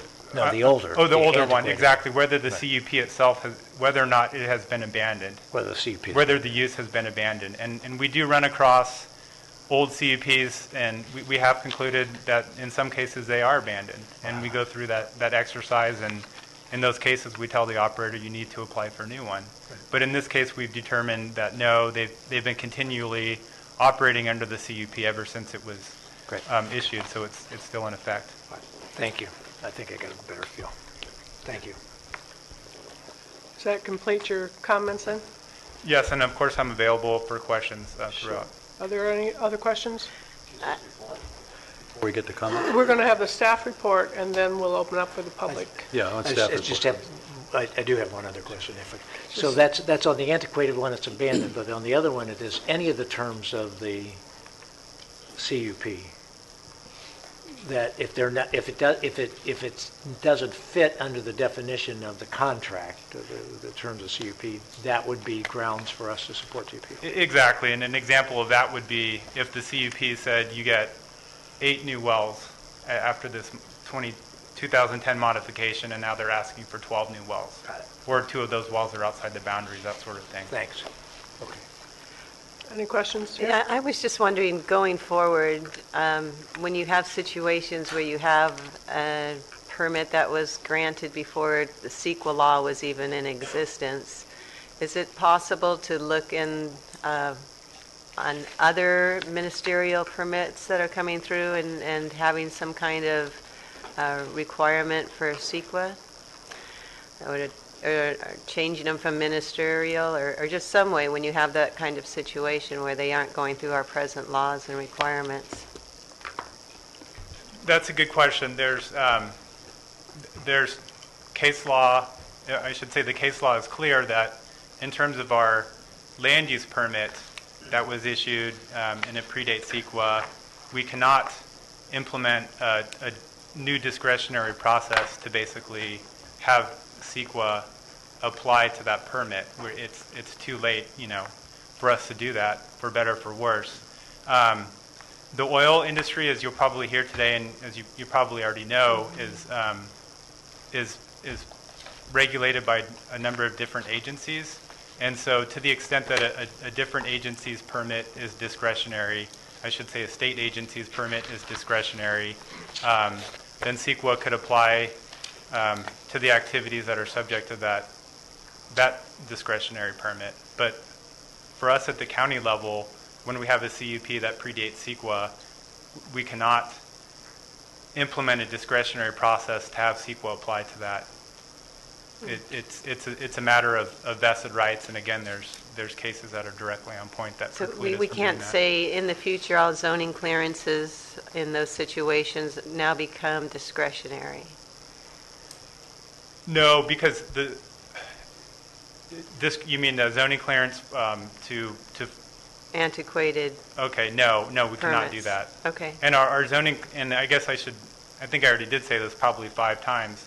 Our zoning clearance, our zoning ordinance itself specifically states that zoning clearances are ministerial. Right. And so it all fits together. I understand. I just know that we created the ordinance, and I was just wondering if there's a way in the future if we can revise it in a way that we don't end up in a situation that you have what we have before us.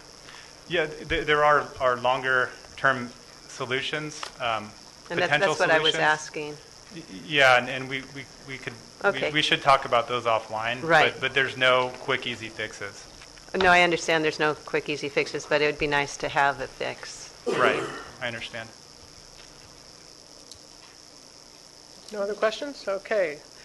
Let's get back to the staff report. Mr. Good Nugent. afternoon, Chair Long, members of the board. My name is Hai Nguyen, and I will be presenting 2 appeal cases, PL 14-124 and PL 14-146.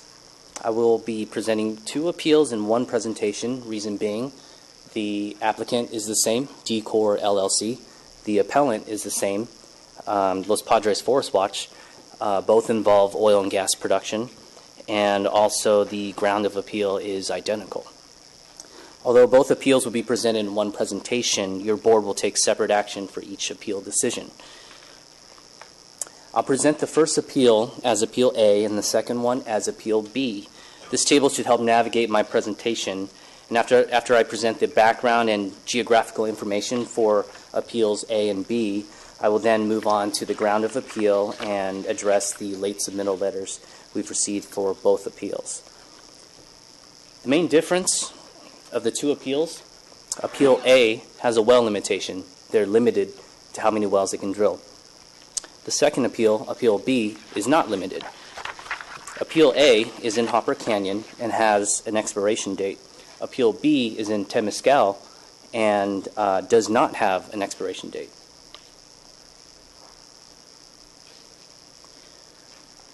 The zoning clearance for Appeal A is ZC 14-0470. This zoning clearance is related to conditional use permit LU 09-0073, and that was granted in 2010. The zoning clearance is for the construction, operation, and maintenance of 2 new oil wells, Hopper 11-1 and Hopper 12-2, located in the Hopper lease. Here is a vicinity map of the area, and as you can see, the gold star represents where the drill site is in relation to Highway 126, the town of Piru, and Lake Piru. To access the site, you'll notice that the map is rotated. North is pointed left. You would drive on Hopper Canyon Road. It's an existing road all the way to the Gold Star. The town of Piru is 2 miles to the east. Here is an image of the CUP boundary for CUP LU 0973, and you can see the Gold Star right there. The area of the CUP is approximately 242 acres. Here is another vicinity map that shows the distance from the boundary to the Los Padres National Forest boundary, 2 miles north, and also Highway 126, which is 2 miles south. The CUP is designed as 4 drilling pads. You'll see that there's actually 5, but the 4th drilling pad was never developed. The Gold Star is on drill pad number 3, and that's where the zoning clearance is going to take place. Here is an image of the drill pad number 3 looking east. You can see that it's an existing grading pad with a few existing pumping units already. Another image looking west. I believe that one is Hopper 12-1. And another image. Moving on to the permit history. On September 1, 1973, Argo Petroleum Corporation purchased the existing oil and gas operation in the Hopper Canyon oil field. The acquisition included 4 existing wells. 19 days later, in 1973, CUP 3409 was granted for 3 additional wells for a total of 7 total wells. In 1974, CUP 3409 was modified and 10 new wells were granted for a total of 17 wells. In 1980, the planning director granted a minor modification to install dehydration and absorption equipment related to oil and gas production. In 2006, Decor, the permittee, acquires the oil and gas operation with 12 existing total wells. In 2010, CUP LU 0973 was granted by the planning director for 10 new wells for a total of 27 wells. 27 wells. The planning director issued a zoning clearance last year, and this zoning clearance was for the 2 wells that I mentioned earlier, and this was appealed by the appellant, Los Padres Forest Watch. The Planning Commission voted on February 19, 2015 to unanimously deny the appeal and issue the zoning clearance. On March 2nd of this year, Los Padres Forest Watch filed an appeal of this zoning clearance. Here is an image of sort of the well history of this pad. This is drill pad 3. As you can see, there's a well that was drilled as early as the 30s or 40s. There are wells there from the 70s, 80s, one from the 90s, one that was previously approved and to be drilled. And then the gold stars represent where the proposed wells would be, which are associated with the zoning clearance. Here's a bird's eye view of the drill pad. North is looking down. Gives you an idea of the canyon. Here is an image of the Hopper Canyon setbacks. Indicated on the slide are the reference points or proposed coordinates given by Decor for the issuance of the zoning clearance. As proposed, the oil wells would meet the 50-foot setback requirement, and that's measured from the pumping unit to the top of bank, not to the edge of the drill pad. As indicated on the zoning clearance, the exact location will be verified by the Dogger Notice of Intent to Drill. That's Dogger's permit. That's the state's permit. And also by the Planning Division. So we'll get a final set of coordinates of where the wells are exactly. So this concludes Appeal A, and if there aren't any questions, I'll move on to Appeal B. Any questions on A? Seeing none. All right. Appeal B, this is for Temescal. ZC 140965 is the zoning clearance. This one was approved by the planning director on September 23rd, 2014, and then was approved again by the Planning Commission February 19th, 2015. This zoning clearance is related to CUP 488, and this one was granted in 1956.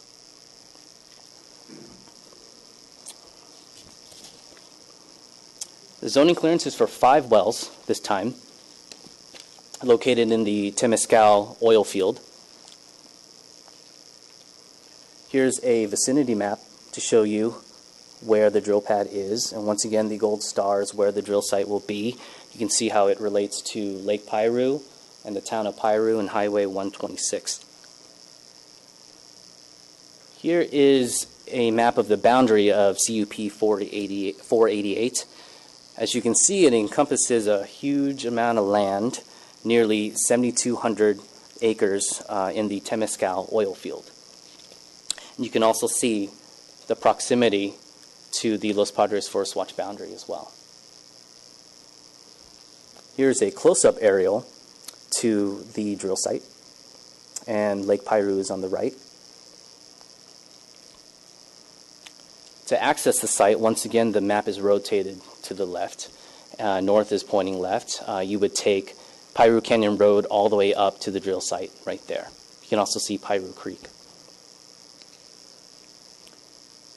Here is a bird's eye view of the site. This gives you an idea of the elevation.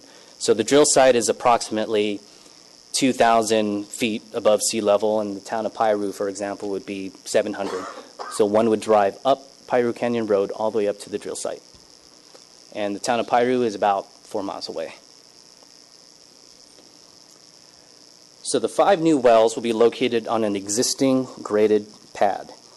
Wells already exist there. You can see 3 wells up here, Temescal 27, 26, and 31 were drilled quite recently. Also one from 2010 and 2 from 2011. Here is a picture of the 3 existing pumping units. You can see a nice view of Rancho Temescal down there. This is looking south. This is looking east on the drill pad, and looking west.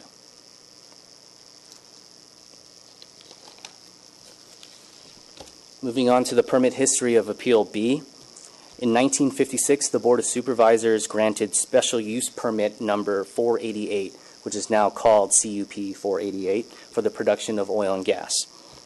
In 1996, a permit adjustment was granted to change the permit area. The change included adding an adjacent 81 acres and removing a separate 81 acres to replace it.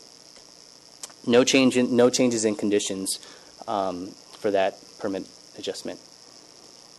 In 2014, the planning director issued a zoning clearance, which was then appealed.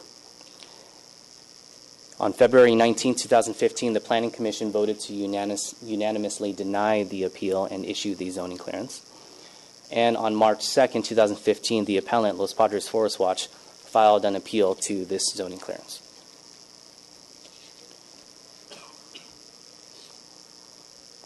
So this concludes my background information on Appeal B. If you'd like, I can move on to some of the combined materials, unless you have any questions. Don't see any questions. All right. When this was approved, CEQA did not exist, right? That's correct. But then there was a 1956. change in 1988, did you say? In the 1970s? Yeah, 1970? Before or after CEQA? Yes, 1956, prior to CEQA's initiation. Chair Long and Supervisor Parks, you must be referring to the antiquated permit, CUP 488. There was a permit adjustment in 1996. That was a post-CEQA action. The CEQA document at that time was an exemption, and there was no change made in the permit. It's so, that if I know what you're thinking, and you're thinking that was an opportunity to look at CEQA for that permit, and it was, and we're 19 years too late.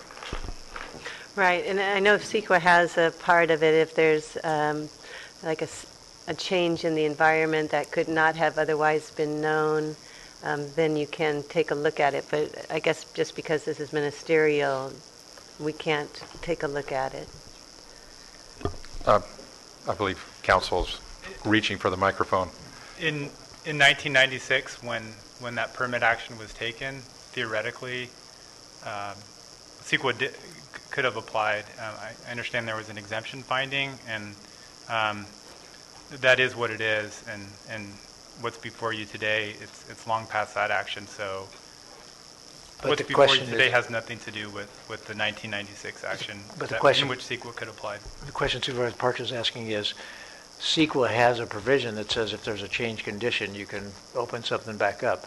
Does a ministerial application on a zoning clearance allow us to consider that aspect of CEQA that allows you to consider change condition? Oh, understood. No, you need a discretionary action in order for that part of CEQA to be invoked. And so I guess the point I was trying to get at is in 1996, that was a discretionary action, so CEQA could have been invoked at that time. But what's before you today is ministerial, so that aspect of CEQA cannot be invoked. Madam Chair, the question I have is the CUP 488 has no well limits and no expiration date. That's correct. So that means it can go on forever? Is that Theoretically, yes, unless they abandon ship. unless they abandon it? Okay.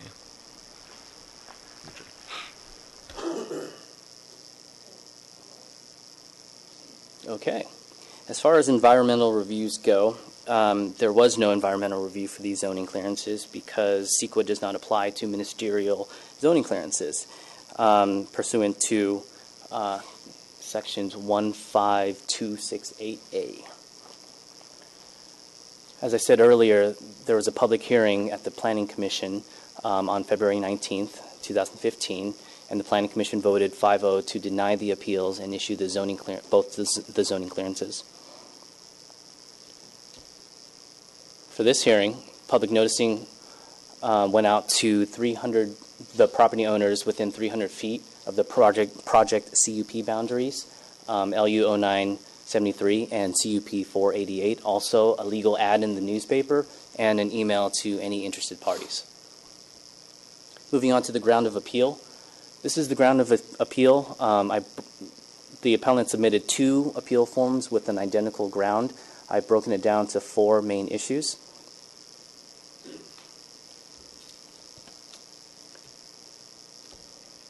Issue number 1, the decision is not consistent with the County of Ventura non-coastal zoning ordinance. Both zoning clearances were issued pursuant to the ordinance. The zoning clearances were issued to initiate the drilling of additional oil wells as authorized by the previously granted conditional use permit. Issue number 2, the decision is not consistent with the Piru general plan. It's actually the Piru area plan. CUP 488 is not subject to the Piru area plan because it was granted in 1956 prior to the Piru area plan's effective date in 1986. For Hopper, LU 0973, that was granted in 2010, and the project was found to be consistent with the Piru area plan and the general plan. It was not challenged or appealed back in 2010. Issue number 3, the decision is not consistent with the California Environmental Quality Act, CEQA. Well, as we mentioned earlier, zoning clearances are exempt from environmental review. CUP 48 was granted prior to CEQA, and CUP LU 0973 was granted in 2010, and the requirements of CEQA were satisfied. The 4th issue, the decision is not consistent with other state and federal laws pertaining to the protection of the environment. The response, the ground of appeal does not identify or provide any evidence of a specific violation of law, ordinance, or policy or regulation. To summarize, zoning clearances are consistent with the non-coastal zoning ordinance. The Piru area plan does not apply to the Temescal wells. Hopper Canyon project was found to be consistent with the Piru area plan back in 2010. It wasn't appealed or challenged. Zoning clearances are exempt from CEQA. No specific violations of law have been identified. Therefore, the ground of appeal is without merit. The appellant's recommendations decline the requested zoning clearances, direct planning staff to research and report back to the board, find that the applicant's application is incomplete, and refund the appellant's appeal fees in full. There's more. We have 4 late submittals, 4 different letters. All these issues were addressed in great detail at the Planning Commission staff report, Exhibit 1, and the Planning Division memorandum dated June 1st, 2015, but I will summarize the issues and responses. The first letter brought up questions of vested rights in the CUP. County Council has already opined on the vested rights issue, and that the CUPs cannot be modified or reopened for discretionary action for these zoning clearances. The second letter is from the Environmental Defense Center, EDC, also asked the same questions of vested rights, which were addressed by County Council. They also purported that 430 wells were drilled within a 2-year period, 95% of which were without a discretionary permit. Well, actually it's 125 wells were drilled within that 2-year period. That's from 2012 to 2014. Each well authorized by CUP or zoning clearance. And you can see 125, that's the amount of new wells that were drilled that the county permitted. All the other permits, that's a state permit that was obtained from Dogger. Third letter is from the Citizens for Responsible Oil and Gas, CFROG. That letter brought up questions about condition number 7 of CUP 488, and that condition number 7 actually allows for discretionary review. Well, our response is that condition number 7 states that, to summarize, that oil drilling and production shall eliminate dust, noise, vibration, odors using the latest technology. This does not open the zoning clearance for a discretionary review, as most of these improvements are already done or only requires ministerial standards.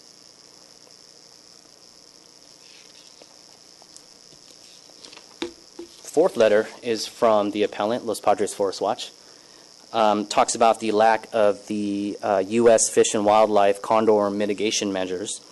As indicated in the staff report, the U.S. Fish and Wildlife recommendations cannot be added to a zoning clearance. They also brought up the issues of consistency with the ordinance and with the Piru area plan, which I've already addressed. They brought up the issue of a lack of a spill plan. Now, the state, Dogger, is the record keeper of the operator's spill plans. Planning requested and received a copy of DECOR spill plans for the Hopper Canyon and Temescal oil field prior to the Planning Commission hearing on February 19th. Planning does not typically keep the spill plans on file, as these documents reflect a state requirement that is administered by Dogger. These spill plans are available to planning and the public at virtually any time. Staff recommendations are to issue both the zoning clearances, deny the appeals of the Planning Commission's unanimous decision to grant the zoning clearances, deny any requested refund of the appeal fees,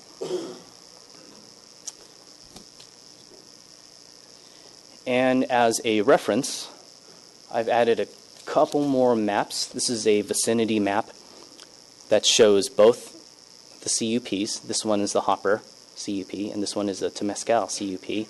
You can see the distance from the Hopper Mountain National Wildlife Refuge, which is just under a mile, and the Temescal Ranch, the Temescal oil field, which is very close, almost 2,000 feet from the Los Padres National Forest boundary. As a reference, here is a map of the County of Ventura's oil fields, and called out are both the CUP boundaries. And the last one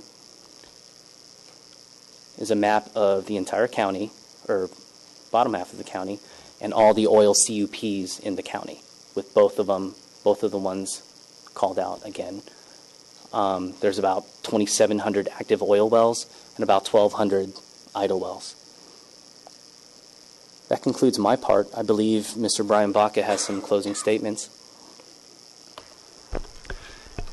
Thank you. Mr. Baca. Chair Long, members of the board, thank you. First, I'll point out that the Planning Commission hearing was held on my 60th birthday, and I'd like to thank Michael Westner for making me feel welcome. But my only comment is to the scope of what is before you today. And the zoning clearances at issue today are not permits. And I'm going to read from section 8111-111 of the non-coastal zoning ordinance. And it says it very clearly what is before you today.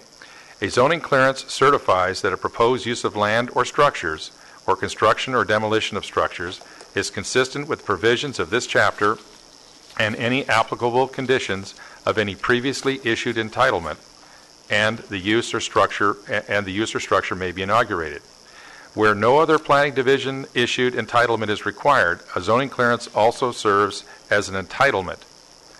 So the answer is that there are two types of zoning clearances. Ministerial permits that actually permit something to happen, and then there's zoning clearances which are certifications or acknowledgments that what somebody is proposing to do is already permitted by a permit already issued by the county. And so what's before you today are certifications. They're not even new land use entitlements. They merely certify that what they're doing, they already have permission to do. And so that's the nuance here, is that we're just certifying that what they're proposing is consistent with their permit, and it's not a new land use entitlement. With that, I'm available for any questions, as is Mr. Nguyen, and I think Director Prilhart may have a few comments. No, I don't have any comments at this point, but I'm available for questions. Okay.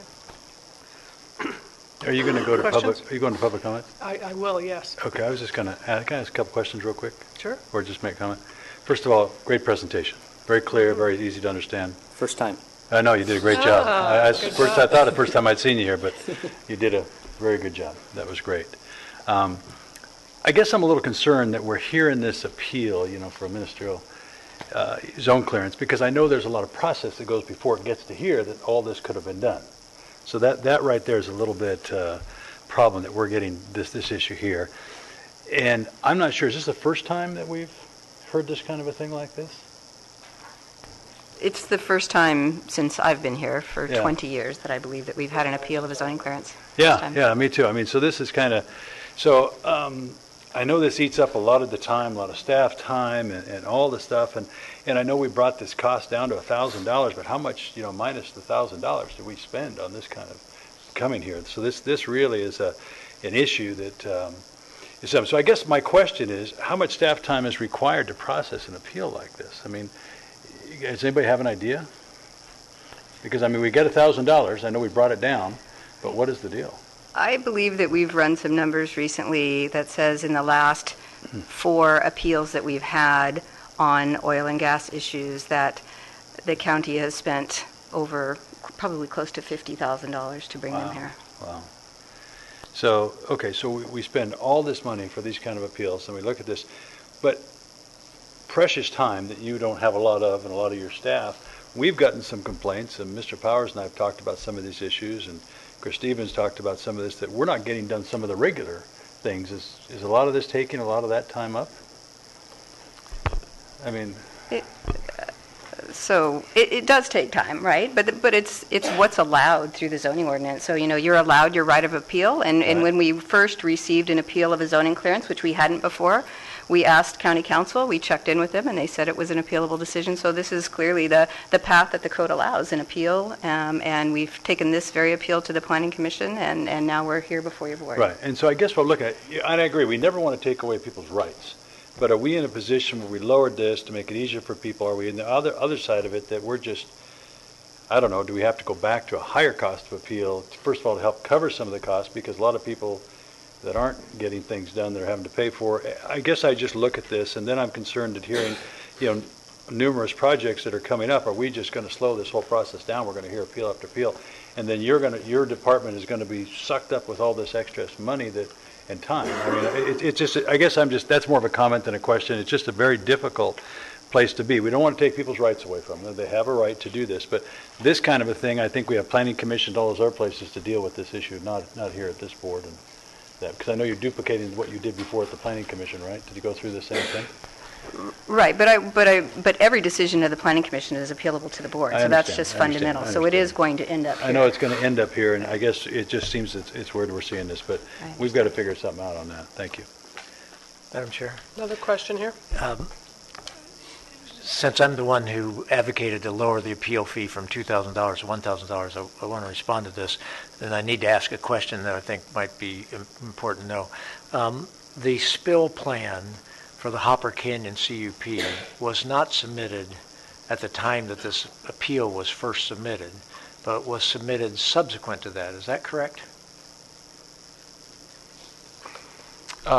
Chair Long, Supervisor Bennett, we did not physically have the spill plan in our possession at the time that the original... So when the people doing the appeal looked, they thought that they had they had a reason for the appeal because there was no spill plan.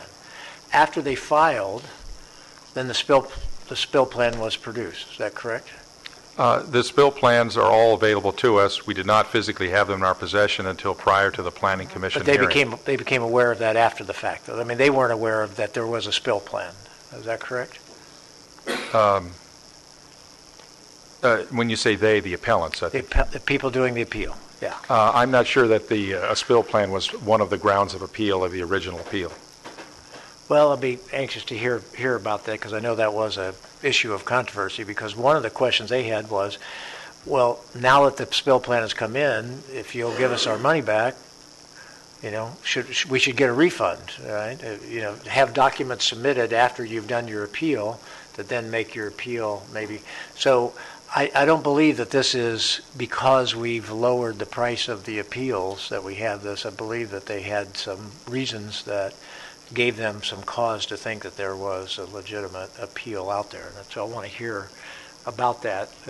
That'd be helpful for us. So anyway, I would offer that it's not just that there's a low appeal price and so people are going to appeal all the time. So, but I'd like to hear about that because that's my understanding at least in terms of that. Thank you very much.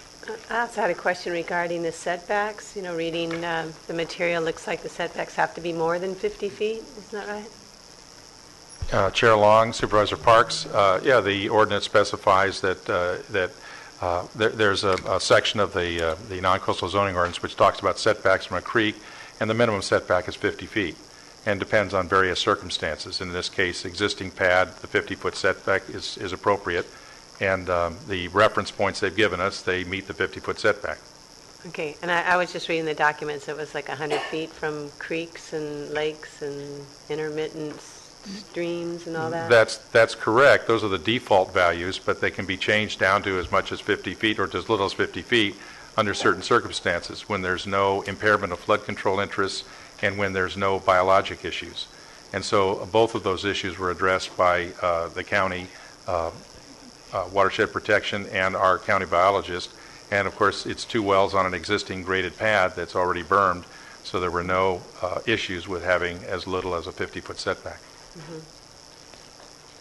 Can I just add something? We just heard something about the spill plan issue here. Is the spill plan thing our deal, or is that a Dogger thing? That's not really...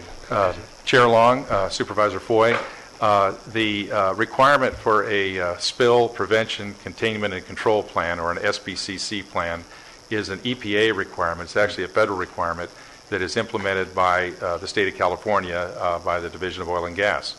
And so the county actually has no role in approving or reviewing or determining the adequacy of a spill plan.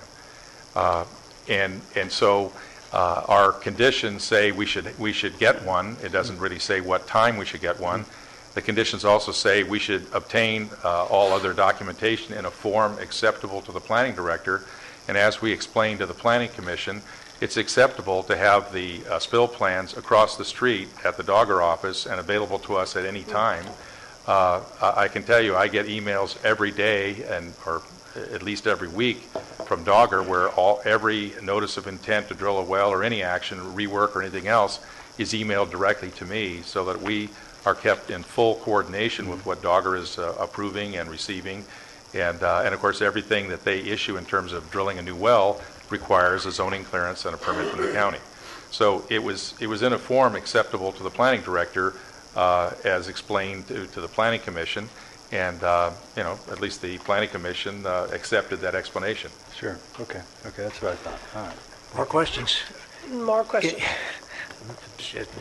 Democracy takes time. It does. Here we go. Traditionally, our permits, do our permits traditionally indicate that the applicant, the permit holder, has to stay in compliance with federal and state laws, like having a spill plan on file? Yes, we're in a schizophrenic universe today. We have a 60-year-old permit and a 5-year-old permit. So the 5-year-old permit, under modern standards, we always have a condition which requires compliance with other agency regulations. Great. So we have a condition that says you comply with other agency regulations. If the spill plan wasn't actually on file, if they hadn't filed a spill plan, would that be grounds for an appeal to say you shouldn't issue this? You're not calling it a permit. As this zone certification. Zone certification. Would that be grounds for an appeal? Well, I'm going to turn to county council, right? If they didn't have a spill permit on file. They just hadn't submitted it, let's say, all right? I'm saying that that's what happened. If they had not submitted it, so they were now not in conformance with state and federal, would that be grounds for somebody to say you can't go forward because they're not being consistent with their, they're not fulfilling the conditions of the CUP? Let me make sure I understand your question. You're saying, so the hypothetical is if they had no spill plan period? If they had no spill plan period, right, could that be grounds for somebody to appeal and say you shouldn't go forward with this zone certification because they're not fulfilling the requirements of their CUP? And if you want, I don't want to force a quick thing. Why don't you take your time with that? That's going to be a question I'll ask after the testimony. How about that? All right. Okay, and I'm fumbling for the exact language, permit condition that addresses compliance with other laws. Great. Because as Mr. Baca testified, the condition having to do with furnishing the spill plan doesn't state exactly when they're to furnish that to the county. And so I'll look at the other condition. Great, thanks. Okay, any other questions? Yeah, so if the spill plan wasn't in the original letter, it was just kind of added later, so how does that deal with? Chair Long, Supervisor Foy, both spill plans for the 2 oil fields in question were approved by Dogger and on file with Dogger across the street prior to the issuance of the zoning clearances. The point here is that we have a condition which says that the applicant shall furnish to the planning director a copy of the spill plan. Doesn't require any actions by us, just furnish us a copy. And then we have a separate condition which says that you should comply, and there's no timing on that particular condition of when you should furnish it to us. Then there's another separate condition that other agency authorizations shall be furnished to the planning director in a form approved by the planning director. And so our point at the Planning Commission was it's an acceptable form to have it electronically available across the street at the Division of Oil and Gas office rather than having large files here at the county of documents that we neither review nor approve. Right. So in terms of them having an approved spill plan prior to the zoning clearances, they did so.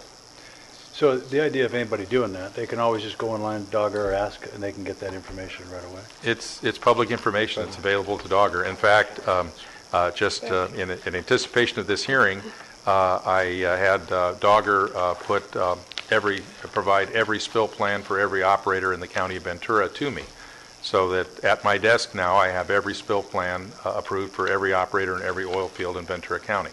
Okay. Just in case we have another hearing like this, and I'll be prepared. Okay, good. Okay, any other questions? Okay, thank you, Thank you. and good job. Again, a very good presentation. Yeah, Thank very, very clear. Okay, the process is, we'll have 15 minutes for the appellants of this zoning clearance action, and then we'll have 15 minutes for the operator, and then we'll open it up for additional public comments, and those will be put at 3 minutes for additional public comments. Okay? So, the appellant first. I'm sorry. Wait a minute. For the second Are time you today. going to correct me? Well, I'm sorry. Because this is a land use hearing matter, Yes. Our land use hearing rules require disclosure of any evidence that your board, each individual board member may have obtained outside of the public hearing. That includes any site inspection that you might have done prior to the hearing. Okay, any disclosure? None. None.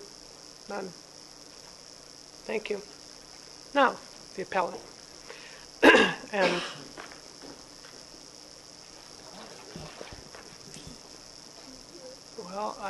good afternoon, Chair Long, members of the board. Thanks for having me here today. And first off, just a housekeeping matter. Since we're actually dealing with two separate appeals Can you here. state your name for the record, Oh, sir? I'm sorry. Jeff Kuiper, Executive Director of Los Padres Forest Watch. Since we're dealing with two separate appeals here, I'd like to respectfully request that we have 15 minutes for each one.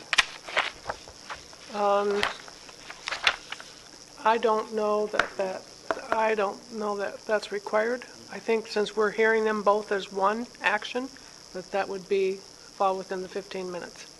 Okay. We're They're hearing completely both of them. different, but I'll try to squeeze in what I can here. Thank you. Thank you. So really briefly, our request today, we have 6 requests. I'll highlight them briefly here and again summarize them at the end.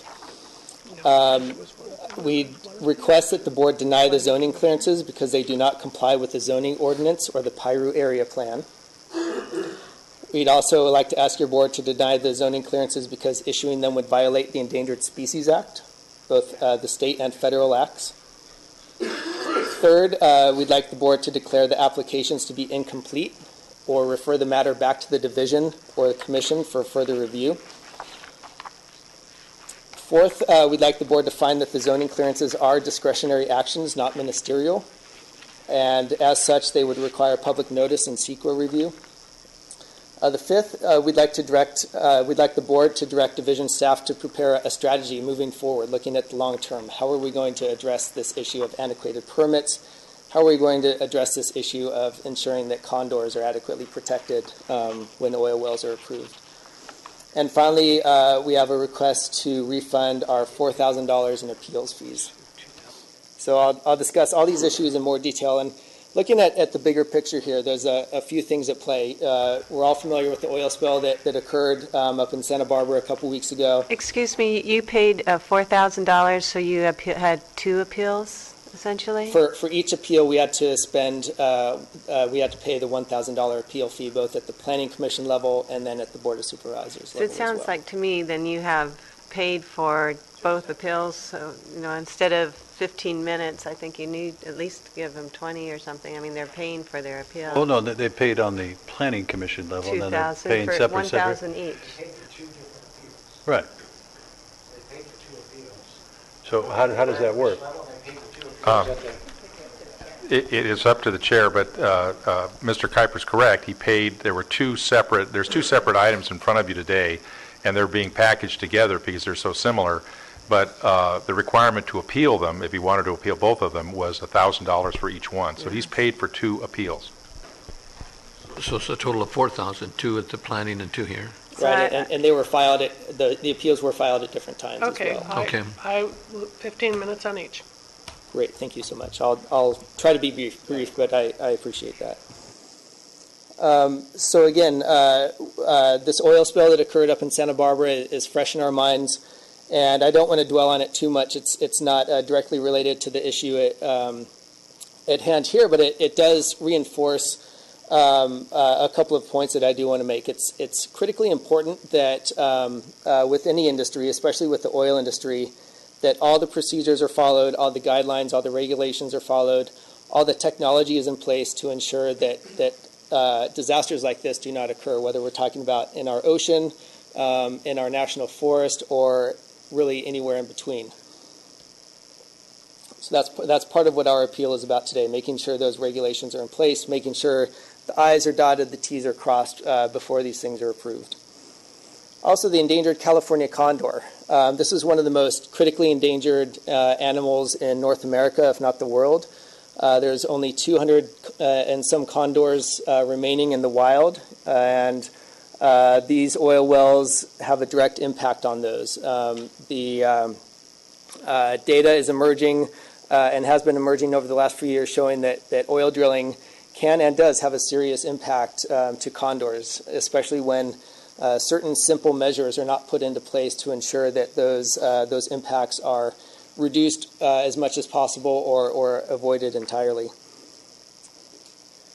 And why are condors so important here? Well, this is a map we put together showing I guess the density, for lack of a better word, of condor activity in relation to these conditional use permit boundaries and to the proposed drill sites. And think of it as like a Doppler radar map. The cells of red and orange are where condor activity is really intense. The areas of blue is a lower incidence of condor activity. The areas of white down below, there's no condors hanging out there whatsoever. So if we look at the Hopper CUP and the drill site here, that white circle with the black dot in the middle, you can see there's a high concentration of condor activity directly to the west. That is likely a condor roosting site. And then up here, there's a known and documented condor nesting site. And again, as Mr. Nguyen pointed out in his presentation, this is the Hopper Mountain National Wildlife Refuge right here, really the hub of the condor reintroduction program. That's where condors are released back into the wild, and it's really the center of efforts to reintroduce condors back into wild to ensure their survival. And then up here we have the Condor Sanctuary and the Condor Sanctuary in the Los Padres National Forest.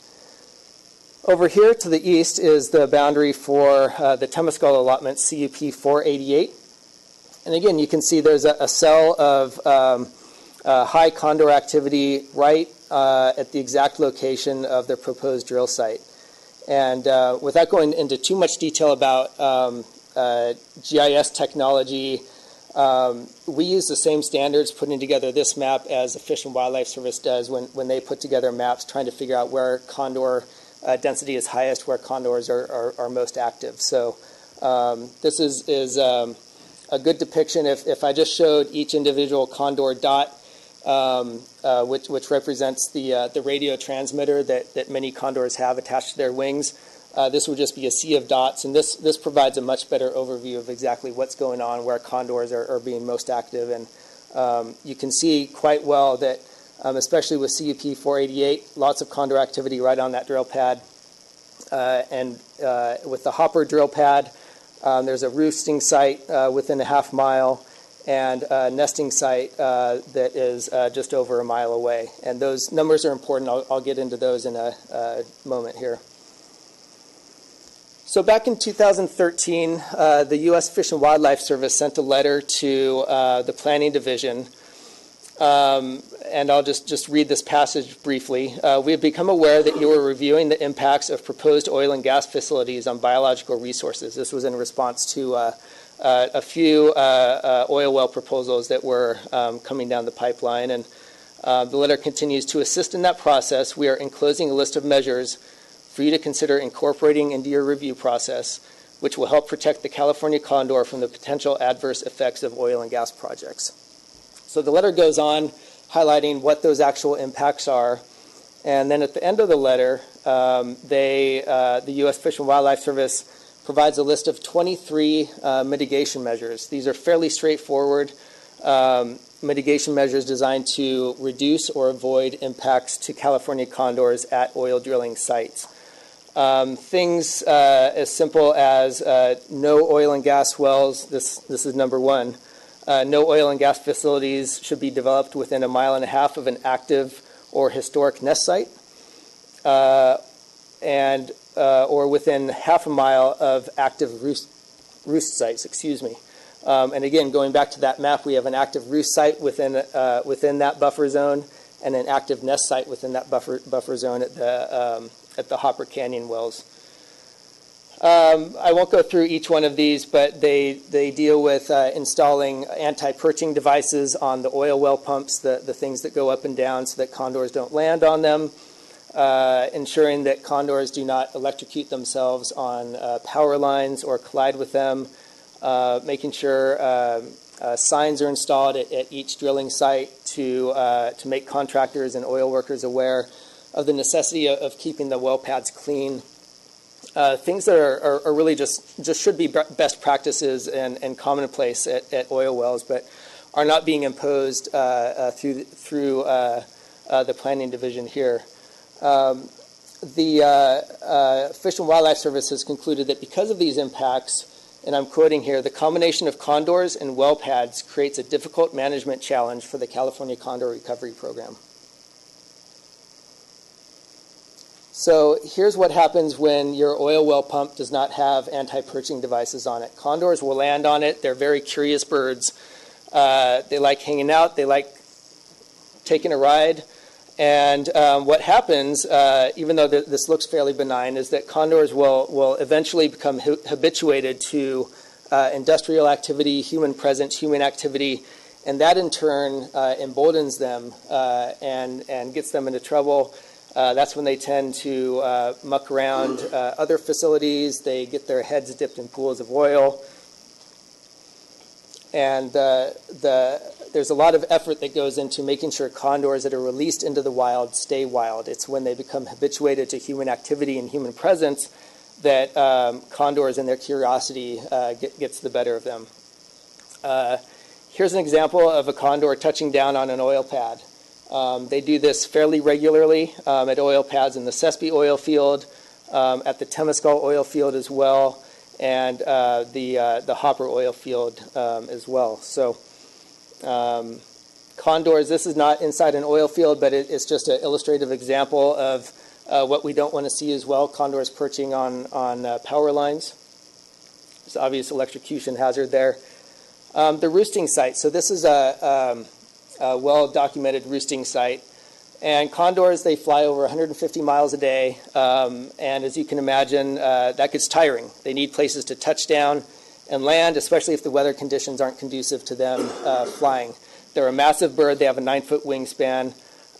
They can't be soaring around all day, especially when the currents and the thermals die down. They need places to rest. Then there's the issue of microtrash. Microtrash refers to small bits of trash, nuts, bolts, broken glass, rags, tape, you name it.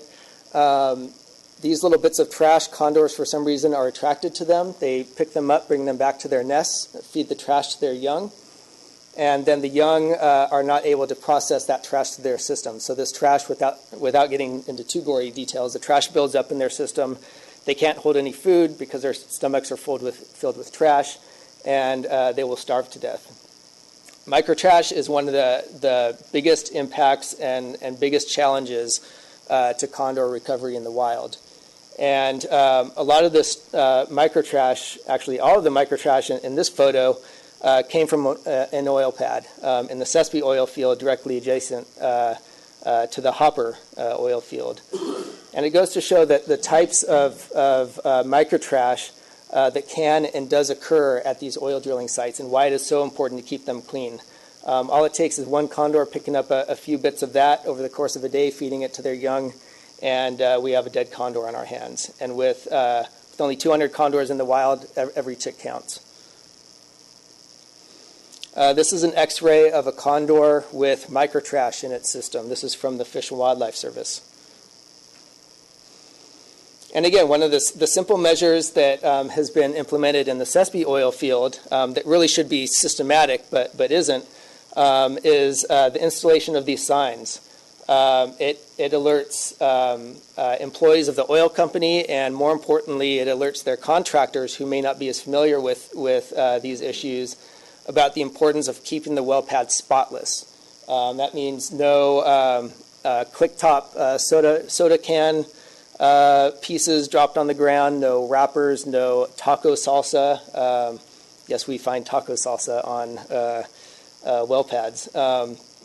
And very, very clear, very easy to install these signs, but they're not being installed in many of the drill areas that are at issue here today. This is another thing we don't want to see. This is a drill pad as well. A lot of bad stuff going on here. There's strangulation hazards. All these cords can entangle a condor. Again, condors are very curious. They've entangled themselves elsewhere in rope, and it would be very easy for them to get entangled in this as well. The caution tape, same thing. Open pools of oil and hazardous chemicals, definitely not a good thing. I don't really have to go into much detail as to why there. Open containers of oil. There's been specific instances of condors dipping their heads in pools of oil on well pads, going back to their nests. Their young get oiled as well. That's something we don't want to see, and we're seeing that play over and over in a slightly different way with the oil spill up in Santa Barbara and all the oiled wildlife going on up there. So again, a lot of effort has gone into the California Condor Recovery Program. This is a condor release up in Big Sur. The nests are monitored and watched sometimes daily by volunteers. Condors are trained to they undergo some aversion training with power lines to teach them that it's not a good thing to land on power poles. Nests are checked and monitored when there's an egg inside them to make sure everything is going as planned. And so all this effort is going in to protect the condors. Millions and millions of dollars is being spent to bring this bird back from the brink of extinction. A lot of different agencies, the Forest Service, BLM, a lot of nonprofit organizations, us, the Santa Barbara Zoo, the list goes on. And I think it's important for the County of Ventura to get on board with these recovery efforts as well, making sure that any time oil wells are approved in condor habitat, they have those 23 simple mitigation measures implemented and put in place. That's not what happens in this situation. For the Hopper Canyon CUP, a one-page negative declaration was prepared in 1973. This is it up here in its entirety. In 1974, some additional wells wanted to be drilled, and so they prepared a two-page negative declaration for those. You're seeing that in its entirety right here. And the addendum to these negative declarations, 3 pages long, was prepared in 2010 to go along with the CUP modification for the Hopper wells. We've heard a lot of discussion about that this afternoon, and about how at that point was the appropriate time to incorporate some of these things. But obviously, in this 3-page document, it doesn't go into great detail, doesn't mention condors at all, even by name. And in fact, none of these documents mention condors by name. Condors have been completely cut out of the equation with this conditional use permit. And that's a problem when you're approving wells that are directly in the middle of moderate to high use condor areas. A very different situation with the Temescal conditional use permit. That was approved in 1956 before CEQA. So no CEQA review was conducted at that time, nor has there ever been any CEQA review conducted. There was some discussion about the permit adjustment that was approved in 1996. Again, that was claimed to be exempted from environmental review, and so no CEQA review was done at that time as well. So again, conclusions the same. We've had extensive oil well operations in this conditional use permit over time, and not at any moment has there been any attention paid to condors and reducing impacts to condor populations. The Endangered Species Act, really briefly, it prohibits taking endangered species. Condor is listed as an endangered species under state and federal law. Take is defined as killing, wounding, injuring, interfering with its habitat, interfering with its behavior. Basically, if you mess with a condor or its habitat, that qualifies as take, and that's prohibited under the state and federal Endangered Species Act. Now, if that take is incidental to an otherwise lawful activity, such as oil drilling, the county can come in and apply for an incidental take permit. That is something where the application is submitted to the Fish and Wildlife Service, and the county would also prepare a habitat conservation plan. That plan would outline the measures that the county is willing to put into place to protect condors and their habitat from the risks associated with oil drilling. So it's a fairly commonplace process to do that. The county hasn't taken that step yet, but that is what the county must do to insulate itself from this take prohibition. If the county doesn't do that, then the county may be liable for take under the state and or federal Endangered Species Acts. So zoning clearances. We got some somewhat convoluted answers in terms of what is our standard here today, what guides our decision. And the zoning ordinance is very clear. There's 10 situations where, if you see right up top there, zoning clearance shall be issued if the proposed use of land satisfies one of these 10. So the first three are most relevant today. We're not going to address all 10 of them. The first one is the activity. Are the oil wells permissible under the zoning? There's no dispute there. And do they comply with the standards of Division 8, Chapter 1 and 2 of the Ordinance Code, the zoning ordinance? Number two, are the wells compatible with the policies and land use designations specified in the general plan? Also fairly straightforward. Number three, do the wells comply with the applicable terms and conditions of a conditional use permit? So that's what we're looking for. And really briefly, I'll touch on each one of these. So do these wells comply with the zoning ordinance? That's one of the questions that the board needs to ask yourselves this afternoon. And staff in the staff report addresses this issue right here. Is it permissible under the present zoning, and does it comply with the zoning ordinance?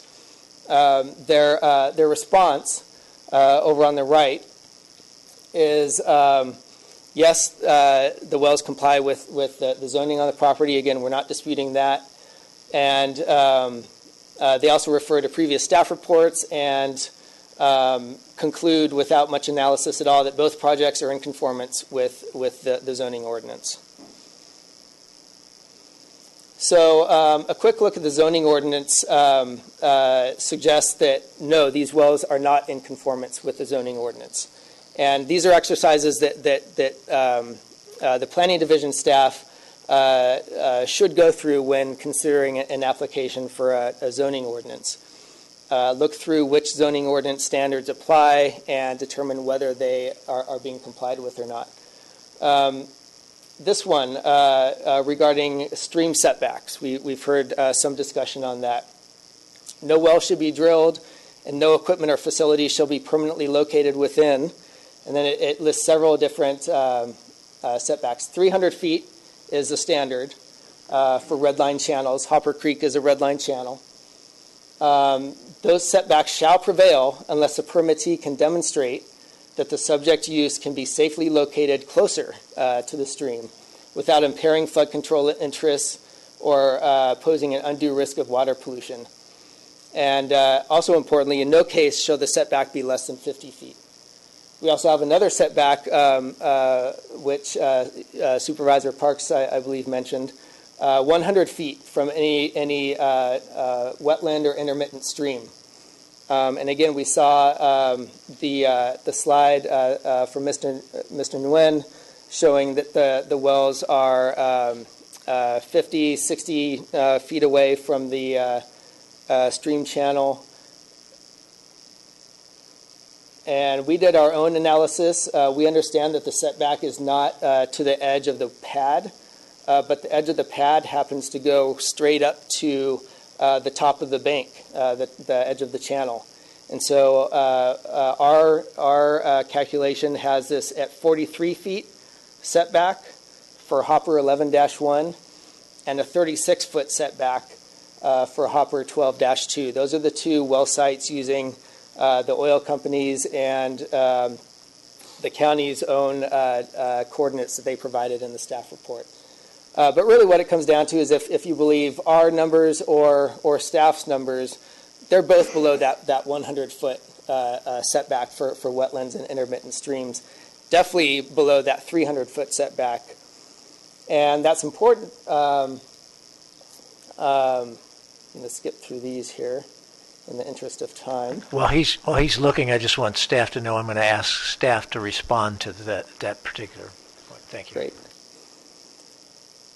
That's important because, again, going back to the language here, that 300-foot setback can be waived, but there has to be some findings made as part of the permit processing for that zoning clearance. One of the findings needs to be that the Public Works Agency is satisfied that subject to use can be safely located closer to the stream without polluting the water and without impairing flood control interests. Again, the 100-foot setback can be waived if a qualified biologist approved by the county determines that there's no significant biological resources present. Now, the county staff in their staff report says that, hey, these things were already decided in 2010. And we went back into the project file, could find no evaluation that either of these things had occurred. All we could find was this table in that staff report, whether this project complies with setbacks and drainage course obstruction. Complies, yes. Complies, yes. No evaluation, no opinion from a county biologist, no opinion from Public Works saying, yes, we approve this and this is why. No evaluation like that occurred during the 2010 effort, and certainly no evaluation like that occurred for the zoning clearance. So again, the spill plans, we discussed that a little bit as well this afternoon. We're actually talking about two different plans. There's a spill plan and a pipeline management plan. Both are required by state law. And the reason we're talking about those today is a portion of the zoning ordinance says the permittee shall furnish the planning director with a plan for controlling oil spillage and preventing pollution from reaching surface or subsurface waters. The plan shall be consistent with the requirements of county, state, and federal laws. So these two plans, the pipeline management plan and the spill containment plan, are necessary. They should have been submitted with the application. If they're not submitted with the zoning clearance application, how can the planning division figure out whether the wells comply with the section 8107-564 of the zoning ordinance? They just can't. If they don't have those on file, they can't just say, oh, well, Dogger has these things on file, and we trust Dogger. The staff needs to have these things and review them as part of the application processing. And why is this important? Well, a spill history for the Hopper Canyon field. A spill occurred there in 2012 while they were digging a ditch, and they actually ruptured a PVC pipeline that carried oil production from the oil field. This is the first time I've ever heard of produced oil being transported by a PVC pipeline. This goes on to say that the pipe was replaced with steel pipe, which is a good thing, but it made me wonder how many other pipes in this field or in the Temescal field or elsewhere are PVC pipe. I was floored when I saw that. Again, is it compatible with the general plan? That's something that the board has to do today. The Piru area plan has certain conditions in place, ensuring that oil and gas exploration and development is conditioned to minimize adverse impacts on biological resources. And then does it comply with the terms and conditions of the CUP? Again, this is county's response here in the staff report. The zoning clearances were issued in conformance with the terms and conditions of the applicable conditional use permits. No analysis. And usually what happens is that when the applicant submits their application, as part of their application, they have a report they put together that says, okay, permit condition 1, this is what it says, here's how we're complying with it. Permit condition 2, here's how we're complying with it. That was not submitted as part of the application for these zoning clearances. They're not before your board today. They have never been submitted to county staff, to our knowledge, throughout this whole process, and we've been going through this for the better part of a year.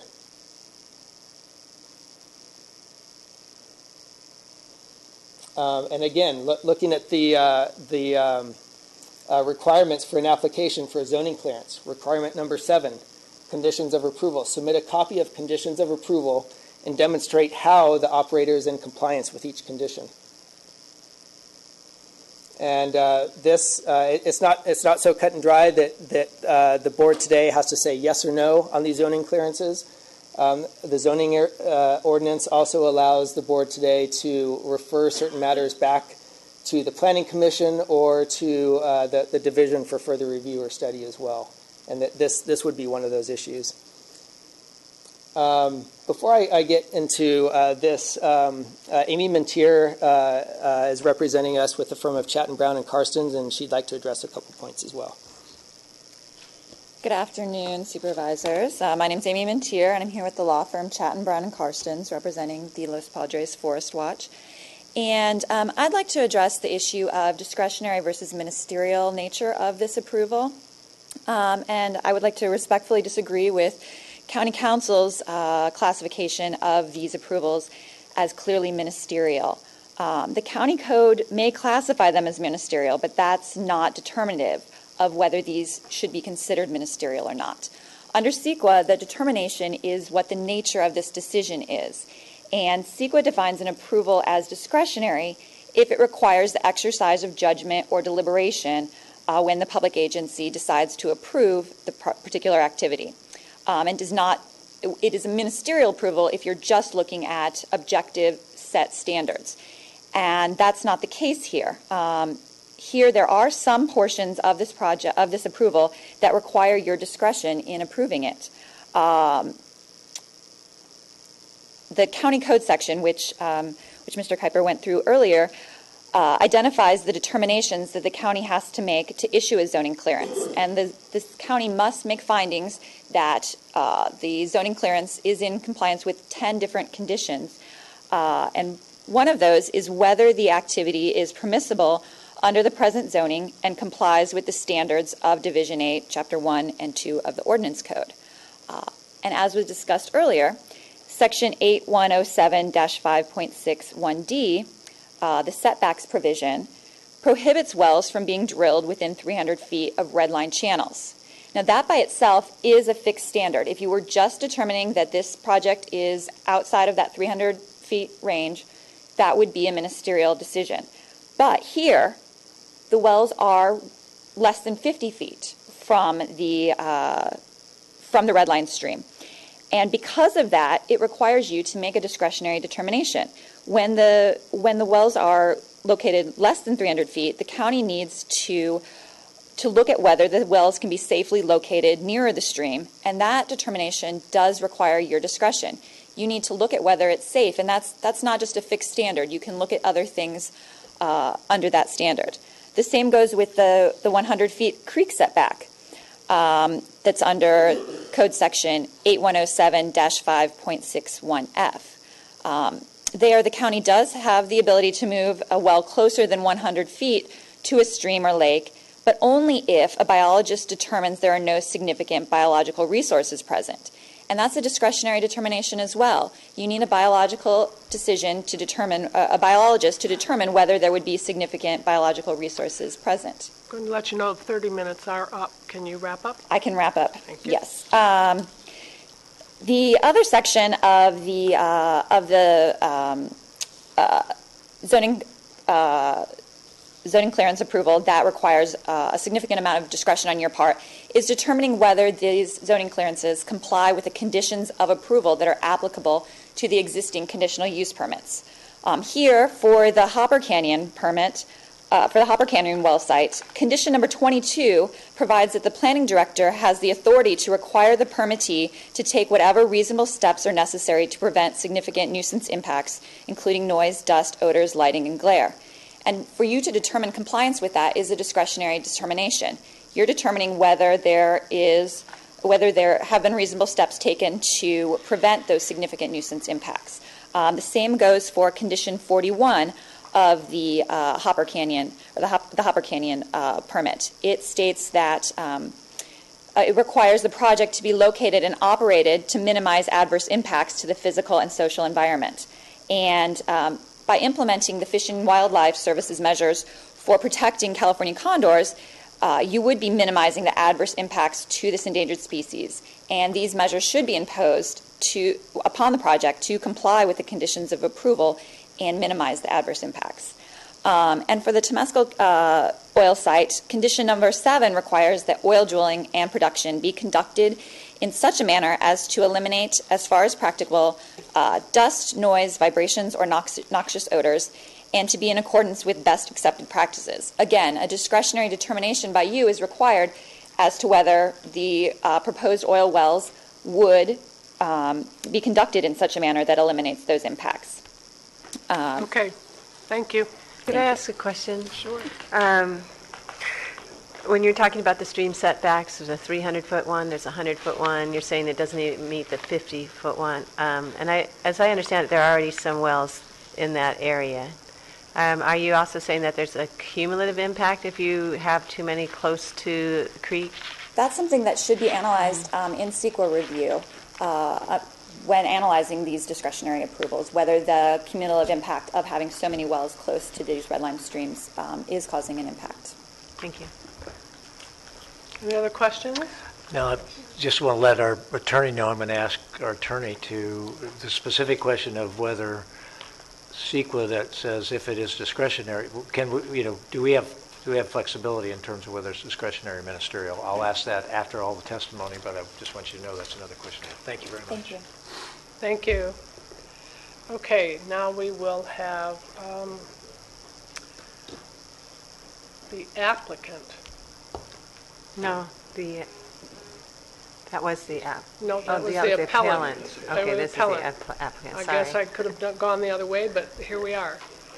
And you are David McDermott?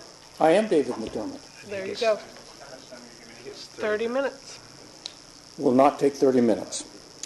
Good afternoon, Chairperson Long, members of the board, County Council, Ms. Prohart, County staff, and all members of the public. As I just said, my name is David McDermott. I'm senior attorney for DCOR and the applicant of the 2 zoning clearances today.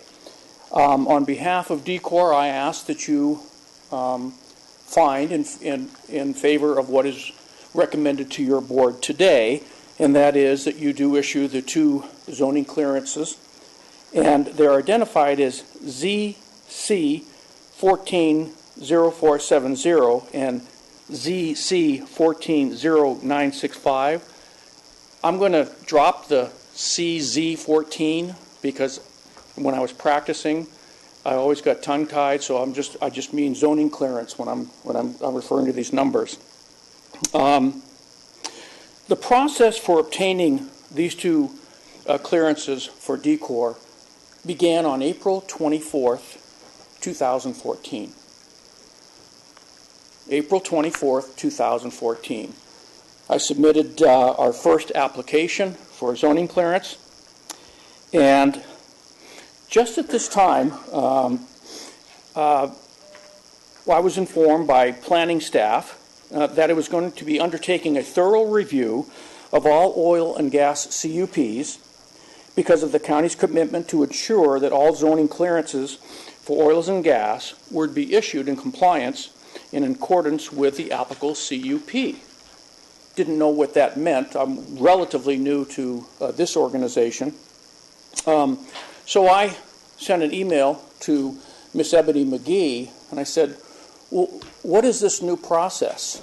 And she essentially said, well, it's not a new process, but she said, and I quote, all applications or requests submitted to the county are subject to thorough review, including, but not limited to, zoning clearances.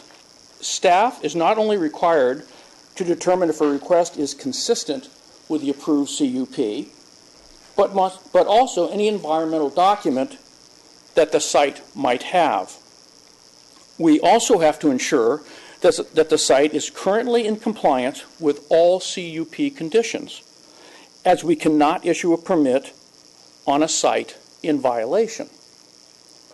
This thorough review is required and will be completed for each application the Planning Division receives. So I was put on notice that there's going to be some extra work going on. So prior to the granting of our first zoning clearance, I put an application in for the second one. I did this on August 6th, and that was for number 0965, and this was pursuant to our CUP 488 that you've heard quite a bit about today. So between April 24th, when I gave my first application, and August 1st, when we were granted a permit, DECOR worked cooperatively and in good faith with county planning staff as we undertook a thorough review of both CUPs, 488 and LU 090073. There was a lot of work that was done by county planning staff, somewhat, and some hard work on our part, but most of the hard work was done by staff. Finally, on August 1st, we were granted our first zoning clearance. This first clearance was appealed on August 11th, 2014. Our second zoning clearance was issued by the planning director on September 23rd, and this was appealed on October 13th by the appellants. We've now gone 6 months into a process. 4 months later, the Planning Commission on February 19th, 2015, unanimously approved the issuance of the 2 zoning clearance applications. After a lengthy hearing, over 2 hours of testimony, and a great presentation by Mr. Kuiper, because I think we all learned a lot from that presentation. I think this is the 3rd time I've heard it, and it's still very informative. So now, 3.5 months after the Planning Commission had its hearing, and almost 14 months after our first application, we get to stand here today, and I'm going to ask you again to please issue the zoning clearances. So, what is the legal issue presented? County Council has said it over and over.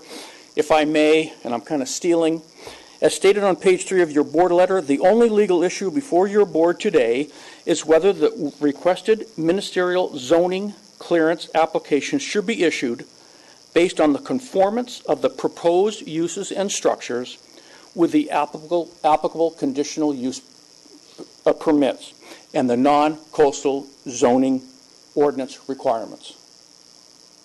That's it. We are either in conformance or we are not. As you know, the planning director, based on a thorough review that I alluded to before of DECOR's compliance history with our CUP, all our activity, decided we were in compliance and issued our first zoning clearance. After reviewing our second application, it was determined that we were in full compliance.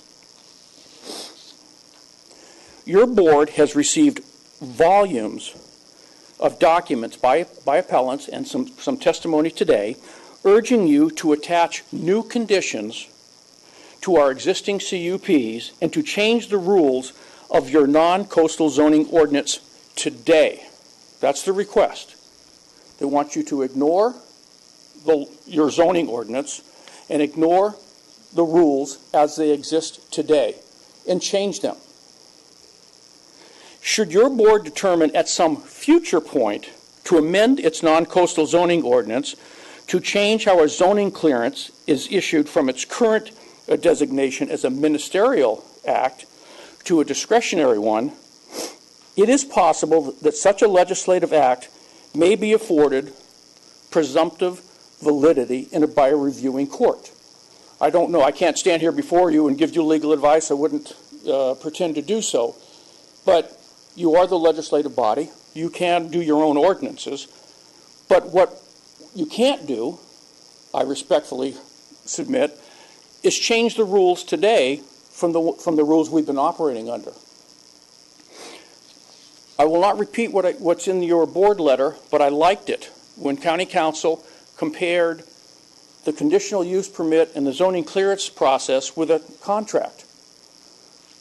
While it isn't exactly contract law, both parties have agreed to abide by a certain set of rules. We've promised each other, if I do this, then you do this. If you do this, then I do that. Well, we've done that. In other words, DECOR has fully performed its side of the contract. There's no violations. We've done what we're supposed to do, both with 488 and our other conditional CUP. So absent a finding by your board today that the DECOR is somehow in breach, then you are legally required to submit to grant our zoning clearance permits without any additional terms or conditions. Now, we're an oil and gas exploration company. It's what we do. I respectfully request that we be allowed to continue to do business, to do our business, and that is oil and gas exploration. Now, there was a picture up here a little bit about the fire at Hopper Canyon. And I would like to talk to you about the fire at Hopper. With me today is DECOR's president, Andrew Prestridge, who was the incident commander and who was responsible for implementing DECOR's spill prevention, control, and countermeasure plan, which is this document everyone's been talking about. And it is site-specific. Every site that we operate has to have a spill plan, and it does come from the EPA. It is administered by Dogger. Dogger is the lead agency for this site plan. So this site plan is reviewed by an engineer to make sure that the countermeasures that are there are accurate. They're not just pieces of paper that are thrown in. So on Friday, April 24th, a facility fire occurred at our Hopper facility just after 5 p.m. First of all, and thankfully, there were no injuries to DECOR personnel or to any other personnel who responded. All released oil was contained in the existing containment area, and no oil was released into the environment. In other words, the countermeasures and the training that we received, that our field personnel received, were effective. Upon notification of the fire by a DECOR employee on that day, Andrew Prestridge, he initiated the incident management team from this book, notified Bruce Hessen at Dogger, and on down the line, all the responsible parties were notified. At the time, when the event was occurring, there were approximately 50 DECOR personnel on site, including private contractors that we contract with in the event of a spill. There were approximately 50 responding personnel from other agencies. Given the nature of this incident, County Fire, upon arriving at the scene, assumed the incident command and took over. And they determined to let the fire run out. DCOR asked the Ventura County Fire Arson Investigator at the scene to review the incident and to determine a cause. The initial findings have been submitted to Dogger and the county. The exact cause of the fire is still unknown. DCOR is investigating possible causes and will notify Dogger and the county district attorney as soon as our investigation is completed. We deeply regret the fire, and we're just thankful that no one was hurt. We're thankful that the containment system worked. We're thankful that the training worked, and we're thankful for the training that your folks, your fire responders, have received that were there to assist us. So with that, you can ask questions of me, of course. Mr. Presters is here to answer any questions you have about the Hopper incident. Thank you very much. Thank you, Mr. McDermott. Are there questions? I do. You've heard the presentation more than I have from the appellant. Yes. And they make some very good recommendations on mitigation and things that also would be, it seems, pretty easy, like signage and others to prevent perching. And there's a whole group of them. And if we are have our hands tied so we cannot put conditions on, is this something that you would consider doing because it's the right thing to do? I think the last time when we were in front of the Planning Commission, it was asked a similar question, and I know that at Temescal, we do have the sign. It's because you can see the condors up there, floating up there, and our workers are very aware of the micro trash. There are the signs there. I just asked Mr. Prestridge about Hopper. And we're not certain if there's a micro trash sign at Hopper. Hopper is further down in the canyon, and just anecdotally, we've not witnessed any condor activity in that area. But to answer your question, we are aware of that, and we do things, and we do not want to be responsible for any injury to any condor. So we are aware of some of the things. We have implemented some of the best practices. We have not implemented 1 through 13, and we could get back and we could report to the planning staff what we do at each site, if that would be your preference. Well, and things like seeing that they don't perch, the anti-perching thing. So there definitely are some that don't seem very expensive, don't seem onerous, and would make a big difference. And I just think, if, as I said, if our hands are tied, it's still the right thing to do. I'm glad you have signs at one. It seems appropriate to put it at the other. But we'll have to see how the discussion goes with the board. Okay. But that, to me, just seems like, why wouldn't you do it? It isn't expensive, and it's the right thing to do. So. Well, my president's right here, and I know he's hearing this. I'm hearing it, and probably folks back at the office are hearing this. Thank you. Any other questions? I have a question for Mr. Kuiper that, because they went to the end of their time, I didn't want to ask then, but since he's done early, Thank you, Mr. before McDermott. we go into the other. Okay. Question to Mr. Kuiper. Yeah, Mr. Kuiper, I'm still trying to resolve this issue about your appeal and the site plan, the spill plan, and I know you said there's really two plans.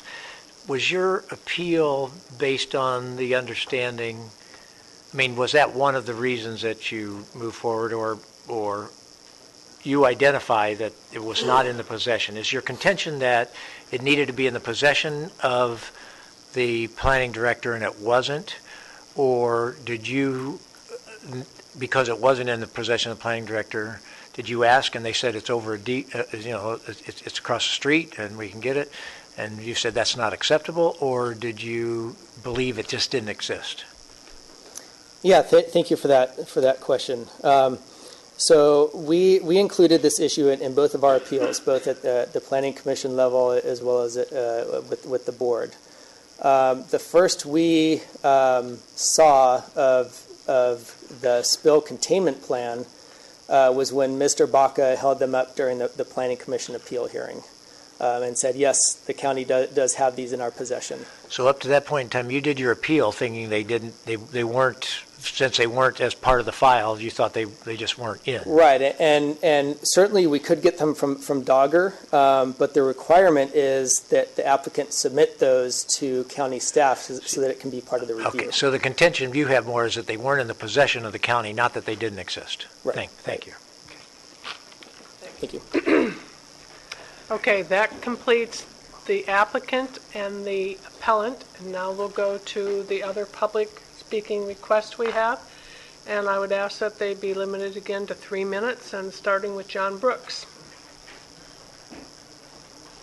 Thank you. Chair Long, before I begin, I've been asked to deliver an email from the Environmental Defense Center in regards to a memorandum that Mr. Baca submitted to the record yesterday morning. It calls for the withdrawal of that memo, and because it's not applicable and they did not have time to review it. Okay. Chair Long and members of the board, I am John Brooks, president of CFROG, Citizens for Responsible Oil and Gas. We are an all-volunteer group of your constituents, and all we want is a more rigorous review of oil and gas projects. In recent weeks, we've seen a lot of things, including that picture we saw from Hopper Canyon. I contend that there was a great deal of oil released into the environment as it burned. Fortunately, it was contained by the berm around the pad, but certainly the danger to the Hopper Canyon National Wildlife Refuge Hopper Mountain was considerable and is considerable, and that's why we do not want to see these things spread into the National Wildlife Refuge. You're also aware, obviously, and Jeff mentioned it earlier, of the risk of the Refugio pipeline spill that's currently killing wildlife and bringing tar balls to Ventura County beaches. Our concerns about the projects before you today are not based on unfounded fears. They're based on the reality of things that are happening. There was also a pipeline rupture in the Upper Ojai that, fortunately, because there's no water in the channel, did not flow into Cesar Creek. That happened within recent weeks as well. We're here today because these wells do not comply with the general plan or the zoning ordinance, especially in regards to the creek setback issue. They are also discretionary, not ministerial decisions. We're not asking you to change the rules. We're asking you to follow the rules that are already on the books. CFROG argues and agrees with Los Padres Forest Watch that you should nullify the zoning clearances, especially the 5 proposed wells in the Temescal oil field by DECOR are only the latest of a large number of permits issued without proper review. In April of this year, the Environmental Defense Center sent you a letter that documented that over the last 2 years, nearly 95% of the well drilling in this county was conducted without environmental review or application of the new county notices and reporting requirements. Now, the EDC says in that letter that was sent to you in April that that was more than 400 wells. According to the memo that Mr. Baca submitted yesterday, the actual number is 115. So, okay, maybe it's somewhere in the middle, I don't know. But even if we take his lower number, you must agree that over 100 is a large number of wells being adopted without environmental review. And here are 5 more, the Temescal wells, before you today. Why is this happening? It's being done on the basis of an opinion. And respectfully, I stress the word opinion because we're finding more and more legal findings that differ from our own county council's opinion. Under county council's opinion, oil operations within the boundaries of these antiquated CUPs, such as the ones before you, are essentially frozen in time, governed by World War II ordinances that are exceedingly general and vague, as you know, and do not have modern land use controls. Please reread the letter from the EDC. It shows how that opinion greatly overstates the scope of vested rights held by oil companies and unconstitutionally delegates the county's duty to protect the health and safety of local residents. In June of last year, the law firm Shute, Mahali, and Weinberger, on behalf of Los Padres Forest Watch, also sent you analysis to then Chair Supervisor Bennett that reached the same conclusion, namely that the California Supreme Court has long held that vested rights doctrine does not protect permit holders who seek to drill new wells or re-drill, rework, or deepen existing wells. Mr. Brooks, your one time's moment. up. Okay. I'm finishing. When you vote to nullify these zoning clearances because they do not comply with the general plan and zoning ordinance, I urge you to develop a process for planning staff to evaluate zoning clearance applications so that Ventura County is in compliance with CEQA. Thank you. Thank you, Mr. Brooks. Carol Holly.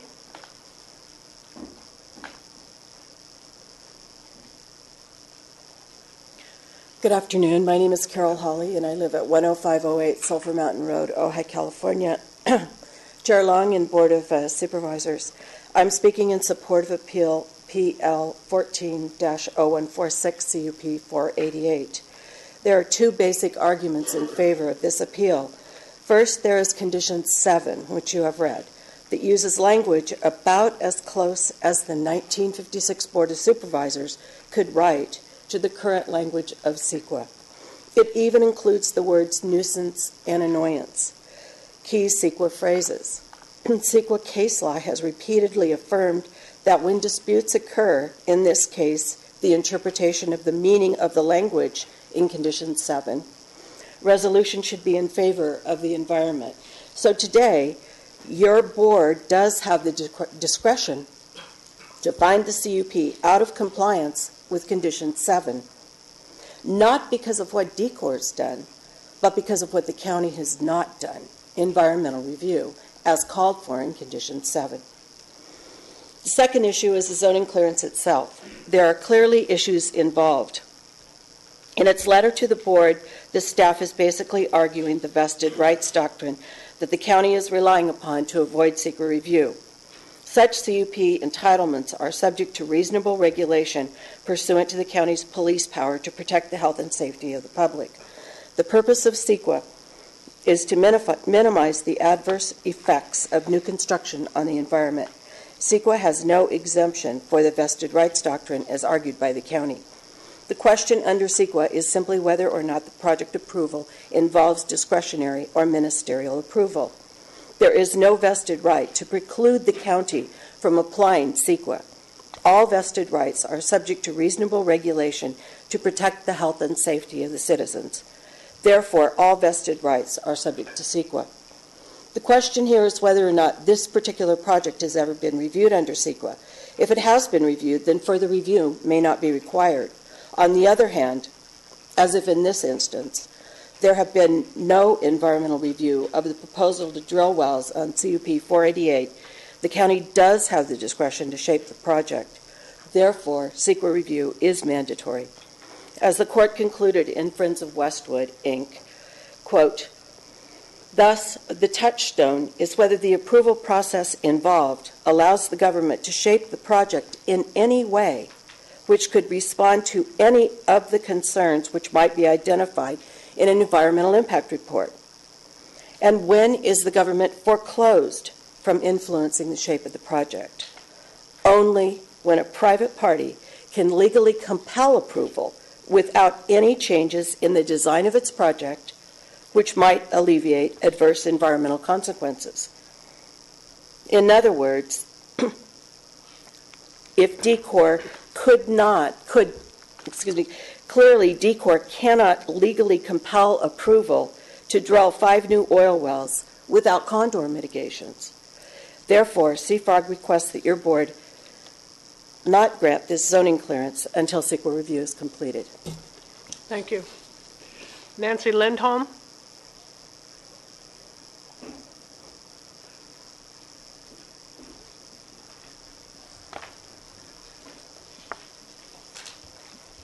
Good afternoon, Chair Long and members of the Board of Supervisors. I'm Nancy Lindholm, CEO of the Oxnard Chamber of Commerce.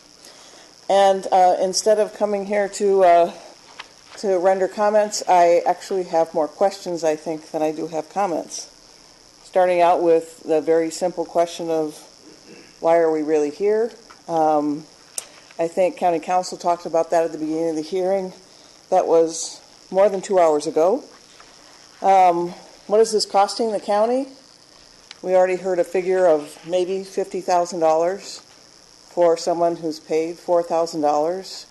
How many times is the county going to go through this? What kind of precedent will you set if you grant this appeal today? How do you avoid this from happening from time after time after time, which would cost the taxpayers hundreds of thousands of dollars? And I guess my last question is, would you be hearing this appeal if the CUP was issued to a business other than the oil and gas industry? Thank you, Ms. Lindholm. Greg Safane.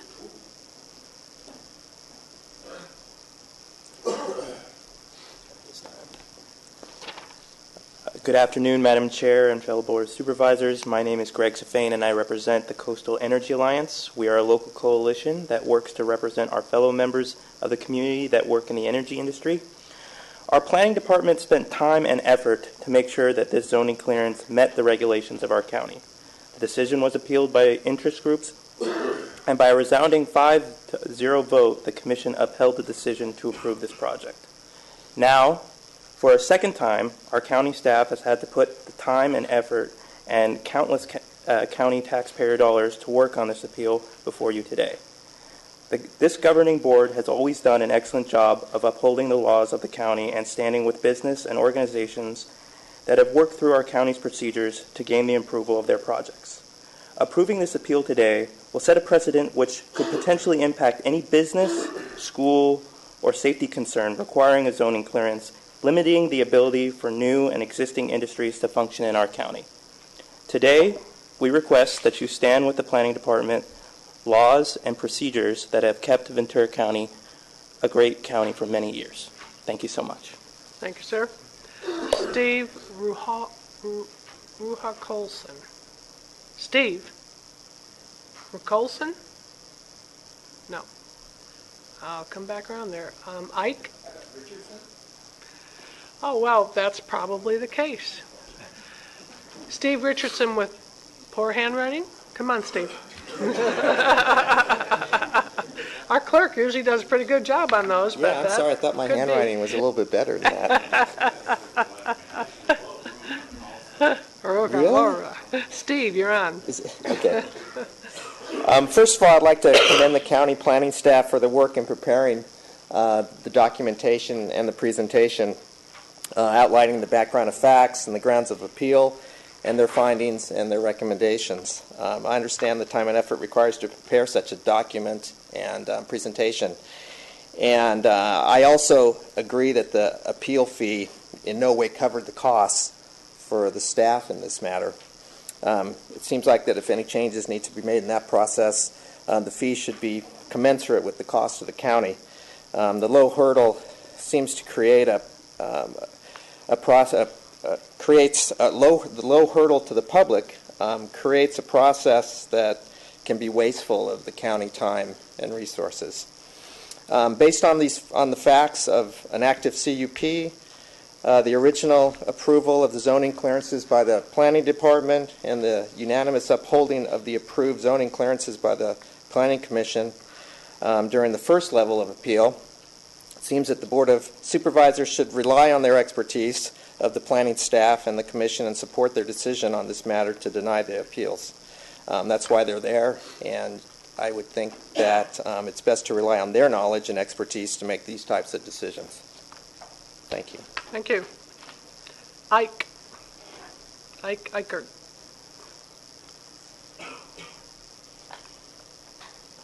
Thank you, Chair Long and Board of Supervisors.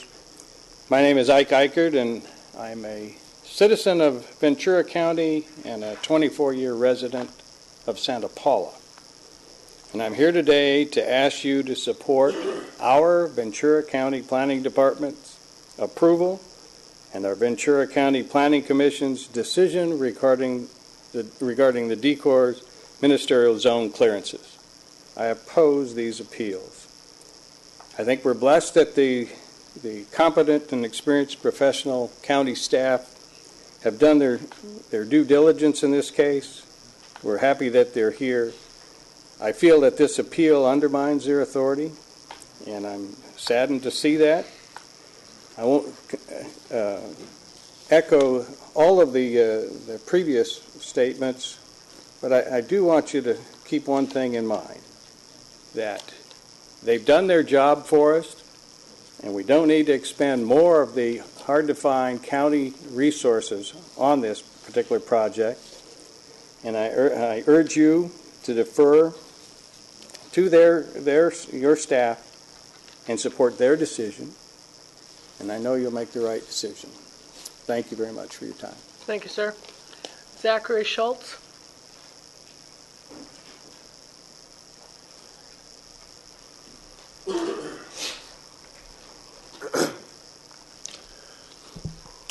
Good afternoon, Madam Chair, Supervisors, and staff. My name is Zachary Schultz. I live in Simi Valley, and I'm a student at CSU Channel Islands. I'm speaking today to address my concerns about how rules and regulations affect businesses in this county. It is important that Ventura County sets a standard in making sure we have transparency between our local governments and the people, and that our laws are upheld. Clearly, the Planning Commission, the entity whose job it is to determine the legitimacy of public land use, thinks this zone clearance appeal is a bad idea when all 5 planning commissioners unanimously vote against it. If it were to pass, it would make all businesses vulnerable to the agendas of special interest groups, which undermine the authority and purpose of the Planning Commission, making the legally binding contracts between them and businesses obsolete. Therefore, I urge you to stand with the Planning Commission's decision to not support the appeal made against the zoning clearances. Ventura County has a history of supporting small local businesses and should continue to do so. Thank you for your time and have a great remainder of your day. Thank you. Chris Collier.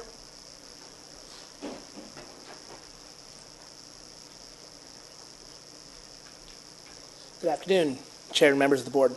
My name is Chris Collier. I'm speaking today on behalf of the Camarillo Chamber of Commerce. The chairman couldn't make it, and so I'm speaking in my capacity as the incoming chair of the Business Advocacy Committee. I'm personally a business owner and a member of the Chamber of Commerce.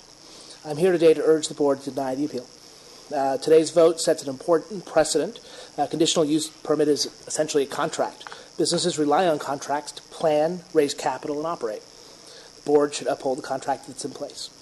Business community is concerned about the uncertainty. In fact, I heard at the Planning Commission hearing that they called it chaos if this were to go forward, what would be created. It would hurt local businesses and our ability to plan, and the precedent that would set would create unnecessary instability across a variety of industries in the county. This is not just about oil and gas.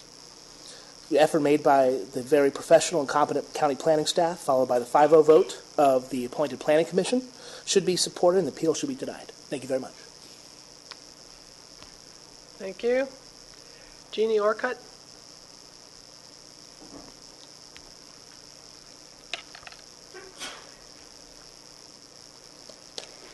Good afternoon, Chair Long and members of the board. My name is Jeannie Orcutt, and I'm a concerned citizen from Santa Paula. I'm here today asking you to deny this appeal. The Planning Department approved these permits, and the Planning Commission upheld the Planning Department's decision. Upholding this appeal sets a dangerous precedent, which would potentially impact any business depending on a permit to conduct their operations. By upholding this appeal, you'll be affecting many jobs in Ventura County and the many families that depend upon these jobs. Thank you. Thank you. Sandy Smith.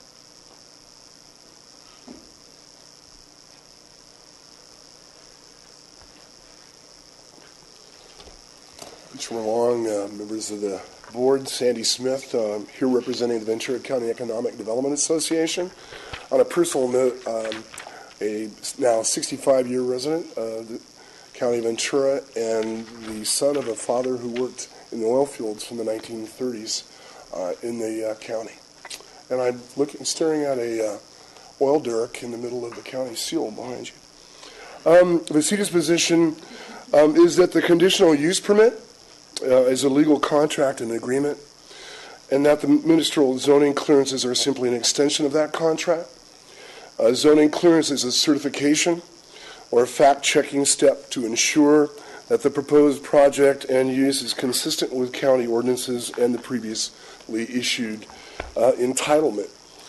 By granting the appeal and the issuance of the zoning clearances, this board will set a precedent that will send the message that anyone can successfully appeal a zoning clearance simply because they don't like a specific project or use. If the facts are correct, then the zoning clearance and the work that's been done by your staff, which has been extraordinary, should be followed and issued.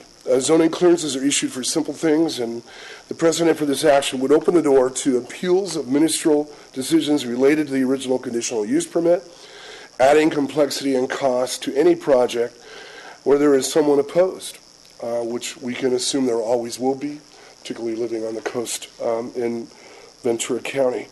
This appeal follows a resounding 5-0 vote of denial by your Planning Commission, upholding the decision of your Planning Department. The CETA urges this board not to discount your staff report and the work that's been done by your staff to get to this recommendation, and to vote to deny the appeal and issue the zoning clearances as outlined. Thank you for your time. Thank you. Lynn Jensen.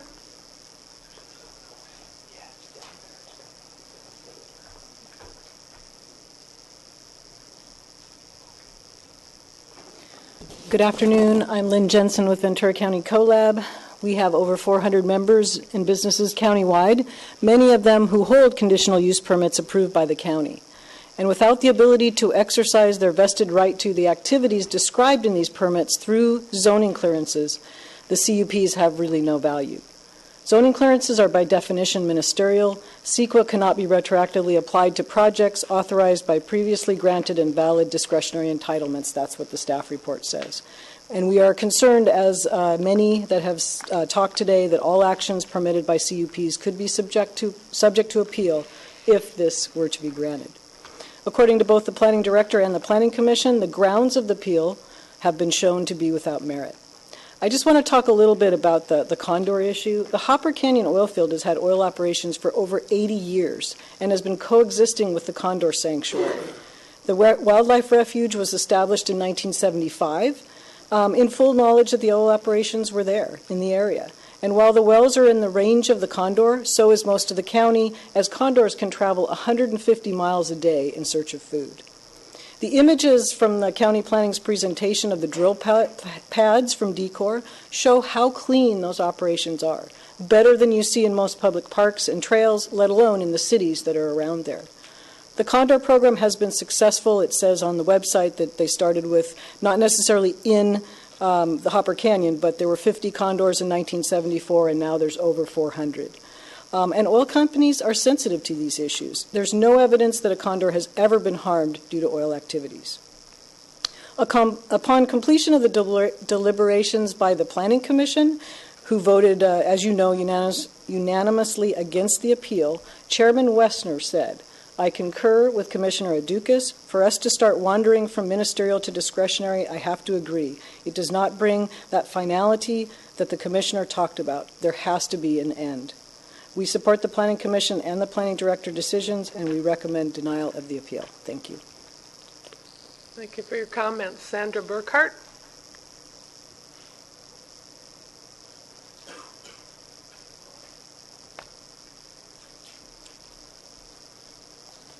Good afternoon, Chair Log, members of the board. My name is Sandra Burkhart, and I represent the Western States Petroleum Association. Much of what I was going to say today has already been said, so I'm not going to repeat that. But as I've sat here today and I've listened to everything, I wanted to kind of highlight something that seems to be missing maybe today. About, I would say, 75% of what I've heard today is good information, but has nothing to do with the decision you're making today. The appellant had some really great information about the condors and some different references today. In particular, he brought up the oil spill, and John Burks brought up the oil spill as well. It was a very unfortunate incident, but has nothing to do with the decision. It's not relevant to what you're looking at today. He also brought up the U.S. Department of the Interior letter, which, again, great information. I'm sure the Planning Department has seen that, dated 2013.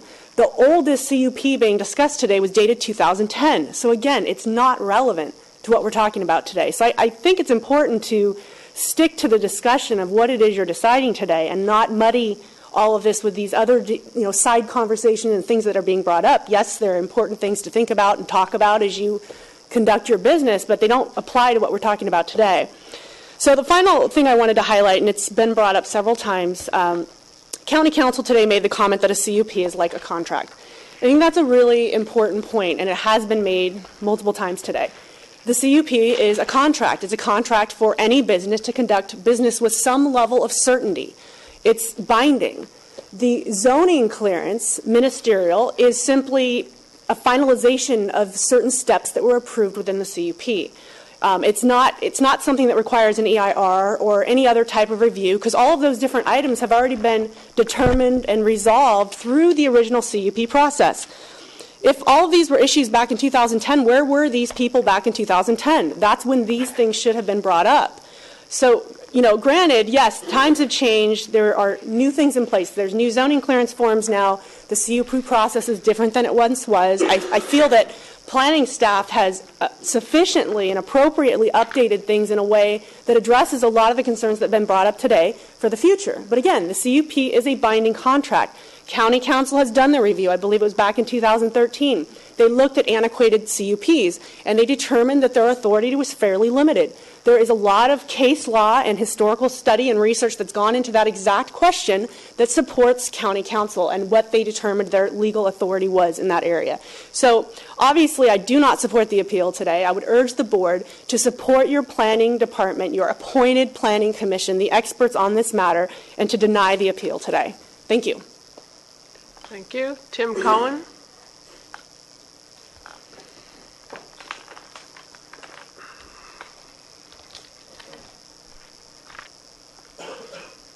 Good afternoon, Tim Cohen, Rancho Temescal and Piru. And I sat through the Planning Commission hearing, and I was kind of surprised that we're back here today. And I guess the surprise was based upon the information that was discussed from the Planning Department, from the appeal, from County Council. You know, I have a CUP that operates a drug and alcohol rehab facility. And I'm fortunate there's not a lot of people out there that hate us. And so we don't have to worry about appeals. But we're talking a long-term investment to get a CUP. Significant amount of money, significant amount of time. And then if I just want to draw a permit to build my trash enclosure, that could be appealed, would be ridiculous because the CUP has already been granted. Certainly we learn things as we go forward. Maybe in 30 years someone's going to look at the CUP that this board gave me and thought you were ridiculous. But at the time, that was what was known. And so I was also part of another organization that filed an appeal that really had, in my opinion, much more significant merit. But eventually we withdrew it because we couldn't afford the $2,000 fee, and I didn't know that there was a discount program. So I wish I had known that. You know, when Brian Baca says that chaos would reign, I think we all enjoy Brian's humor. But when County Council says it and agrees with them, chaos would reign if every zoning clearance, every ministerial, you guys would hate your job. You'd be here every day of every week. Because for $2,000, we could appeal every trash enclosure, and you would change the rules quickly. It's a bad precedent. It's a bad process. It would disincent people to long-term investment in our businesses, our communities. It would be chaos. And I don't think that that's what rules and government and function are for. It would just be a terrible, terrible precedent, but you would be the recipient of your own precedent. So, thank you. Mr. Cohen, I just let you know there's not a discount process. We changed the appeal for everybody. We changed the cost of the appeal for everybody. So it's only $1,000? It's $1,000 for maximum for these appeals. That's right. That was so a change. No matter how much staff time and everything? Well, if it was $2,000, it was no matter how much staff really? time. Because there's a box where you check that says up to this amount or unlimited on the appeal process that I filled out. Well, I'm not I'm familiar with that, but I just, in the interest of keeping. But if I knew it was $1,000, I would have kept on going. It's $1,000 for the appellant, it's $1,000 for the applicant, and the rest of the cost is borne by the county. The board made that decision about 18 months ago. Wow. So that's I got to the re-reform. My appeal. apologies. Yeah. Thank you. I would have kept going then. That's when we changed our fee schedule. You would have kept going. Really, Tim? Now you made it known to everybody, Steve. Stephanie Caldwell. That's our last one, I think. Good afternoon. My name is Stephanie Caldwell, and I'm the President and CEO of the Ventura Chamber of Commerce. I would like to echo many of the comments that were made here today, and I do encourage you to support the good work of the county staff and oppose this appeal. I'm going to use a sports reference. You know, as we gear up for the NBA finals this week, these teams have spent the better part of the year playing by the rules, doing their work, making their workouts, acting as a team, and it would be unfair to them and unjust in many ways to change the rules at the final games. And I would argue that DCOR has been playing by the rules and following the rules and working. So I would request that you, again, support the good work of the staff, and regardless of which team we're on, we need to play by the rules. Thank you. I do want to point out, you probably wouldn't want to be saying that right before the Super Bowl instead of, with the Indianapolis Colts wouldn't appreciate that comment about New England, right? Thank you.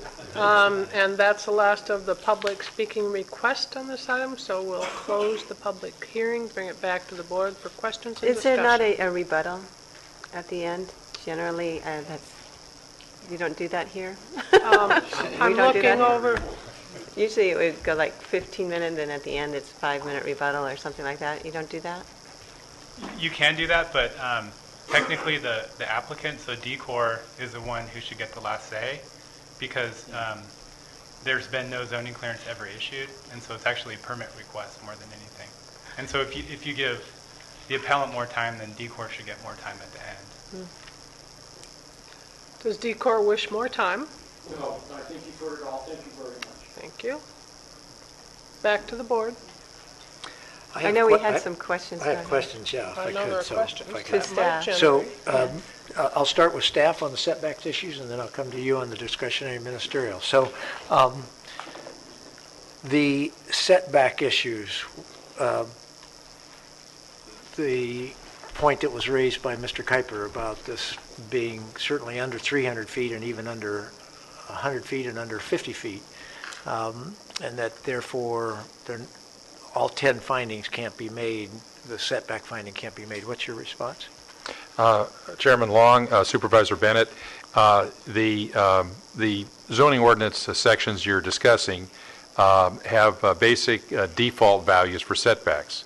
Those can be changed, and the specific in the zoning ordinance how those can be changed to lower values. The procedures in there were followed. That is, there are two issues: flood control interests and biologic interests. Well, the basic physical situation at the site is that it's an existing, completely denuded, graded pad that is bermed and completely separated from the adjacent creek nearby. So the planning on the biologic question, that is the 100-foot setback question, the planning biologist says you can go down to 50 feet because there's nothing there. It's completely barren, and it would have no material effect. You already have a pad that already has actively operating oil wells. To have another couple of oil wells would not have any material effect. So you can go down to the minimum 50 feet. Same thing with the flood control interest. There was no grading, no change in runoff characteristics, no substantial new impervious surface. So you can go down to the 50 feet. And does that biologist's opinion get reflected in the record anywhere? It get reflected in the table in the staff report in the 2010. Mr. Kuiper is correct. We didn't do an extensive analysis or discussion in the staff report. But what he's really talking about is rerunning the 2010 public hearing. And that would have been a good commentary during the hearing. Well, where's the evidence, and will the biologist step forward and testify as to why that is? And of course, at my advanced age, I don't really remember in detail the 2010 hearing. But that hearing is over, and I know how those issues were addressed. They were addressed with watershed protection and our experts there, and they were addressed with the county biologist. How about the difference between their measurements showed 35 feet and 43 feet, which would be under the 50 feet? Well, actually, I'm encouraged with the measurements because those were the same that I had to the top of the berm, which is on the site, which is part of a graded fill pad. That isn't the top of bank of the creek, which is a geomorphic feature that's another 16 feet measured horizontally from that point. And so it's actually 52 feet to the closest point to the top of bank of the creek. Okay. Mr. Barnes, how about the legal argument that we can't just arbitrarily call these things ministerial? Just because we call it ministerial, it doesn't make them ministerial if they have discretion as part of them. I believe I summarized the argument. You have, and there's case law that stands for that exact point. And someone alluded to it, a case out of the city of Los Angeles. That case was from 1987. It involved a 26-story skyscraper project that was approved purportedly pursuant to a ministerial process that allowed the planning director to unilaterally create standards, development standards that didn't exist, or to waive existing development standards. And the process only applied to a very small number of projects, and so the court there said, this process, when you look at it, we don't care what the city of Los Angeles calls it, it involves a great deal of discretion, and so we're going to look at substance over form, and so that's what that case says. And here, as we've been saying ad nauseum, your board lacks the discretion to impose new conditions or new standards on the projects that were previously approved. And so what we're saying is there is no discretion here. And in terms of the setback issue, Mr. Baca has addressed the facts, and just to tie that into our zoning ordinance, our zoning ordinance contains oil development standards and guidelines, and those are where the setback standards apply. If you go to the very top of that part of the zoning ordinance, it says that and as Mr. Baca stated and as was shown on the screen, there's different setbacks that could apply to any given project. And so what our zoning ordinance says is that as the projects are developed and as the conditions for those projects are developed, that's when you look at these setbacks and the other oil development guidelines, and you carry those forward through the discretionary approval process, whether it be approval of a site plan or conditions of approval. And so that all occurs as it should when the discretionary decision on the CUP or the CUP modification is being made. Those standards absolutely do not apply. You cannot carry those into the zoning clearance process. Now, you could have a situation theoretically where a CUP is approved and a setback is the facts show that it's within, it's too close to the creek, basically. I haven't heard those facts today, but that would create a legal issue. What do we do with the CUP that was approved, even though it doesn't comply with our setback standards? Again, I haven't heard those facts, and what planning is saying is they did apply those standards to this project. That process was done correctly. So that issue isn't before you today. And then there was the other argument or claim was permit conditions in both of the CUPs. These are very standard permit conditions that basically say if operational characteristics of the project, such as noise, glare, odor, vibration, or dust, are so bad as to create a public nuisance, then the planning director can step in and make sure that the operator is operating under best management practices. Those have always been interpreted as operational standards. Those have never been interpreted to require a new discretionary process for every zoning clearance that's approved when a CUP has that condition. And if it was interpreted like that, then every zoning clearance would be discretionary. My final question for you. If Sea Frog would have existed in 2010 and they didn't, or if Los Padres Forest Watch would have had this on their radar screen in 2010, these arguments would have been legitimate arguments for appeal if it had been approved? That would have been the appropriate time exactly for them to have made these arguments when the actual project could have been changed. Madam Chair, I don't have other questions. If I don't want to supersede other people's questions. There are questions, but I do have comments I'd like to make if there are no other questions. I guess you were saying mine is something that needs to be discussed offline, but I would like to have information about how we avoid this in the future on antiquated permits that never went through CEQA that, can go on in perpetuity. So I would like to take a look at that and maybe get advice from staff how we go about making that change. And I think that's something Forest Watch is saying too. And I think it will make it more worthwhile, this whole process and the hours that were spent and the money that was spent, to see that we do get something that can prevent this in the future by making the correction, I think. Supervisor Parks, if I could follow up, because it's one of the points that I would like to make since it just seems germane as you just made those comments. I actually, we're in a, I think we're in a spot that is it's challenging. You have the Department of Interior coming out with condor guidelines in 2013 that aren't reflected in our well permits up to this point in time. That's a concern, as we go forward. And at the same time, we're getting very strong advice from our county council that we have a contract that we can't change without due process and the due process wouldn't allow us to change the contract at this point in time. I applaud Forest Watch and Seafrog for it's the hard work of ferreting these things out and making these arguments as we go forward. And so one of the things that I would like to do is, just like Supervisor Park said, I'd like to not have us find ourselves in this spot again in the future. And that is, I would like us to actually hold a board hearing, and I'd like to make this, if I can, as part of the motion as we do this, to hold a board hearing to take testimony on whether we have sufficient facts and reasons and justification to modify any oil CUPs that are within a certain distance of the Hopper Mountain, National Wildlife Refuge, so that we can say we're going to change with due process, as even the representatives from D-Court said, you want to change the rules of the game in the future, let's have a hearing and see if we can do that. So that's one of the things that's consistent. Now that specifically is for dealing with the new regulations that have come out from the Department of Interior regarding the condor.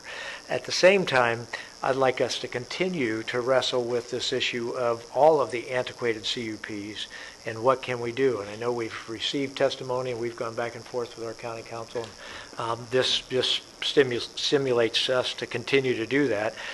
That's more something that we need to do confidentially because, as county council pointed out, you don't want to give people a roadmap in terms of suing. But the other thing that I'd like to just get introduced here at this point in time is Forest Watch paid $4,000 in terms of their appeal. And I know there are arguments being made that this is costing a whole lot more than that. All of the appeals seem to cost a lot more than the $2,000 or the $1,000 that we've done. And we didn't hear these arguments. We don't hear this argument about how costly it is when we've had arguments on the other side, people asking for delays so that they could review our grading ordinances, and all that stuff costs money. And that's just part of what government does. But I do think that Forest Watch's appeal on one of the appeals was based on the fact that they believed they had legitimate grounds and that they thought that the spill plan was supposed to be in the possession, or they believe still today the spill plan was supposed to be in possession of staff. I know that staff indicated that they didn't have it, but then they did get it in their possession, and therefore then Los Padres Forest Watch said, well, we've already paid for our appeal. Can we have that back? And staff's response was no, because we've already started to work. What I think would be fair, and I don't know whether we can do that in this action here today or not, would be for them to get $1,000 of their $4,000 back because of that one, because there was one of the two appeals where that applied. That's my understanding of that. But with that, if we I think that if you are concerned about the condors and adjusting our CUPs to deal with future condors, the best thing for us to do today, which is not necessarily an easy vote, and there's no easy votes out there on difficult issues like this, but the best thing for us to do today is to not win this battle, but to win the bigger battle, which is to try to get condor protection or mitigation measures in on all of the all the CUPs that are in the condor area. And so I think it's better for us to do that than to potentially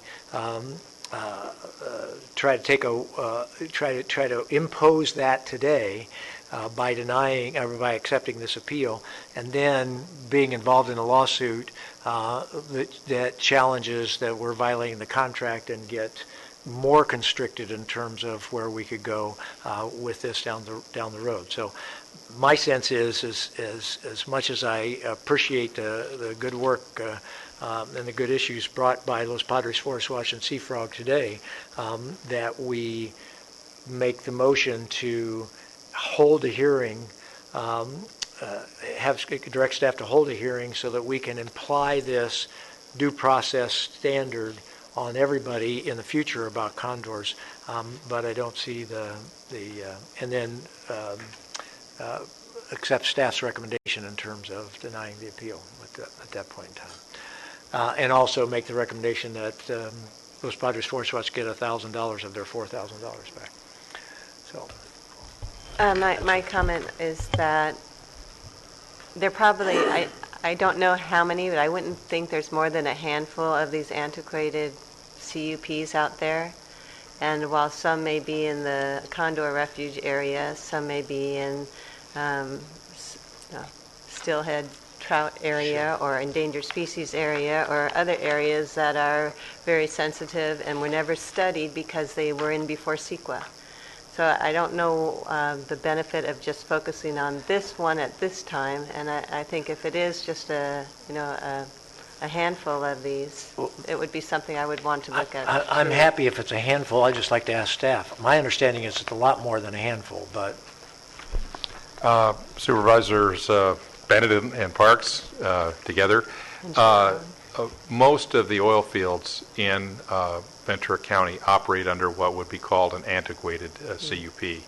As Mr. Brooks mentioned, the memorandum I provided you today, in the 2-year period, which apparently was of interest, there were 125 well permits issued by Dogger. Each of those permits were supported by a CUP and a zoning clearance issued by the county. Of that 125 wells, 115 were on pre-CEQA permits. I really think we need to address that issue. I really do. I mean, if you want to focus just on the condors, I might certainly accept that, but I think we have a bigger issue here. Just in the interest of trying to contain the hearing so that we could, I would suggest that we do it in 2 parts. Let's have the hearing and see how we do trying to impose condor standards, because we have a 2013 document from the Interior Department that could really help us. And I'm perfectly fine as soon as we finish that, and then have staff assess how difficult it's going to be, because you would have to be able to come up with, what is the rationale to adjust the CUPs of each one of those antiquated, because each one of these has to be adjusted individually. And that's a huge, huge is that task. Accurate?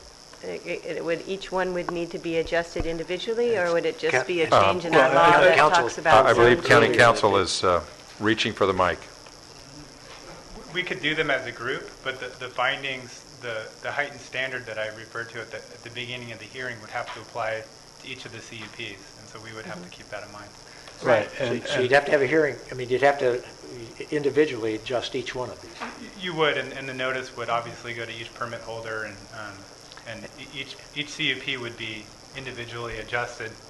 And each permit holder could appeal? Correct.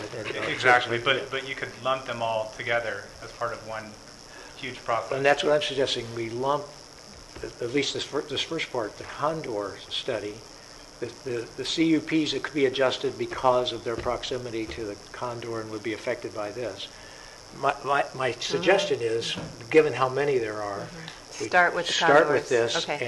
and then go from there. That's my suggestion. Yeah, but only because I don't know how to get my hand around the second one. I thought it was just a change in the our ordinances that would allow for... Going back to County Council, there's a huge standard. What is that standard, Kim? I mean, that's to make any changes. But Yeah, Mr. Barnes gave us a standard. Well, he just said earlier. it's just a high.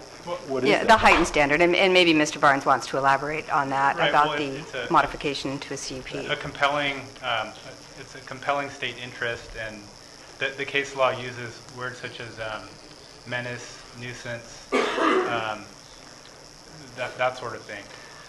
Can I offer this? It's just, I know you guys hate this one, right? This question, but we stand a far better chance of defending ourselves if, after one of those hearings, we say we feel there is a compelling state interest. I'll give you an example of compelling state interest. How about a take? I mean, do we expose the residents of Ventura County to liability for a taking of an endangered species because we now know about these standards in terms of, I assume we're in far better shape there than if we don't follow due process according to your opinion and deny this, accept this appeal at this point in time. Would that be accurate? Because then they would be relying, I think you say, on the legislative judgment of... That's completely accurate. And I mean, we're talking about holding a hearing, and you will all be basically the judges. You haven't heard any evidence yet, and so you all have to satisfy yourselves that that height standard has been met at that point in time. But you're right, that's the way to do it. Well, so I just so we get something on the table, I'd like to put on the table that If you're going to make a motion, break the motion up into all these pieces, make it separate, because you got a lot of stuff running here now. So do we want to just deal with the one thing by itself? No, I think I want to make it all one motion. No, we need to vote on the different things. I know you don't, but that's, My question, Supervisor, are we separating what we're looking at right now? Yeah, that's exactly. I'm trying to pull it all together. Or is it separate the thing? If you don't like the motion, you don't have to. Well, go ahead and share it. Let me run it by you, and share the motion. Then you can say. Basically, it's a motion that has three things, and that is accept staff's recommendations in denying the appeal, direct staff to schedule a future hearing so that we can take testimony and determine whether there are sufficient facts and reasons to modify any of the oil CUPs, including the antiquated oil CUPs that are close enough to the Hopper Mountain National Wildlife Refuge to potentially be affected by the condor preservation or mitigations that are listed by the Department of Interior. And the third part of the motion would be to direct staff to return $1,000 of the $4,000 submitted by Forest Watch in terms of their appeal. So those three. So that's I can't second that. There's no way we can do that. That's fine. I'd like to have some comments on it, but let's see if there's a second first. Supervisor, so the first There's a second. the first recommendation is to accept staff's recommendation. Right. The second item is to direct staff to come up with a future to hold a hearing about whether we can institute mitigation measures it's on our screen. Protect condors. And the third one is to give the $1,000 back. Right. Now, can we separate those things? Let's separate and talk about each one as we do it. Yeah. Okay, there's a motion on that item and a second. If you're asking, so if we're happy, we've had three people ask for a separation, I'm happy to separate now at this point. We'll get it anyway. I recommend we vote on the motion that's there first and then go Okay, forward so we'll just do all with the three of the second motions. So I'd make the recommendation that we accept staff's recommendation. We should separate all No, wait a this minute. stuff. Are you separating it now? I'm separating. Oh, just yes. So we're not. So you're gonna remove. My motion. Okay. Oh, okay. All right. You're gonna remove this Three of you asked motion. me to pull the motion, I think. You're gonna pull it. He's pulling the Pulling motion. my motion. okay. Right. Okay, pull the Pull motion. the motion, Brian. So to approve the staff's recommendation. The first motion would be accept Okay. staff's Okay. recommendation.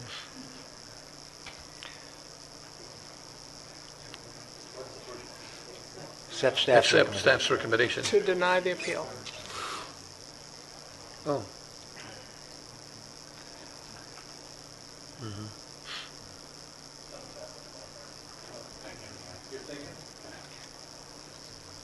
Even the machine can't figure this out, huh? I can't read that. Okay. How are you crafting that, sir? Accepting staff's recommendation to deny the To appeal. deny the appeal, thank you. Taking into consideration the legal opinions and so forth that we, right? I'm sorry to interrupt, and this just has to do with, I know you want to split the motions apart, but a nuance is you can't give any refund if you're denying the appeal in full. You have to grant the appeal in part in order to give any refund. And so that the issues are a little bit connected there. That's why I told you we should split the motions. I just don't want you to get to the next motion Sure. and me have to tell you that. That's then. actually two motions away, but thank you for telling us that. Okay. It doesn't look like we had three votes to do the refund anyway. No, you have to change your motion to accept staff's recommendation but only partially, to accept part of the Well, I'll appeal, just so that withdraw you the can motion. Go refund the ahead. money. Otherwise, you can't refund the money. I don't believe we have the support to refund the money anyway. So you're not I going to don't make the support motion. that. Yeah, so changing the motion. A can of worms for everybody else who's had issues and found We don't information have the later. support we don't have the support to refund that. Here, I But we're voted voting yes. on the Well, the first reasoning motion. Okay, for it. here. We're here now. We've got an action here that's taken the first step, and Okay. there's affirmative votes on it. Has I don't everybody know what I voted? voted on. Yeah. Has everybody voted? Yes. No, I voted on something that was to partially approve staff's recommendation, and that would allow for the refund of $1,000 because they were under the impression for the basis of their appeal, there wasn't a document submitted that was required to be submitted. That was the third item. What's the partial? That was, The fact that, they were correct in that part of their appeal. I thought it was the third. Well, I'd like to I'd like to disagree with that, and here's why. I think that our staff referenced what they feel was a legitimate understanding on their part that the records were there and were held across the street, and certainly there are public access to those records, certainly from those who are in the business of searching out what records are available. There wasn't an issue of there wasn't a spill, whatever it's called, a spill record, a spill plan, thank you, a word. That wasn't the issue. Was there ever a question whether there was a spill plan? Wasn't it dated after the appeal was filed? No. Chair Long and members of the board, in the actual appeal that was filed of the planning director's decision, the presence or absence of a spill plan is not mentioned in the appeal. That was an issue that came up later when we got to the Planning Commission hearing. But there's no mention of a spill plan in the appeal filed with the $1,000 by Los Padres Forest Watch. But Brian, Madam Chair. And furthermore, the spill plan approved by Dogger was approved prior to the issuance of the zoning clearances. So there was never a moment where there wasn't an approved spill plan. Correct. But you had the spill plan, right? You did have the plan. Dogger had them. So Dogger had. Supervisor Zaragoza, as we testified at the Planning Commission, the requirement to have a spill plan is in a form, and that the documentation has to be that it's satisfied in a form approved by the planning director. It is okay by us to have the spill plans across the street and available at any time. Okay. But it was available. Okay. Okay, I was not aware of that. My second motion, since that one passed, my second motion is that we direct staff to hold a board hearing to take testimony on whether there are facts and reasons to modify any of the CUPs, including antiquated CUPs, sufficiently close to the Hopper Mountain National Wildlife Refuge. Could we have a discussion on that? Sure. Thanks. One, I'd like to ask staff, I'd like to ask a couple of things.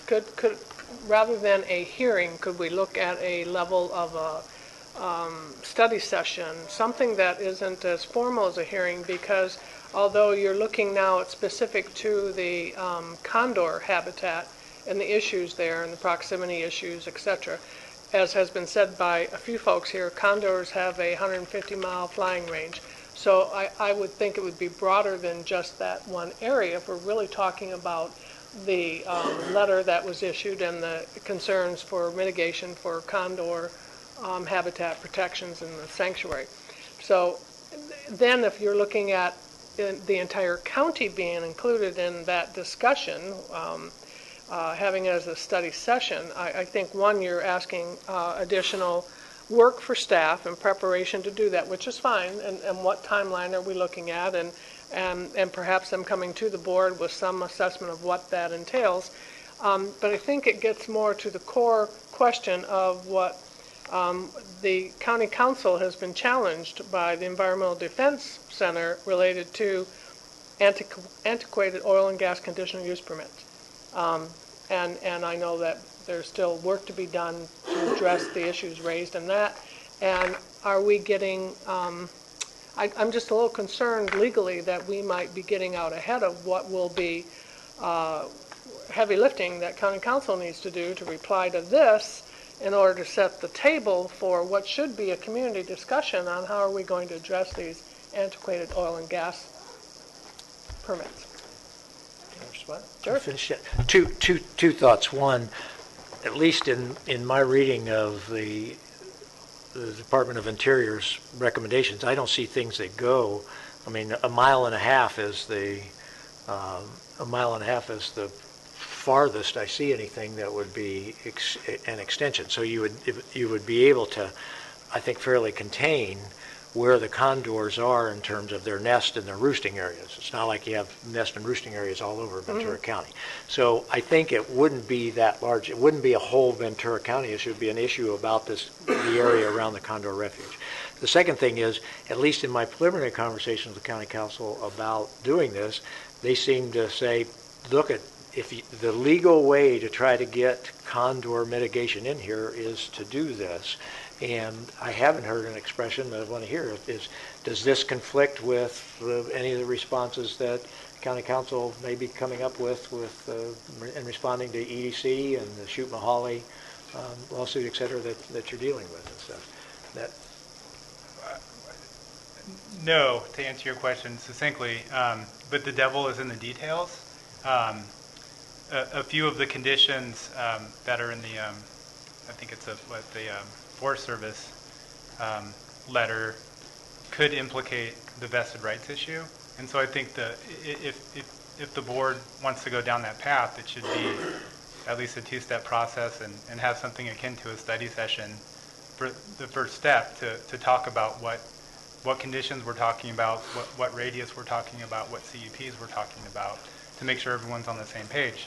But more generally, that we're comfortable with that process. So I guess a question for Supervisor Long, what do you see different between a hearing and a study session? I think a hearing just takes it up to more of a legal position. I'm concerned with that. And the public coming in to have a discussion and raise their issues and expectations that becomes then a standard, a legal standard. Or that we're going to make the decision right then correct. At a hearing versus a study session. And I think we've got session. 2 or 3 steps to be able to really get our arms around what are the real issues here, and particularly for our planning staff to be able to be very clear, particularly when it comes to making the rules that will go forward on these. I'd be comfortable changing the word from hearing to a study session. That at least gets us started down this road. I think it's been frustrating for all of us that we have these old CUPs. I agree it is. I don't disagree with that. Yeah. Okay. So anyway, I would change that to study session. I think you're going to have to call Mr. Powers down here and have to change his budget now to cover the cost of all this stuff. Well, we have time yet. We've got we adopt end the of budget June. June 16th. We have time. So end of June. Right. Well, and I think one of the things we've always looked to planning staff is to, we know we give you new challenges, and what does that cost to do? And so I think that we put forward the recommendation, and we have planning and the CEO work out, what it may cost and what timeline we do this, and get back to us. Okay. Is that good? Well, of course, County Council. Right. So we direct staff to plan a future study session and work through the CEO's office to communicate back to us in terms of timing and cost, et cetera, right? And that is to take testimony, just to say it one more time, take testimony on whether there are facts or reasons that would justify modifying any of the oil CUPs, including the antiquated ones that are appropriately close to the Hopper Mountain National Could we say Wildlife take Refuge. comments, not testimony? I'm Sure. Comments, testimony, nobody will be sworn in, right? Thank you. All right, so yeah, we'll take comments. So that'd be the recommendation. I look at the Refugio spill, and I do see some similarity in the fact that an exemption was given to that pipeline, so it didn't have to have as strong standards. And we have some very old permits out there that didn't go through CEQA. It's not just disclosing the environmental impacts, but actually coming up with mitigation measures. So we missed all that, and because of that, we may have some impacts out there. So I see this as a beginning. Certainly, we want to do what we can with endangered species, but I think there's others out there that we need to address also. I agree with you 100%. I just think we just open ourselves up to how many other permits, forget the oil, forget that. How many other CUPs and that are old and people are doing different things. I just don't like it, so let's bring it in. And we're crazy. I mean, you give this community just no security at all. Forget the oil industry, but forget all the other people that are on loan permits that people don't like. So now we find ways to get around permits, and they're old. And, I mean, CUPs, this is crazy. I don't even know what we're doing here. This is nuts. You be voting no? I don't think we're doing anything other than It's a study asking that session. we have a good study session on this to Hey, have the would you want to be a discussions. business owner out there saying, look what this board does? This board already destroys half of what goes on in this county as it is. Well, Do you want to continue to? That's why it's such a great place It's a to study live. session. I'm going to take Wonderful place to live, just I'm gonna don't work take great here. exception to that. This board just upheld a contract. That's This board Understand just that, but- upheld, just let me finish. I didn't interrupt you. This board just upheld a contract, even though not everybody wanted liked sort of some of the implications. This board upheld the contract. Because and they had no we're choice. following our county's advice in terms of That's right. if we want to do something, how do we begin the process of having a dialogue? That's listed as crazy. I take strong objection to that. And it's about the third week in a row you've called us crazy when we've done something that you voted against. I can too. say I'll it's just real point that out crazy to around you. here. Madam This Chair, is getting and out of also, control. I know we've been I'm here. losing control We've been again. here 3 hours. Let me. I want to thank all the speakers that are here today, and I want to thank the planning staff for the good work, and also our legal counsel for the excellent advice that they gave us. And I just want to thank everybody for being here for 3 hours. So, thank you so much. I'm sure we're And, going to and have all the hours before that led to All right, this. that passed 4-1. Is that an error? Did Peter mean to vote? Thank you.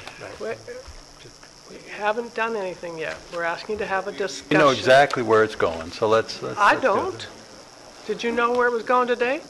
Mr. Baca, did you have something to say? Were you? My director says I don't. Oh, okay. She wants to go home. We have completed this item. Thank you all for being here and your comments. Our last item. That's our last item. We You sure? are adjourned. We still got a half an hour till 5. Till next week.